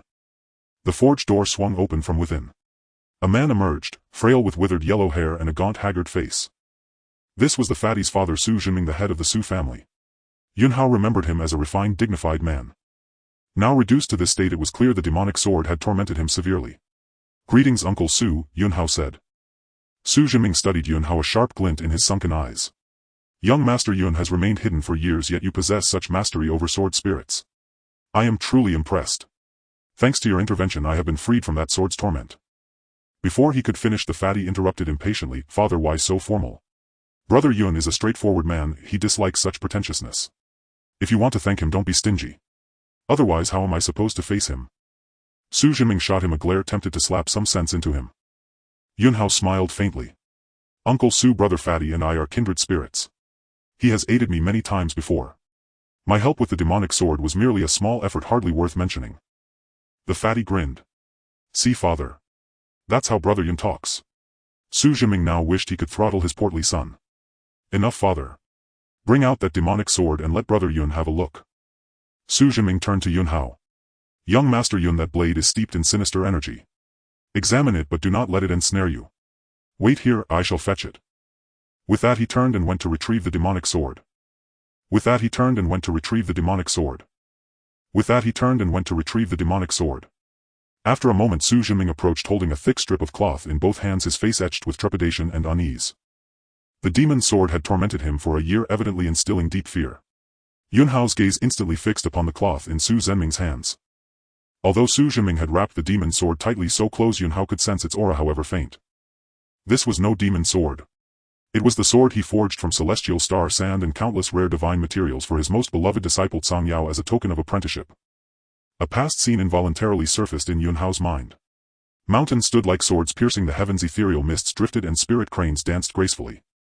At the summit of the highest peak a child with 2 braids, bright black eyes and a round baby fat face knelt on the ground. Disciple Tsang Yao pays respects to Master, she said timidly. Before her the legendary sword Dao myth, the Cloud Sky Sword Emperor, stood with one hand behind his back, gently stroking Tsang Yao's head, infusing pure sword essence into her body to cleanse its mortal impurities. Then the Cloud Sky Sword Emperor reached out his hand. A simple unadorned sword tore through the sea of clouds and arrived. Tsang Yao, you possess the rare Dao sword heart physique. This sword is named Su Xian. I bestow it upon you, hoping that on the path of the sword you will never be blinded by vanity and will forever keep your original intent. The Cloud Sky Sword Emperor spoke, his tone laden with expectation. Tsang Yao immediately took the sword with both hands, laughing excitedly, Thank you, Master. This disciple will not disappoint your high hopes. Just then the fat man's shout pulled Yun Hao back from his thoughts. He strode forward, snatched the cloth from his father Su Zhenming's hands and grumbled, Father, you're embarrassing me to death. Look at you, trembling like a bride about to enter the bridal chamber. Su Zhenming's face flushed red, then he fumed inwardly. How could he have sired such an unfilial son?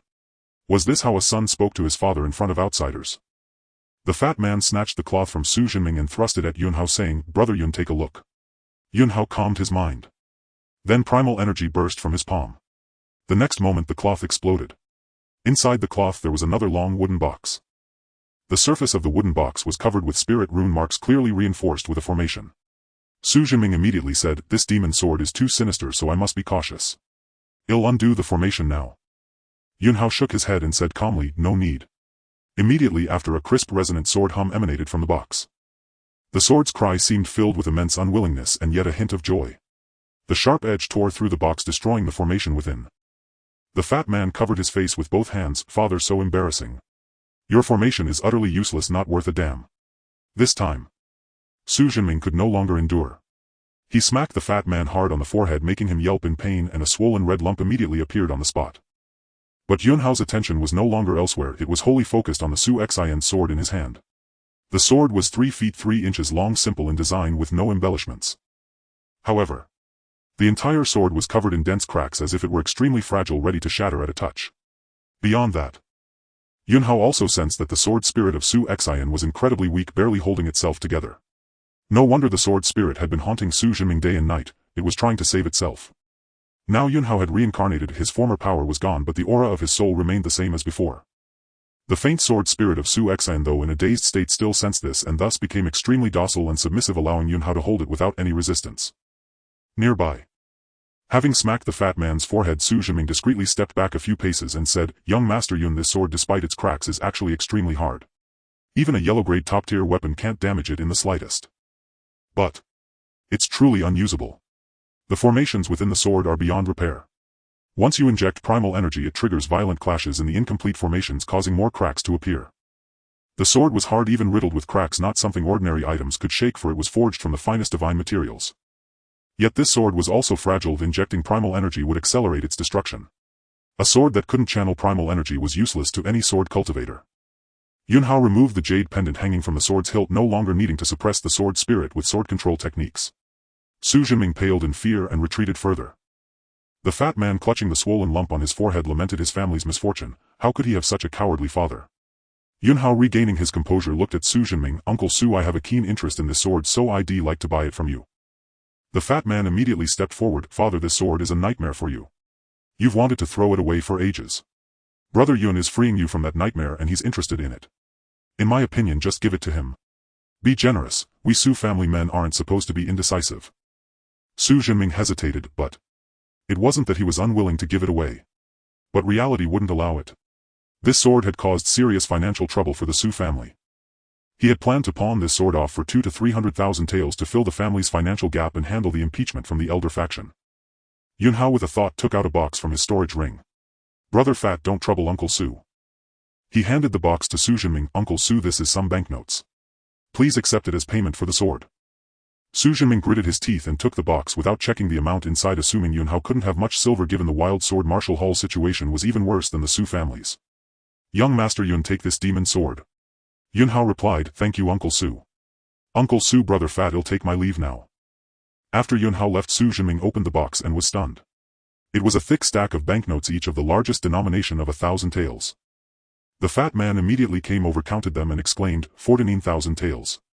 Even for the Su family, 49,000 taels of silver was a huge fortune. The fat man stared at Su Jinming. Father, we can't take this money. Su Jinming gritted his teeth and said, consider it a loan from Yunhao. With this silver, the elder council's impeachment can be easily suppressed. Once the trouble is resolved, I'll pay him back. Young Master, young Master. A confidant of the fat man ran over and shouted, the wild sword martial hall has sent 10 roast chickens. The fat man lamented heartily, I eat my brother's chicken and then take his silver. Father, you really make things hard for me. Forget it, I can't be bothered. I'll go eat the chicken while it's hot. On the other side, Yunhao returned to the wild sword martial hall and immediately plunged into the cultivation chamber. Repairing the sword's body was impossible. Luyun City lacked good materials. Thus the top priority was to first repair part of the formations within the Su Xian sword. The pure heart sword was the sword of apprenticeship Yunhao gave to Tsang, forged by his own hands, originally ranked as a top-grade celestial artifact. Yet the blade was damaged, the internal formations shattered, and the sword spirit weakened. Yunhao dismissed further thoughts, immediately channeling his spiritual energy into the pure heart sword. A full half-hour passed. Yunhao withdrew his spiritual energy. A trace of exhaustion surfaced on his face. Though these were all schemes he had laid in a past life. Now, however, his spiritual energy was far too weak. Fortunately, after some investigation, the formations within the pure heart sword were not completely destroyed. Many could still be used, needing only the corresponding spirit runes to reawaken their power. After resting a while, Yunhao began to trace spirit runes with his spiritual energy, integrating them into the pure heart sword. 2 days slipped by in a flash. On this day, Yun Haisheng, sent by the main branch of the Yun family in Beihan County to seize the Mad Sword Martial Hall, paced back and forth alone outside a cultivation chamber, casting nervous glances at its door. After a long while the door to the cultivation chamber opened. His son Yun Feng rushed out excitedly. "Father, I succeeded. I am now at the 5th level of the true Yuan realm. Haha, with this strength, even if Yunhao's cultivation method were flawed, let alone fine a few Yunhaos, would be no match for me." At that moment another figure emerged from the cultivation chamber. It was Yuning, the elder of inheritance from the main Yun family. His face dark, he said, "I personally helped you and even gave you a bottle of low-grade profound tier grand origin pills, yet you only broke through 3 realms. How dare you be so pleased with yourself? With your strength you rank merely among the lower tier of Beihan County's younger generation." Yun Haisheng immediately said, "Third uncle speaks rightly.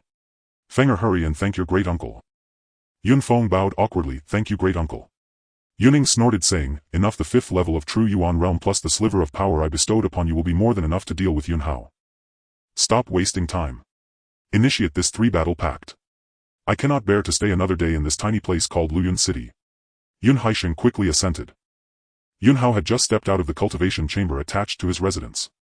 Ling Feiyu placed the food box on the table, her brow furrowed with worry. "Yun Hao, what's wrong?" Ling Feiyu frowned slightly, saying, "Just now Yun Haisheng went to see Uncle Yun Bo and proposed to start the 3-battle pact tomorrow." Yun Hao remained calm. "Tomorrow it is then. It's better to drive these vile pests out of the Mad Sword Martial Hall sooner." Ling Feiyu sighed. "Are you so confident?" This time Yun Haisheng's side will send Lu Han, Huang Tao and Yun Feng. Both Lu Han and Huang Tao are at the 4th level of true Yuan realm and fight ruthlessly. As for Yun Feng, just today he broke through 3 realms from the 2nd level of true Yuan to the 5th. Yun Hao remained composed. "A bunch of chickens and dogs, nothing to worry about. Feiyu, go find Su Yin and ask him to visit the Mad Sword Martial Hall tomorrow." Su Yin was the chief alchemist of the Precious Pill Pavilion in Luyun City, holding some status even in Beihan County. Bringing Su Yin over would surely give Yuning many misgivings.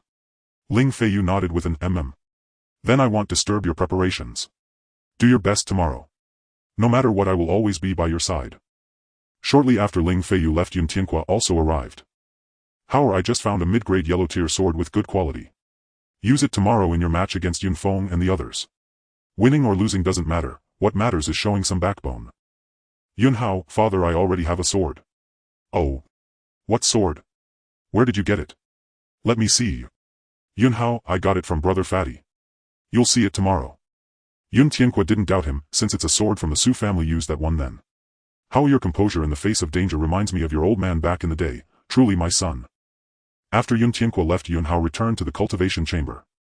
Inside, the pure heart sword floated in midair. Though the blade still bore cracks, the core of its formations had been repaired by Yun Hao. Now the sword could channel primal energy and exert some power. Yun Hao sat cross-legged on a cushion beside the pure heart sword, closing his eyes and calming his breath. The Origin Sword Sutra began to circulate and the primal energy of his physical form surged forth, enveloping the sword completely. Using the sword's sharpness to forge sword essence which returned to his body, he achieved a transcendence of combat power. Throughout the night Yun Hao refined the sword essence. At dawn, as the morning sun rose, Yun Hao washed up, changed into a plain white robe and stepped out. Compared to the day before, he now bore a unique aura. Like an unsheathed divine sword, its edge seemed ready to pierce the 9 heavens. Though his cultivation level remained unchanged after converting all primal energy into sword essence, his combat power was doubled. Yun Hao walked toward the training grounds facing the rising sun. In an instant his sharp aura vanished without a trace. The release and withdrawal were perfectly controlled at will. At the training grounds of the Raging Sword Martial Hall. Early in the morning all the disciples had already gathered. "Haha, I've been waiting for this day's excitement for so long. Today's battle Master Feng will surely win. When Master Yun takes over the Raging Sword Martial Hall, he will surely elevate it to new heights." Indeed, Master Yun hails from the northern cold county's Yun family. Does that mean we are now disciples of the Yun family's main branch? Of course. I believe the Yun family's main branch will not only allocate resources but also provide advanced cultivation techniques and martial arts. This will greatly benefit us. Humph, a pack of ungrateful wolves. The master has treated you well all this time, yet you betray him. The young master can now cultivate and his strength is not weak. He once defeated Su Li's guard at the gambling house. Tisk tisk tsk. Stop dreaming. How can Yun Hao possibly win? Can he defeat senior brother Lu Han and senior brother Huang Tao, who are at the 4th layer of the true Yuan realm?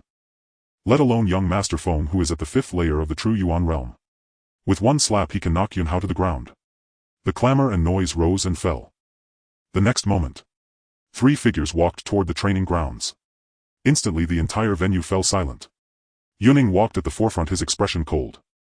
Yun Tianque and Yun Haisheng followed behind Yuning. The three ascended the elevated platform at the front of the training grounds and took their seats. Yuning sat in the central main seat with Yun Tianque and Yun Haisheng flanking him on the left and right. Just then, Master Alchemist Su of the Treasure Pill Pavilion has arrived. A loud shout rang through the grounds. Yuning, who had just closed his eyes, opened them, his brows slightly furrowed. Why had Su Yin come? If it were the Su Yin of before, Yuning wouldn't have cared much. But now Su Yin seemed to have developed a decoction to remove the symptoms of pill poison that afflicted alchemists. If it truly proved effective, Su Yin would become a paramount figure even in northern Cold County. Therefore Yun Ying's aged face immediately broke into a smile and he proactively walked toward Su Yin. What wind brings Master Alchemist Su here? Yuning said with a smile. Su Yin returned the smile, saying, I share a good personal rapport with Master Yun, so naturally I had to come and witness such a significant event at the Raging Sword Martial Hall. He made no attempt to hide his stance, expressing his attitude clearly. Yun Ying's smile didn't reach his eyes as he said hypocritically, Master Alchemist, thus presence as a witness to today's battle is our utmost honor. Please take a seat of honor. Su Yin had just taken his seat. Suddenly another loud shout rang out. The City Lord's Mansion's general has arrived. A middle-aged man clad in cold iron battle armor with a long saber at his waist and an aura of killing intent strode forward. This man had a face with bulging muscles and eyes like a tiger or leopard radiating ferocity. He was none other than Xiao Fei, the general in command of military forces at the City Lord's Mansion. Beside him stood an elderly man with prominent cheekbones. Haha, General Xiao, we've been expecting you. Yuning laughed heartily and stepped forward to greet him again. Elder Yun, the City Lord, had important matters to attend to today and couldn't come, so he specifically sent me to witness this battle at the Raging Sword Martial Hall. By the way, Elder Yun, this is Woodwither Daoist, an honored guest of the City Lord. Xiao Fei introduced the elderly man beside him. Yuning looked at the elderly man, smiled and cupped his hands in greeting. Woodwither Daoist returned the gesture but remained silent. General Xiao, Woodwither Daoist, please take a seat of honor. Yun Haisheng said with a smile from the side. More chairs were brought onto the elevated platform. After sitting down, Xiao Fei looked at Su Yin and said with a laugh, I didn't expect Master Alchemist Su to be so free. Su Yin replied flatly, compared to General Xiao, I am rather idle. Xiao Fei, not wanting to be rebuffed, looked directly at Yun Tianque. Master Yun, your son was nothing but a worm before. These past days, however, he has managed to earn some respect. My son was indeed a bit unruly before, but he's not the worm General Xiao describes. Yun Tianque retorted. Whether he's a worm or not, everyone knows. Yun Haisheng said sarcastically, used to being a stinking bug, a rotten worm, and still thinking he can turn into a dragon. What a joke. Yun Tianque erupted in anger and shouted, Yun Haisheng, you. Humph. Yuning let out a cold snort, cutting off Yun Tianquo's chance to speak further. Stop disgracing the Yun family in front of Master Alchemist Su, General Xiao, and Woodwither Daoist. With that, Yuning nodded to Yun Haisheng. Yun Haisheng immediately shouted, everyone here knows the reason for today's battle, so I won't waste words. Let's begin. Fenger, Lu Han, Huang Tao, take the stage. As his voice fell, Yun Feng and the other two leaped from the crowd and landed in the center of the training grounds. Yun Feng swept his gaze around and sneered, what has Yun Hao decided to be a turtle and not dare to fight? He boasted about fighting all three of us alone, putting on quite an act, but now he's backing down. As expected of his reputation as a waste. Yun Haisheng looked at Yun Tianque and sneered, Yun Tianque, is your precious son really too scared to come? Such a shameful thing is a disgrace to our Yun family. Yun Tianque, already hot-tempered and having held back for so long, was provoked once more. He slammed the table and stood up. Father. Just then Yun Hao's voice rang out. He walked over hand in hand with Ling Feiyu. All eyes in the venue turned to look at them. Woodwither Daoist, who had remained silent until now, stared intently at Ling Feiyu and asked, is this Ling Feiyu from Linfeng County? Yun Tianquo's expression changed instantly. Ling Feiyu was indeed from Linfeng County, but this was something only Yun Tianque and Ling Feiyu herself knew, not even Yun Hao was aware. Woodwither Daoist's direct revelation of Ling Feiyu's origins caught Yun Tianque off guard, filling him with wariness and caution. Feiyu is from Han City. Her family died in a beast calamity and I happened to find her and brought her back to raise. Woodwither Daoist smiled, his voice hoarse, it seems I was mistaken. At that moment on the training grounds, Yun Feng shouted, Yun Hao, get up here and take your beating. Below. Yun Hao released Ling Feiyu's hand, gave her a calm smile, lightly tapped the ground with his toe, and his graceful figure soared into the air, landing on the training grounds. Yun Feng sneered, then looked at Lu Han and Huang Tao, saying, you two step aside for now. Since he shares the Yun surname, I should be the one to suppress this disgrace to our family. Lu Han and Huang Tao immediately stepped aside. Yun Feng fixed his sharp gaze on Yun Hao and bellowed, Yun Hao, my father was sent by the main family to take over the Raging Sword Martial Hall and lead it to a better future. But you and your father have been completely uncooperative, forgetting your ancestors. Today I will mete out the punishment you, an unworthy descendant of the Yun family, deserve. From now on you and your father will get out of the raging sword martial hall. A cold glint flashed in Yunhao's eyes. Forgetting his ancestors. The sheer shamelessness of those words was beyond belief. With a thought, the sincere heart sword shot out from his storage ring. As the sword appeared, the entire venue was stunned. Then a wave of mocking laughter erupted. Haha, am I seeing things? Is that a sword? It's a sword, a broken sword. I've never seen such a shabby sword. On the elevated platform, Yun Tianquo's face also changed. Yesterday Yunhao had said he got a sword from the Su family, but he never expected it to be such a cracked blade, looking like it would shatter at a touch. Yun Feng, standing opposite Yunhao, burst into wild laughter. This broken sword suits you, a worthless man, perfectly. On the elevated platform, Yun Haisheng looked triumphantly at Yun Tianque and said, Yun Tianque, your rebellious son is bound to lose today's battle. If you don't want him to suffer, kneel down now, apologize for your past actions, and willingly hand over control of the raging sword martial hall. Yun Tianque ground his teeth audibly, his fists clenched tightly. Though filled with rage, he had to admit that at this moment the offer was tempting. If it could save Yunhao, both face and power were as fleeting as clouds to him. But just then Yunhao's voice rang out slowly. Father, why not let him kneel to you instead, then take his people and get out of the raging sword martial hall? As for what happened before, I will let it slide. After Yunhao spoke these words, the entire crowd was stunned. Arrogant. Yun Haisheng erupted in fury. Yunhao, who do you think you are? Do you even qualify to make me kneel? Yunhao replied calmly, and who do you think you are? What gives you the right to make my father kneel? Father, against such an ungrateful and arrogant waste force is the only answer. Let me teach him a lesson. Yun Feng roared with a sinister laugh.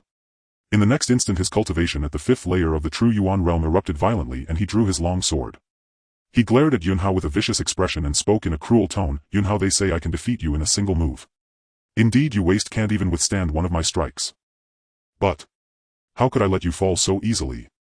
I won't grant you a swift end. It'll make you struggle in agony and taste despair. He roared the last words, then his body shot toward Yunhao like an arrow.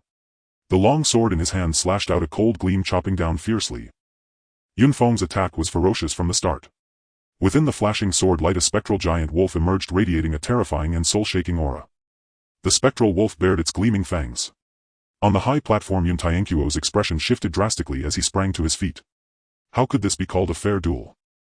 Yun Feng's strike was not his own power at all. If the wolf apparition was a technique from Yuning, the elder of the main Yun family. This was the primordial spirit of a spirit condensation realm expert like Yuning. Although it was merely a trace of that spirit, it was enough to elevate Yun Feng's combat prowess by an entire tier. Yun Feng was already at the 5th layer of the true Yuan realm. In Yun Tianquo's view, as long as his son Yunhao fought like a man, defeat was inevitable. But Yun Feng had borrowed Yun Ying's primordial spirit power from the very start. Enraged Yun Tianque was about to intervene. Before he could act, a powerful aura from Yuning seated in the main seat pressed down on him. A fair fight, no one interferes. Yuning barked coldly. Yun Haisheng watched Yun Tianque with a sneer. Around the arena everyone was stunned. Most didn't realize Yun Feng had borrowed power. They believed this was his own strength. That a true Yuan realm 5th layer cultivator could unleash such astonishing force was beyond belief. As he charged at Yunhao, Yun Feng already imagined the latter's miserable state. In his mind, this strike would leave Yunhao half dead. Then he would follow with a storm of attacks, denying Yunhao any chance to surrender, humiliating and tormenting him until he lost all dignity and could never hold his head high again. Yunhao remained unruffled. A mere trace of a primordial spirit combined with Yun Feng's true Yuan realm 5th layer cultivation was equivalent to the full force strike of a 7th or 8th layer true Yuan realm warrior. Just as the sword light carrying that trace of spirit power was about to land on him, Yunhao suddenly stepped forward. His sword essence erupted instantly. The cracked plain heart sword slanted upward. An unadorned sword move. In everyone's eyes it was a battered blade. Yet in that instant it unleashed an unimaginable sharpness. The sword light Yun Feng had slashed was torn apart by Yunhao's strike. Then under everyone's gaze, Yunhao's sword tip pierced into the gaping maw of the spectral wolf. A thunderous explosion erupted. The trace of primordial spirit that Yuning had bestowed upon Yun Feng to ensure his victory shattered completely. Violent shockwaves swept through the arena, scraping a layer off the ground. Yun Feng's sword hand throbbed with excruciating pain. His blade was knocked from his grip and his body, thrown off balance, flew backward. Yet the momentum of Yunhao's strike had not faded. The sword energy shot forth from the blade, continuing to slash at the tumbling kite like Yun Feng. A flash of sword light. Precisely aimed. Yun Feng's flailing right arm was severed at the shoulder. Yun Feng's body crashed heavily onto the ground below the arena. His severed arm thudded onto the platform. The entire venue fell into deathly silence. Stunned expressions adorned every face. Yun Hao had actually defeated Yun Feng. With a single strike he had severed Yun Feng's arm. Incredible. Shock filled everyone's hearts. Ling Feiyu's face lit up with excitement. The hands gripping her sleeves finally relaxed as she silently watched Yun Hao on the arena, her eyes shining brightly. On the high platform, Su Yin remained expressionless. This outcome did not surprise him. Xiao Fei and the withered wood Daoist both showed flickers of surprise, but the latter quickly refocused his attention on the watching Ling Feiyu, his gaze as cold as a viper's. Yun Tianque was dumbfounded. Was his son this formidable? Then he roared with laughter, excellent. Splendid. Truly the son of Iron Sword, mad slaughter. That's how it's done. Yun Ying's aged face darkened as if it might drip water. To expedite matters, he had personally come to Luyun City, schemed against Yun Tianque and Yun Hao with techniques gifted pills to Yun Feng, helped elevate his cultivation and even stripped a trace of his primordial spirit for him. And what was the result? Yun Feng was defeated in a single blow by Yun Hao. Fenger. Yun Haisheng flew down to the prostrate Yun Feng. Seeing his son's severed arm, murderous intent boiled within Yun Haisheng. Father. Yun Feng's heart was filled with utter despair. With all that preparation, he had still lost an arm to Yun Hao's single strike. Recalling the moment he faced Yun Hao's sword, Yun Feng now felt no hatred, only terror. Only he facing that strike could comprehend the sheer dread of teetering on the edge of life and death. Yun Hao's expression was indifferent as he coldly addressed Yun Haisheng and Yun Feng. I said before that I would take your arm. Today this matter is settled. These words referred to the first confrontation after Yun Hao's memories had awakened, spoken at the entrance of the alchemy hall of the Mad Sword Martial Hall. Yun Haisheng's chest heaved violently. He glared at Yun Hao and roared, Yun Hao, in a clan duel you resort to such vicious cruelty. Moreover, we are of the main family while you are merely a branch member. Injuring my son is an act of insubordination. According to clan law the punishment is doubled. I shall take both your arms as retribution. Upon hearing this, a mocking smile curled at the corner of Yun Hao's mouth. Before he could respond, Yun Tianquo's fiery temper could no longer be restrained. He grabbed his heavy sword, swooped down from the high platform and stood beside Yun Hao. You shameless bastard. My son won fair and square against Yun Feng. If you can't take a loss, don't play. Want to take my son's arms? Try it and it'll cut off your hands too. On the high platform, Su Yin looked at Yun Ying and said, Elder Yun, I never knew the Yun clan had such a rule, that a branch member cannot harm a main family member in a duel. This is truly an eye-opener for me. Yun Ying's face darkened. Forgive me, Alchemist Su, for this embarrassment. Then he barked, Yun Tianque, Yun Haisheng, return at once. The duel continues. Yun Haisheng was filled with resentment but dared not defy Yun Ying's command. He could only order someone to tend to Yun Feng's wounds, then obediently return to the high platform. Yun Tianque looked at Yun Hao and laughed heartily, fight however you want. Today we too won't swallow this insult. This remark was meant for Yun Ying. He had once respected Yun Ying deeply. But just now Yun Feng had used Yun Ying's primordial spirit. Yun Tianque understood full well what that meant. If his son hadn't been capable, he would have been ruined. After speaking, Yun Tianque hefted his heavy sword and flew back to the high platform. Yun Hao turned his gaze to Lu Han and Huang Tao, who stood by the arena. Both averted their eyes, unwilling to meet his. Even Yun Feng's powerful strike had failed against Yun Hao. How could they dare step onto the stage? Yun Hao said flatly, to save time, both of you come at once. Yun Hao effortlessly severed a limb from Yun Feng with a single strike, causing Lu Han and Huang Tao to lose their fighting spirit in fear. Yet Yun Hao surprisingly challenged both of them together. Instantly the two became emboldened. Unknown they wouldn't dare. But 2 against 1. That was no longer a concern. Despite their cultivation being inferior to Yun Feng's, Yun Feng was a pampered rich kid. The two had served under Yun Haisheng, handling many shady dealings, employing brutal methods with rich combat experience. Their cooperation together significantly boosted their combat power. Yun Hao, this is what you said, not us forcing you. You want to take on 2 of us and establish your reputation. You will soon realize how foolish this is. Since you are a man, you should stand by your words without regret. Lu Han and Huang Tao jumped out, fearing that Yun Hao might backtrack. Many around them thought Yun Hao was too arrogant. Wasn't unknown good enough? Given the way he dealt with Yun Feng with that one sword strike, victory seemed assured. Why challenge 2? Was he seeking trouble? Just because he has made some progress in his cultivation, he has forgotten his own limitations. This is a classic case of being oblivious to one's own limitations. Back on the high platform, Yun Haisheng's expression darkened as he thought about his son Yun Feng losing an arm. He coldly commanded, Lu Han, Huang Tao, break his arms and legs. The two exchanged glances. After years of tacit understanding, a strategy was formed with just a look. Attack! Lu Han suddenly shouted. In the next moment he and Huang Tao attacked Yun Hao from both sides. Their speed surprisingly synchronized. Lu Han used claw techniques targeting Yun Hao's upper body, his fingers bent like claws that could easily pierce steel plates. If they caught a person, one could imagine the consequences. Meanwhile Huang Tao crouched low, wielded dual blades with ruthless moves, sweeping one blade towards Yun Hao's ankle while the other aimed at his groin. As soon as the two made their move, gasps of astonishment erupted. Those closer to Yun Haisheng couldn't help but applaud, praising the perfect coordination. Their attacks flowed seamlessly toward Yun Hao's face, chest, groin and ankle. Those supporting Yun Hao turned pale, filled with tension and worry, thinking that Yun Hao was too impulsive. While it felt good to call for a two-known fight, the outcome would only bring a sigh of despair. Faced with Lu Han and Huang Tao's assault, Yun Hao executed the stunning steps of the Xuanjia tier. His figure shot forward like a sword's energy, moving quickly yet appearing ethereal. Swish! Huang Tao's dual blade struck precisely at Yun Hao. Immediately after, Lu Han's claws also landed on Yun Hao. Some people had already closed their eyes, unable to watch any further. Others were opening their mouths, ready to cheer. Boom! A loud explosion echoed as Huang Tao's claws crushed the air. Lu Han's blades, though aimed at Yun Hao's lower body, felt no resistance at all. The expressions of the two changed drastically. A shadow! Lu Han exclaimed, his rich experience prompting him to quickly shift sideways. However, in the end it was still too late. Puff! A cracked sword tip pierced through his abdomen, followed by a fierce surge of sword energy that wreaked havoc within Lu Han's torso. Ah! A chilling scream escaped Lu Han's lips. Yun Hao's expression remained indifferent as he drew the Su Xin sword, sweeping its blade in a brilliant arc, the sword energy shining like a rainbow, striking Huang Tao with unmatched speed. Ah! Another scream rang out as Huang Tao's chest was slashed open, sending his body flying backward. The battle ended decisively. Lu Han and Huang Tao, despite their combined efforts, didn't even touch the hem of Yun Hao's clothes, suffering a crushing defeat.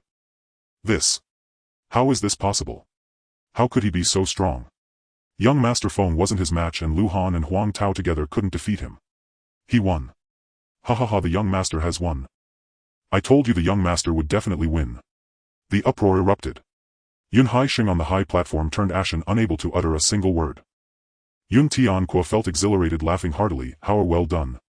Yun Ying's face turned completely grim as he had come at the behest of the old master, who had instructed him to see the results before the grand birthday celebration. However, Yun Hao's strength exceeded his expectations.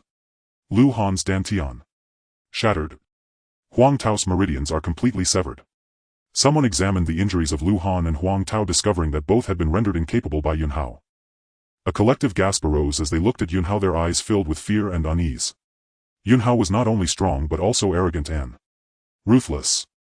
Today he first severed Yun Feng's arm, then shattered Lu Han's dantian, and finally severed Huang Tao's meridians. A Yun Hao capable of martial arts was terrifying. Elder, my son Yun Hao has won today's battle. According to our agreement, Yun Haisheng is no longer allowed to interfere with the affairs of the Guangjian Martial Arts School. Please announce it, Elder. Yun Tianque felt a wave of relief in his heart, as if all the oppression had vanished in that moment. His son had succeeded. It was more satisfying than if he had dealt with Yun Haisheng himself. Sitting in the main seat, Yuning wore a grim expression and said, Yun Hao is indeed impressive, but being so ruthless against our own people is excessive. This time he'll let it go, but if it continues he will face severe punishment according to clan rules. Yun Tianque completely ignored this and urged, please announce the results of today's duel, Elder. Yun Ying's grip on the armrest of his chair left deep finger impressions, and he coldly snorted, Yun Tianque, your son indeed has some ability, but relying solely on him won't uphold the Guangjian Martial Arts School. If you wish to continue as the master of the Guangjian Martial Arts School, you must compete with Yun Haisheng. A master must possess strength to command respect. This was a matter that many from the main family were keeping an eye on. It must not be mishandled. In a moment of desperation, Yuning thought of another way to handle the situation. As soon as these words were spoken, Yun Haisheng immediately shouted, that's right, Yun Tianque. If you have the guts, let's fight. The loser must leave the Guangjian Martial Arts School. In the past he wouldn't have dared to face Yun Tianque head-on. But since Yun Tianque practiced the flawed Jin Yuan Jing, Yun Haisheng felt unafraid and thus spoke arrogantly. Yun Tianque glared at Yuning with intense anger. At first he respected Yuning, but after Yuning had given a trace of Yuan Ling imprint to Yun Feng to deal with his son Yun Hao, and now shamelessly went against the agreement to have him fight Yun Haisheng once more to determine the ownership of the Guangjian Martial Arts School. He held no respect for Yuning any longer. In the next moment Yun Tianque bellowed, if you want to fight then let's fight. Do you really think I Tai Jian Quang Tu am a soft persimmon for you to squeeze? With his voice echoing, Yun Tianque flew to the training ground, standing before Yun Hao. Hao, step back. I too want to vent my anger today. Yun Hao nodded, saying nothing. His father's strength was already not inferior to Yun Haisheng. And the confidence Yun Haisheng had to fight stemmed from the Jin Yuan Jing technique which Yuning had undoubtedly revealed all the flaws and weaknesses of. However, that technique had long been altered by Yun Hao. As Yun Hao stepped back, Yun Tianquo pointed his heavy sword directly at Yun Haisheng on the high platform. "Get down here." Yun Haisheng soared down from the high platform, then retrieved a large blade from his storage ring. "Yun Tianquo, I have always been courteous to you out of a shred of kinship as fellow members of the Yun clan, yet you have taken my tolerance as capital for your arrogance. Today I must make you understand that before me you are nothing." Yun Haisheng let out a cold shout. Yun Tianquo raised his heavy sword, unleashing the power of the 5th level of the Sea Transformation Realm. The heavy sword instantly appeared even more formidable, as imposing as a great mountain. Yun Haisheng was also at the 5th level of the Sea Transformation Realm. Faced with Yun Tianquo's imposing aura, he visibly flinched. But recalling that Yun Tianquo had cultivated the Jin Yuan scripture, he was instantly brimming with confidence. If he merely struck Yun Tianquo's vital point, even a slight impact would cause his primordial energy to spiral out of control, at the very least severing his meridians. In this battle he would cripple Yun Tianquo. Then he could deal with Yun Hao however he pleased. "Yun Tianquo, you will soon be kneeling before me begging for mercy. Watch my blade." Yun Haisheng roared, leaping into the air. Gripping his blade with both hands, he slashed downward fiercely. The blade's radiance stretched over 10 meters, its might so overwhelming that even before it landed it had already caused the training ground to sink deeply. A violent surge of air swept through. The onlookers around the training ground were all stunned, retreating hastily. Yun Tianquo bellowed, his heavy sword meeting the colossal blade radiance. In an instant a phantom of a mountain range materialized within the dense sword light he unleashed. This was precisely the mountain sword technique, a profound grade supreme sword art from the Jin Yuan scripture that Yun Hao had provided. Before Yun Tianquo's imposing mountain sword light, Yun Haisheng's blade radiance appeared utterly insignificant and trivial. Boom!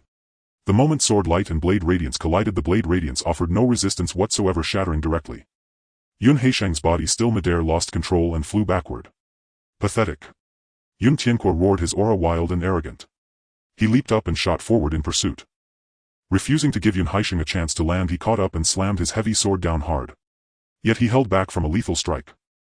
The flat side of the heavy sword, broad as a door panel, struck Yun Haisheng's chest. The terrifying impact sent Yun Haisheng plummeting toward the ground. Boom! The entire training ground collapsed completely. Yun Haisheng's body was buried under a heap of rubble. Yun Tianquo dove down from the air into the rolling dust. Moments later he emerged from the swirling debris holding his heavy sword in one hand and Yun Haisheng by the neck with the other. At that moment Yun Haisheng's chest bones were shattered, his body covered in grime mixed with blood and dust, his hair disheveled. "Do you submit?" Yun Tianquo raised his arm high, gripping Yun Haisheng's neck, and roared. Yun Haisheng's limbs twitched feebly, unable to utter a single word. "You dare not answer. It seems you are unconvinced." Yun Tianquo bellowed, hurling Yun Haisheng fiercely to the ground, smashing another deep crater into the earth. The crowd gasped. Truly like father like son, Yun Hao was ruthless, but Yun Tianquo was even more so. Boom! Boom! Boom! Still unsatisfied, Yun Tianquo grabbed Yun Haisheng, who was limp as a dead dog, and smashed him about, wildly sending chills down the spines of all who watched. Enough! Yuning shot to his feet, his teeth nearly ground to dust. He had already shamelessly broken the agreement in public, yet even that had proven utterly futile. Yun Tianquo casually tossed the battered Yun Haisheng aside and looked at Yuning. "Elder Yun, do you have anything else to say?" Yun Ying's lips quivered. Finally, with a cold snort, ignoring Su Yin Xiaofei and the withered tree Daoist, he flicked his sleeves and stormed off in fury. Yun Tianquo then swept his gaze over the surrounding martial hall disciples and roared, "In today's duel my son overwhelmed Yun Feng, Lu Han and Huang Tao. And I Yun have beaten Yun Haisheng like a mangy dog. According to the agreement, from this day forth Yun Haisheng and his son are to be expelled from the Mad Sword Martial Hall. Men, throw Yun Haisheng out and have a few more toss Yun Feng out as well." Once provoked, Yun Tianquo was no one to trifle with. Even with Yuning still lingering in the hall, he paid no heed and directly ordered the expulsion of Yun Haisheng and his son. Immediately several men stepped forward to carry away the unconscious Yun Haisheng. "Father," Yun Hao approached, "the hall is divided in loyalty. Today might be a good time to purge it completely. Keeping some ungrateful wolves might leave hidden dangers." Yun Hao had plenty of ways to earn silver, so he cared little if the hall lost a few disciples' tuition. Yun Tianquo nodded. "Hao speaks sense."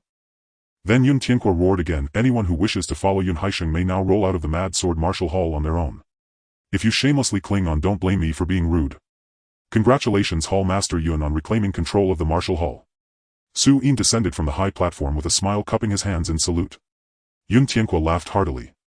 "I'm in excellent spirits today. Alchemist Su, won't you stay and grace us with your company over some wine and food?" Su Yin cast a discreet glance at Yun Hao. Yun Hao said, Alchemist Su, you must have a good drink with my father.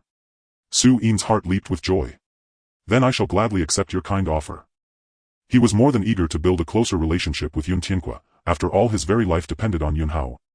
Meanwhile, on the high platform, the city lord's garrison commander Xiao Fei and the withered tree Daoist had already departed unnoticed.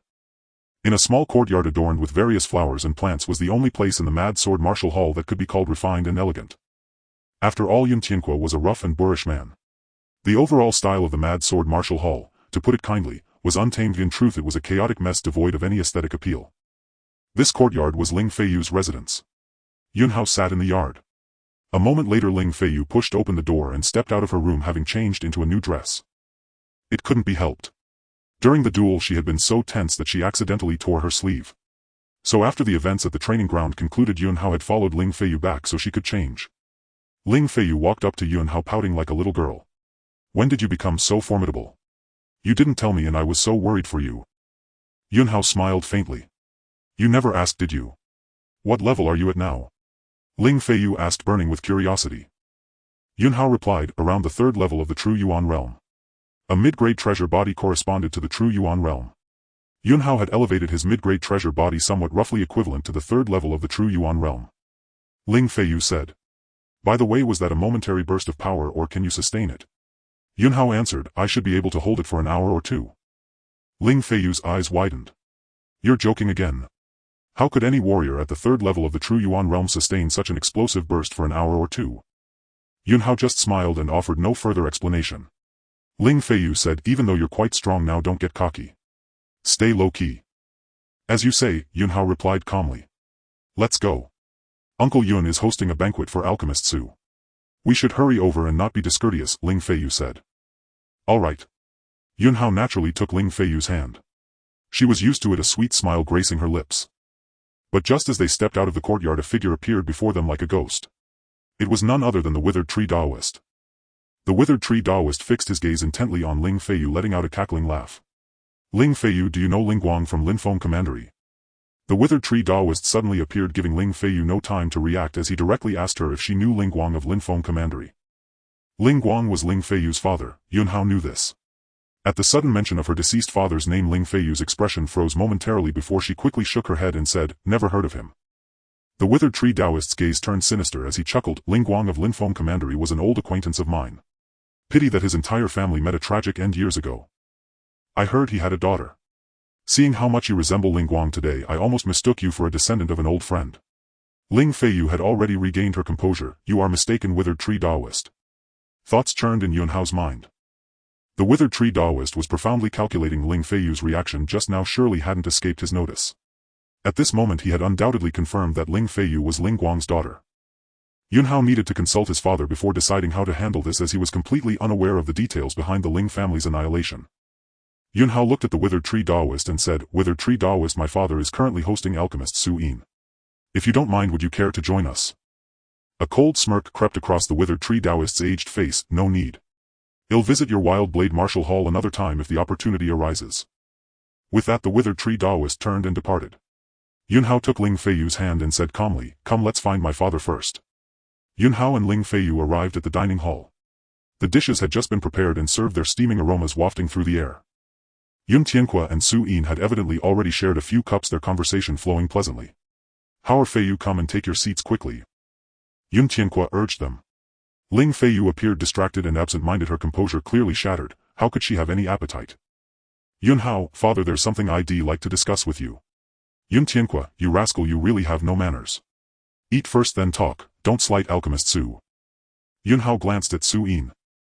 Su Yin caught the hint and immediately rose, saying, Hall Master Yun, I've just recalled urgent matters at the Treasure Pill Pavilion that cannot be delayed. I deeply appreciate your hospitality today, but I must rush back. Wasn't it exhausting trying to curry favor with Yun Hao? Last time when Yun Tianque invited him for dinner, Yun Hao said he had business and he left at once. Today he had already taken a few sips and was seated at the table with food and drink laid out, yet since Yun Hao had matters to attend to, he could only obediently take his leave. Yun Tianque looked embarrassed. Alchemist Su. This. Su Yin replied with a warm smile, there will be other days. Let's reschedule and drink to our heart's content until we're thoroughly intoxicated. Once Su Yin had departed, Yun Tianque scowled and glared at Yun Hao. You little brat, you truly have no sense of propriety. Though his tone was scolding, there was no real anger in it. After all, his precious son had just earned him considerable face. Yun Hao, father, let's talk somewhere else. Yun Tianquo's expression turned serious, sensing the gravity of the situation. Noticing Ling Feiyu's troubled look, he immediately said, "Follow me." The three then entered a secret chamber within the Wild Blade Martial Hall. Yun Hao cut straight to the chase and recounted the matter concerning the withered tree Daoist. Yun Tianquo's face changed drastically and he said regretfully, "It's my fault, all my fault. I was so overjoyed after teaching Yun Haisheng a lesson that I completely forgot about this." When the withered tree Daoist first arrived, he asked about Feiyu's background and mentioned Lin Feng commandery. If I had reminded Feiyu in time, she would have been prepared. He was filled with self-reproach. Ling Feiyu, her mind in turmoil, said, "Uncle Yun, you can't blame yourself. Even the most careful plans have their oversights. But I need to know the truth behind the massacre of my family." Yun Hao added, "Father, it's time to speak. Feiyu and I are ready to face this together." Yun Tianque hesitated for a moment, then gritted his teeth and said, very well, I'll tell you." Yun Tianque then retrieved a wooden box from his storage ring. Opening it, he revealed an object the size of a palm wrapped in a black cloth. Unwrapping the black cloth, Yun Tianque uncovered a token. One side of the token was blood red, while the other bore a carving of a ferocious green-faced fanged demon. The mere presence of this token filled the entire secret chamber with a sinister, murderous aura. Before Yun Hao or Ling Feiyu could ask, Yun Tianque spoke unprompted. "Back then, Brother Ling Guang sent word for me to go to a dilapidated mountain temple outside Lin Feng commandery. When I arrived at the rendezvous point, I found Brother Ling Guang gravely wounded and young Feiyu unconscious. Brother Ling Guang entrusted Feiyu to me, urging me to take her away immediately. But before I could ask what had happened, assassins came for us. Brother Ling Guang sacrificed his life to gravely wound one assassin. I then finished him off with a strike, and this token was found on his body. Later I infiltrated Lin Feng commandery and learned that the Ling estate had been reduced to ruins overnight. Clan members, guards and servants, none survived, all perished under brutal methods. I immediately left and brought Feiyu back to Luyun City, claiming she was from Han City." At this moment, Ling Feiyu's eyes reddened as she seized the token, her intense hatred uncontrollable. This token was the sole clue to the Ling family's massacre. This matter had always been a thorn in Ling Feiyu's heart. Now, with a clue in hand, she longed to launch an investigation immediately and seek justice for the hundreds of souls of the Ling family. Yun Tianque sighed and continued, "Over the years I've conducted secret investigations, but Luyun City is merely a remote backwater of the Qingfeng Empire. I found no trace of this token's origin. As for that withered tree Daoist who appeared today, he doesn't seem like a good man. So Feiyu, don't be fooled. If he shows up again, ignore whatever he says." Yun Hao tightly gripped Ling Feiyu's hand and said, "Calm down first. Let me take a look at the token." Ling Feiyu remained silent but handed the token to Yun Hao. Holding the token, Yun Hao carefully sensed it and caught a faint trace of energy. After all, this token had been stored for over a decade and much of its energy had dissipated. Fortunately, Yun Hao's perception was extraordinary, allowing him to detect it. This trace of energy bore many similarities to the aura he had sensed from the withered tree Daoist. Yun Hao was now 90% certain that the withered tree Daoist was connected to the faction represented by this token. However, Yun Hao kept this to himself. If he revealed it, given Ling Feiyu's temperament, she might charge straight into battle. Ling Feiyu was no match for the withered tree Daoist. His father Yun Tianque was also no match for the withered tree Daoist. Moreover, Yun Hao was certain that even though Ling Feiyu had denied it, the withered tree Daoist had already confirmed she was Ling Guang's daughter. Since the withered tree Daoist had set his sights on Ling Feiyu, Yun Hao would never allow him to harm her. Thus the best course of action was to strike first, eliminating this threat swiftly to prevent further complications. Yun Hao's thoughts raced. The withered wood Daoist, a peak transformation sea-realm cultivator, required unconventional methods to deal with. The best approach was to slay him through the art of formations. Some simple formations like the heart-cleansing array on the pendant he gave to Ling Feiyu could be set merely by tracing spiritual runes with his mental energy. However, more complex formations required numerous materials, using the characteristics of spiritual runes to activate the latent power within the array components, unleashing a devastating assault. It seemed he needed to visit the Su residence and find Fatty. Ling Feiyu's emotions were in turmoil. After Yun Hao comforted her, she returned to her room with a heavy heart. Then Yun Tianque approached Yun Hao again, urging him to take good care of Ling Feiyu and ensure she didn't seek out the withered wood Daoist. Yun Hao also advised, "Father, you must be careful too." He knew his father's character well. The withered wood Daoist was clearly suspicious and his father would certainly investigate. Yun Tianque replied, "I don't need a brat like you to worry about my affairs. Enough. Yuning has already taken Yun Haisheng and the others out of Luyun City. I'll deal with the mess at the martial arts school first." Yuning departed, his face dark throughout. Yun Haisheng and Yun Feng, father and son, shared a carriage. Yun Feng, having lost his right arm, looked grief-stricken, still reeling from the devastating blow. Yun Haisheng had regained consciousness but lay immobile, his bones broken in countless places and his internal organs severely damaged. Just then the carriage stopped. The curtain was drawn aside and Yuning entered. The three of them squeezed inside, the atmosphere oppressively tense. Yun Haisheng called out weakly, Third uncle. You must avenge me. Swear that you'll tear Yun Tianqua and that bastard Yun Hao limb from limb. As he spoke, pathetic tears slipped from the corners of his eyes. Yun Haisheng was a member of the main family, yet he had been brutally beaten by Yun Tianqua in public. His son had also lost an arm to Yun Hao and was now utterly dejected. Shut up. Yuning roared, then sighed. This mission is a failure. We'll face punishment when we return. As for Yun Tianqua and Yun Hao. Those two have cultivated the Zhenyuan Sutra I gave them. They'll eventually meet their doom. Let them live a little longer for now. Soon the old master's birthday will arrive. Yun Tianqua will surely attend. Then we'll make sure those two pay dearly. At the Su residence, Fatty was lounging comfortably on a recliner, patting his belly. Young Master Yun Hao from the Wild Sword Martial School is here, a servant suddenly rushed in and announced. Fatty jolted upright. Show him in immediately. A short while later, Fatty greeted Yun Hao with a hearty laugh. Brother Yun, I just heard about your impressive display today. With a single stance you scared Yun Feng out of his wits. I just finished my meal and was about to come congratulate you. Fatty, I've come to ask a favor, Yun Hao said. Brother, what's with the formality? We're brothers. Fatty waved the servants away. Brother Yun, my father took 14,000 taels of silver from you. I feel terrible about it. I had him calculate the cost. He spent over 20,000 on that sword, so I took back 20,000 to return to you. Since you're here, take it. I'm telling you, if you don't, you're not treating me like a brother. Fatty produced a stack of banknotes and tried to stuff them into Yun Hao's arms. Yun Hao raised his hand to block the notes. Fatty, keep this silver for now. Help me purchase some items. Items? What could cost so much? Fatty asked. Yun Hao handed him a prepared list. Fatty glanced at it. Half a gene of spirit-enhancing gold, 1 gene of fire jade, 3 second-grade fire-type demon cores. Brother Yun, are you forging a weapon? Fatty muttered, as the materials indeed seemed intended for forging, especially since Yun Hao had mentioned he knew a bit about the craft. Yun Hao merely smiled without explaining. Brother Yun, these items aren't worth 20,000 taels. We have most of them in the Su family's storehouse. Take the notes back and wait here. I'll go to the storehouse right away. Yun Hao still refused the money. I'll have many more favors to ask in the future. Keep the silver for now. All right. Seeing Yun Hao's insistence, Fatty relented and immediately went to fetch the items on the list. Though usually lazy, Fatty handled Yun Hao's affairs with remarkable efficiency. Before long he returned with a large bundle. The rest aren't in the storehouse, but I guarantee I'll have everything ready for you within 3 days. Yun Hao stored the bundle in his spatial ring, bid farewell and departed. Returning to the Wild Sword Martial School from the Su residence, Yun Hao went straight to Ling Feiyu's quarters. She looked haggard. Yun Hao's heart ached for her. Don't dwell on it. I'll face this with you. I'll help you uncover the truth and find every enemy. I won't let a single one escape. Ling Feiyu, her eyes swollen from crying, broke down again. She threw herself into Yun Hao's arms, sobbing uncontrollably. After a long while she finally stopped crying. Lifting her weary face, which pained Yun Hao to see, she gazed at him. Then without a word her crimson lips pressed against his. At this moment she was like a drowning person. Yun Hao was her only lifeline, the sole source of her security. Faced with Ling Feiyu's sudden passion, Yun Hao responded tenderly.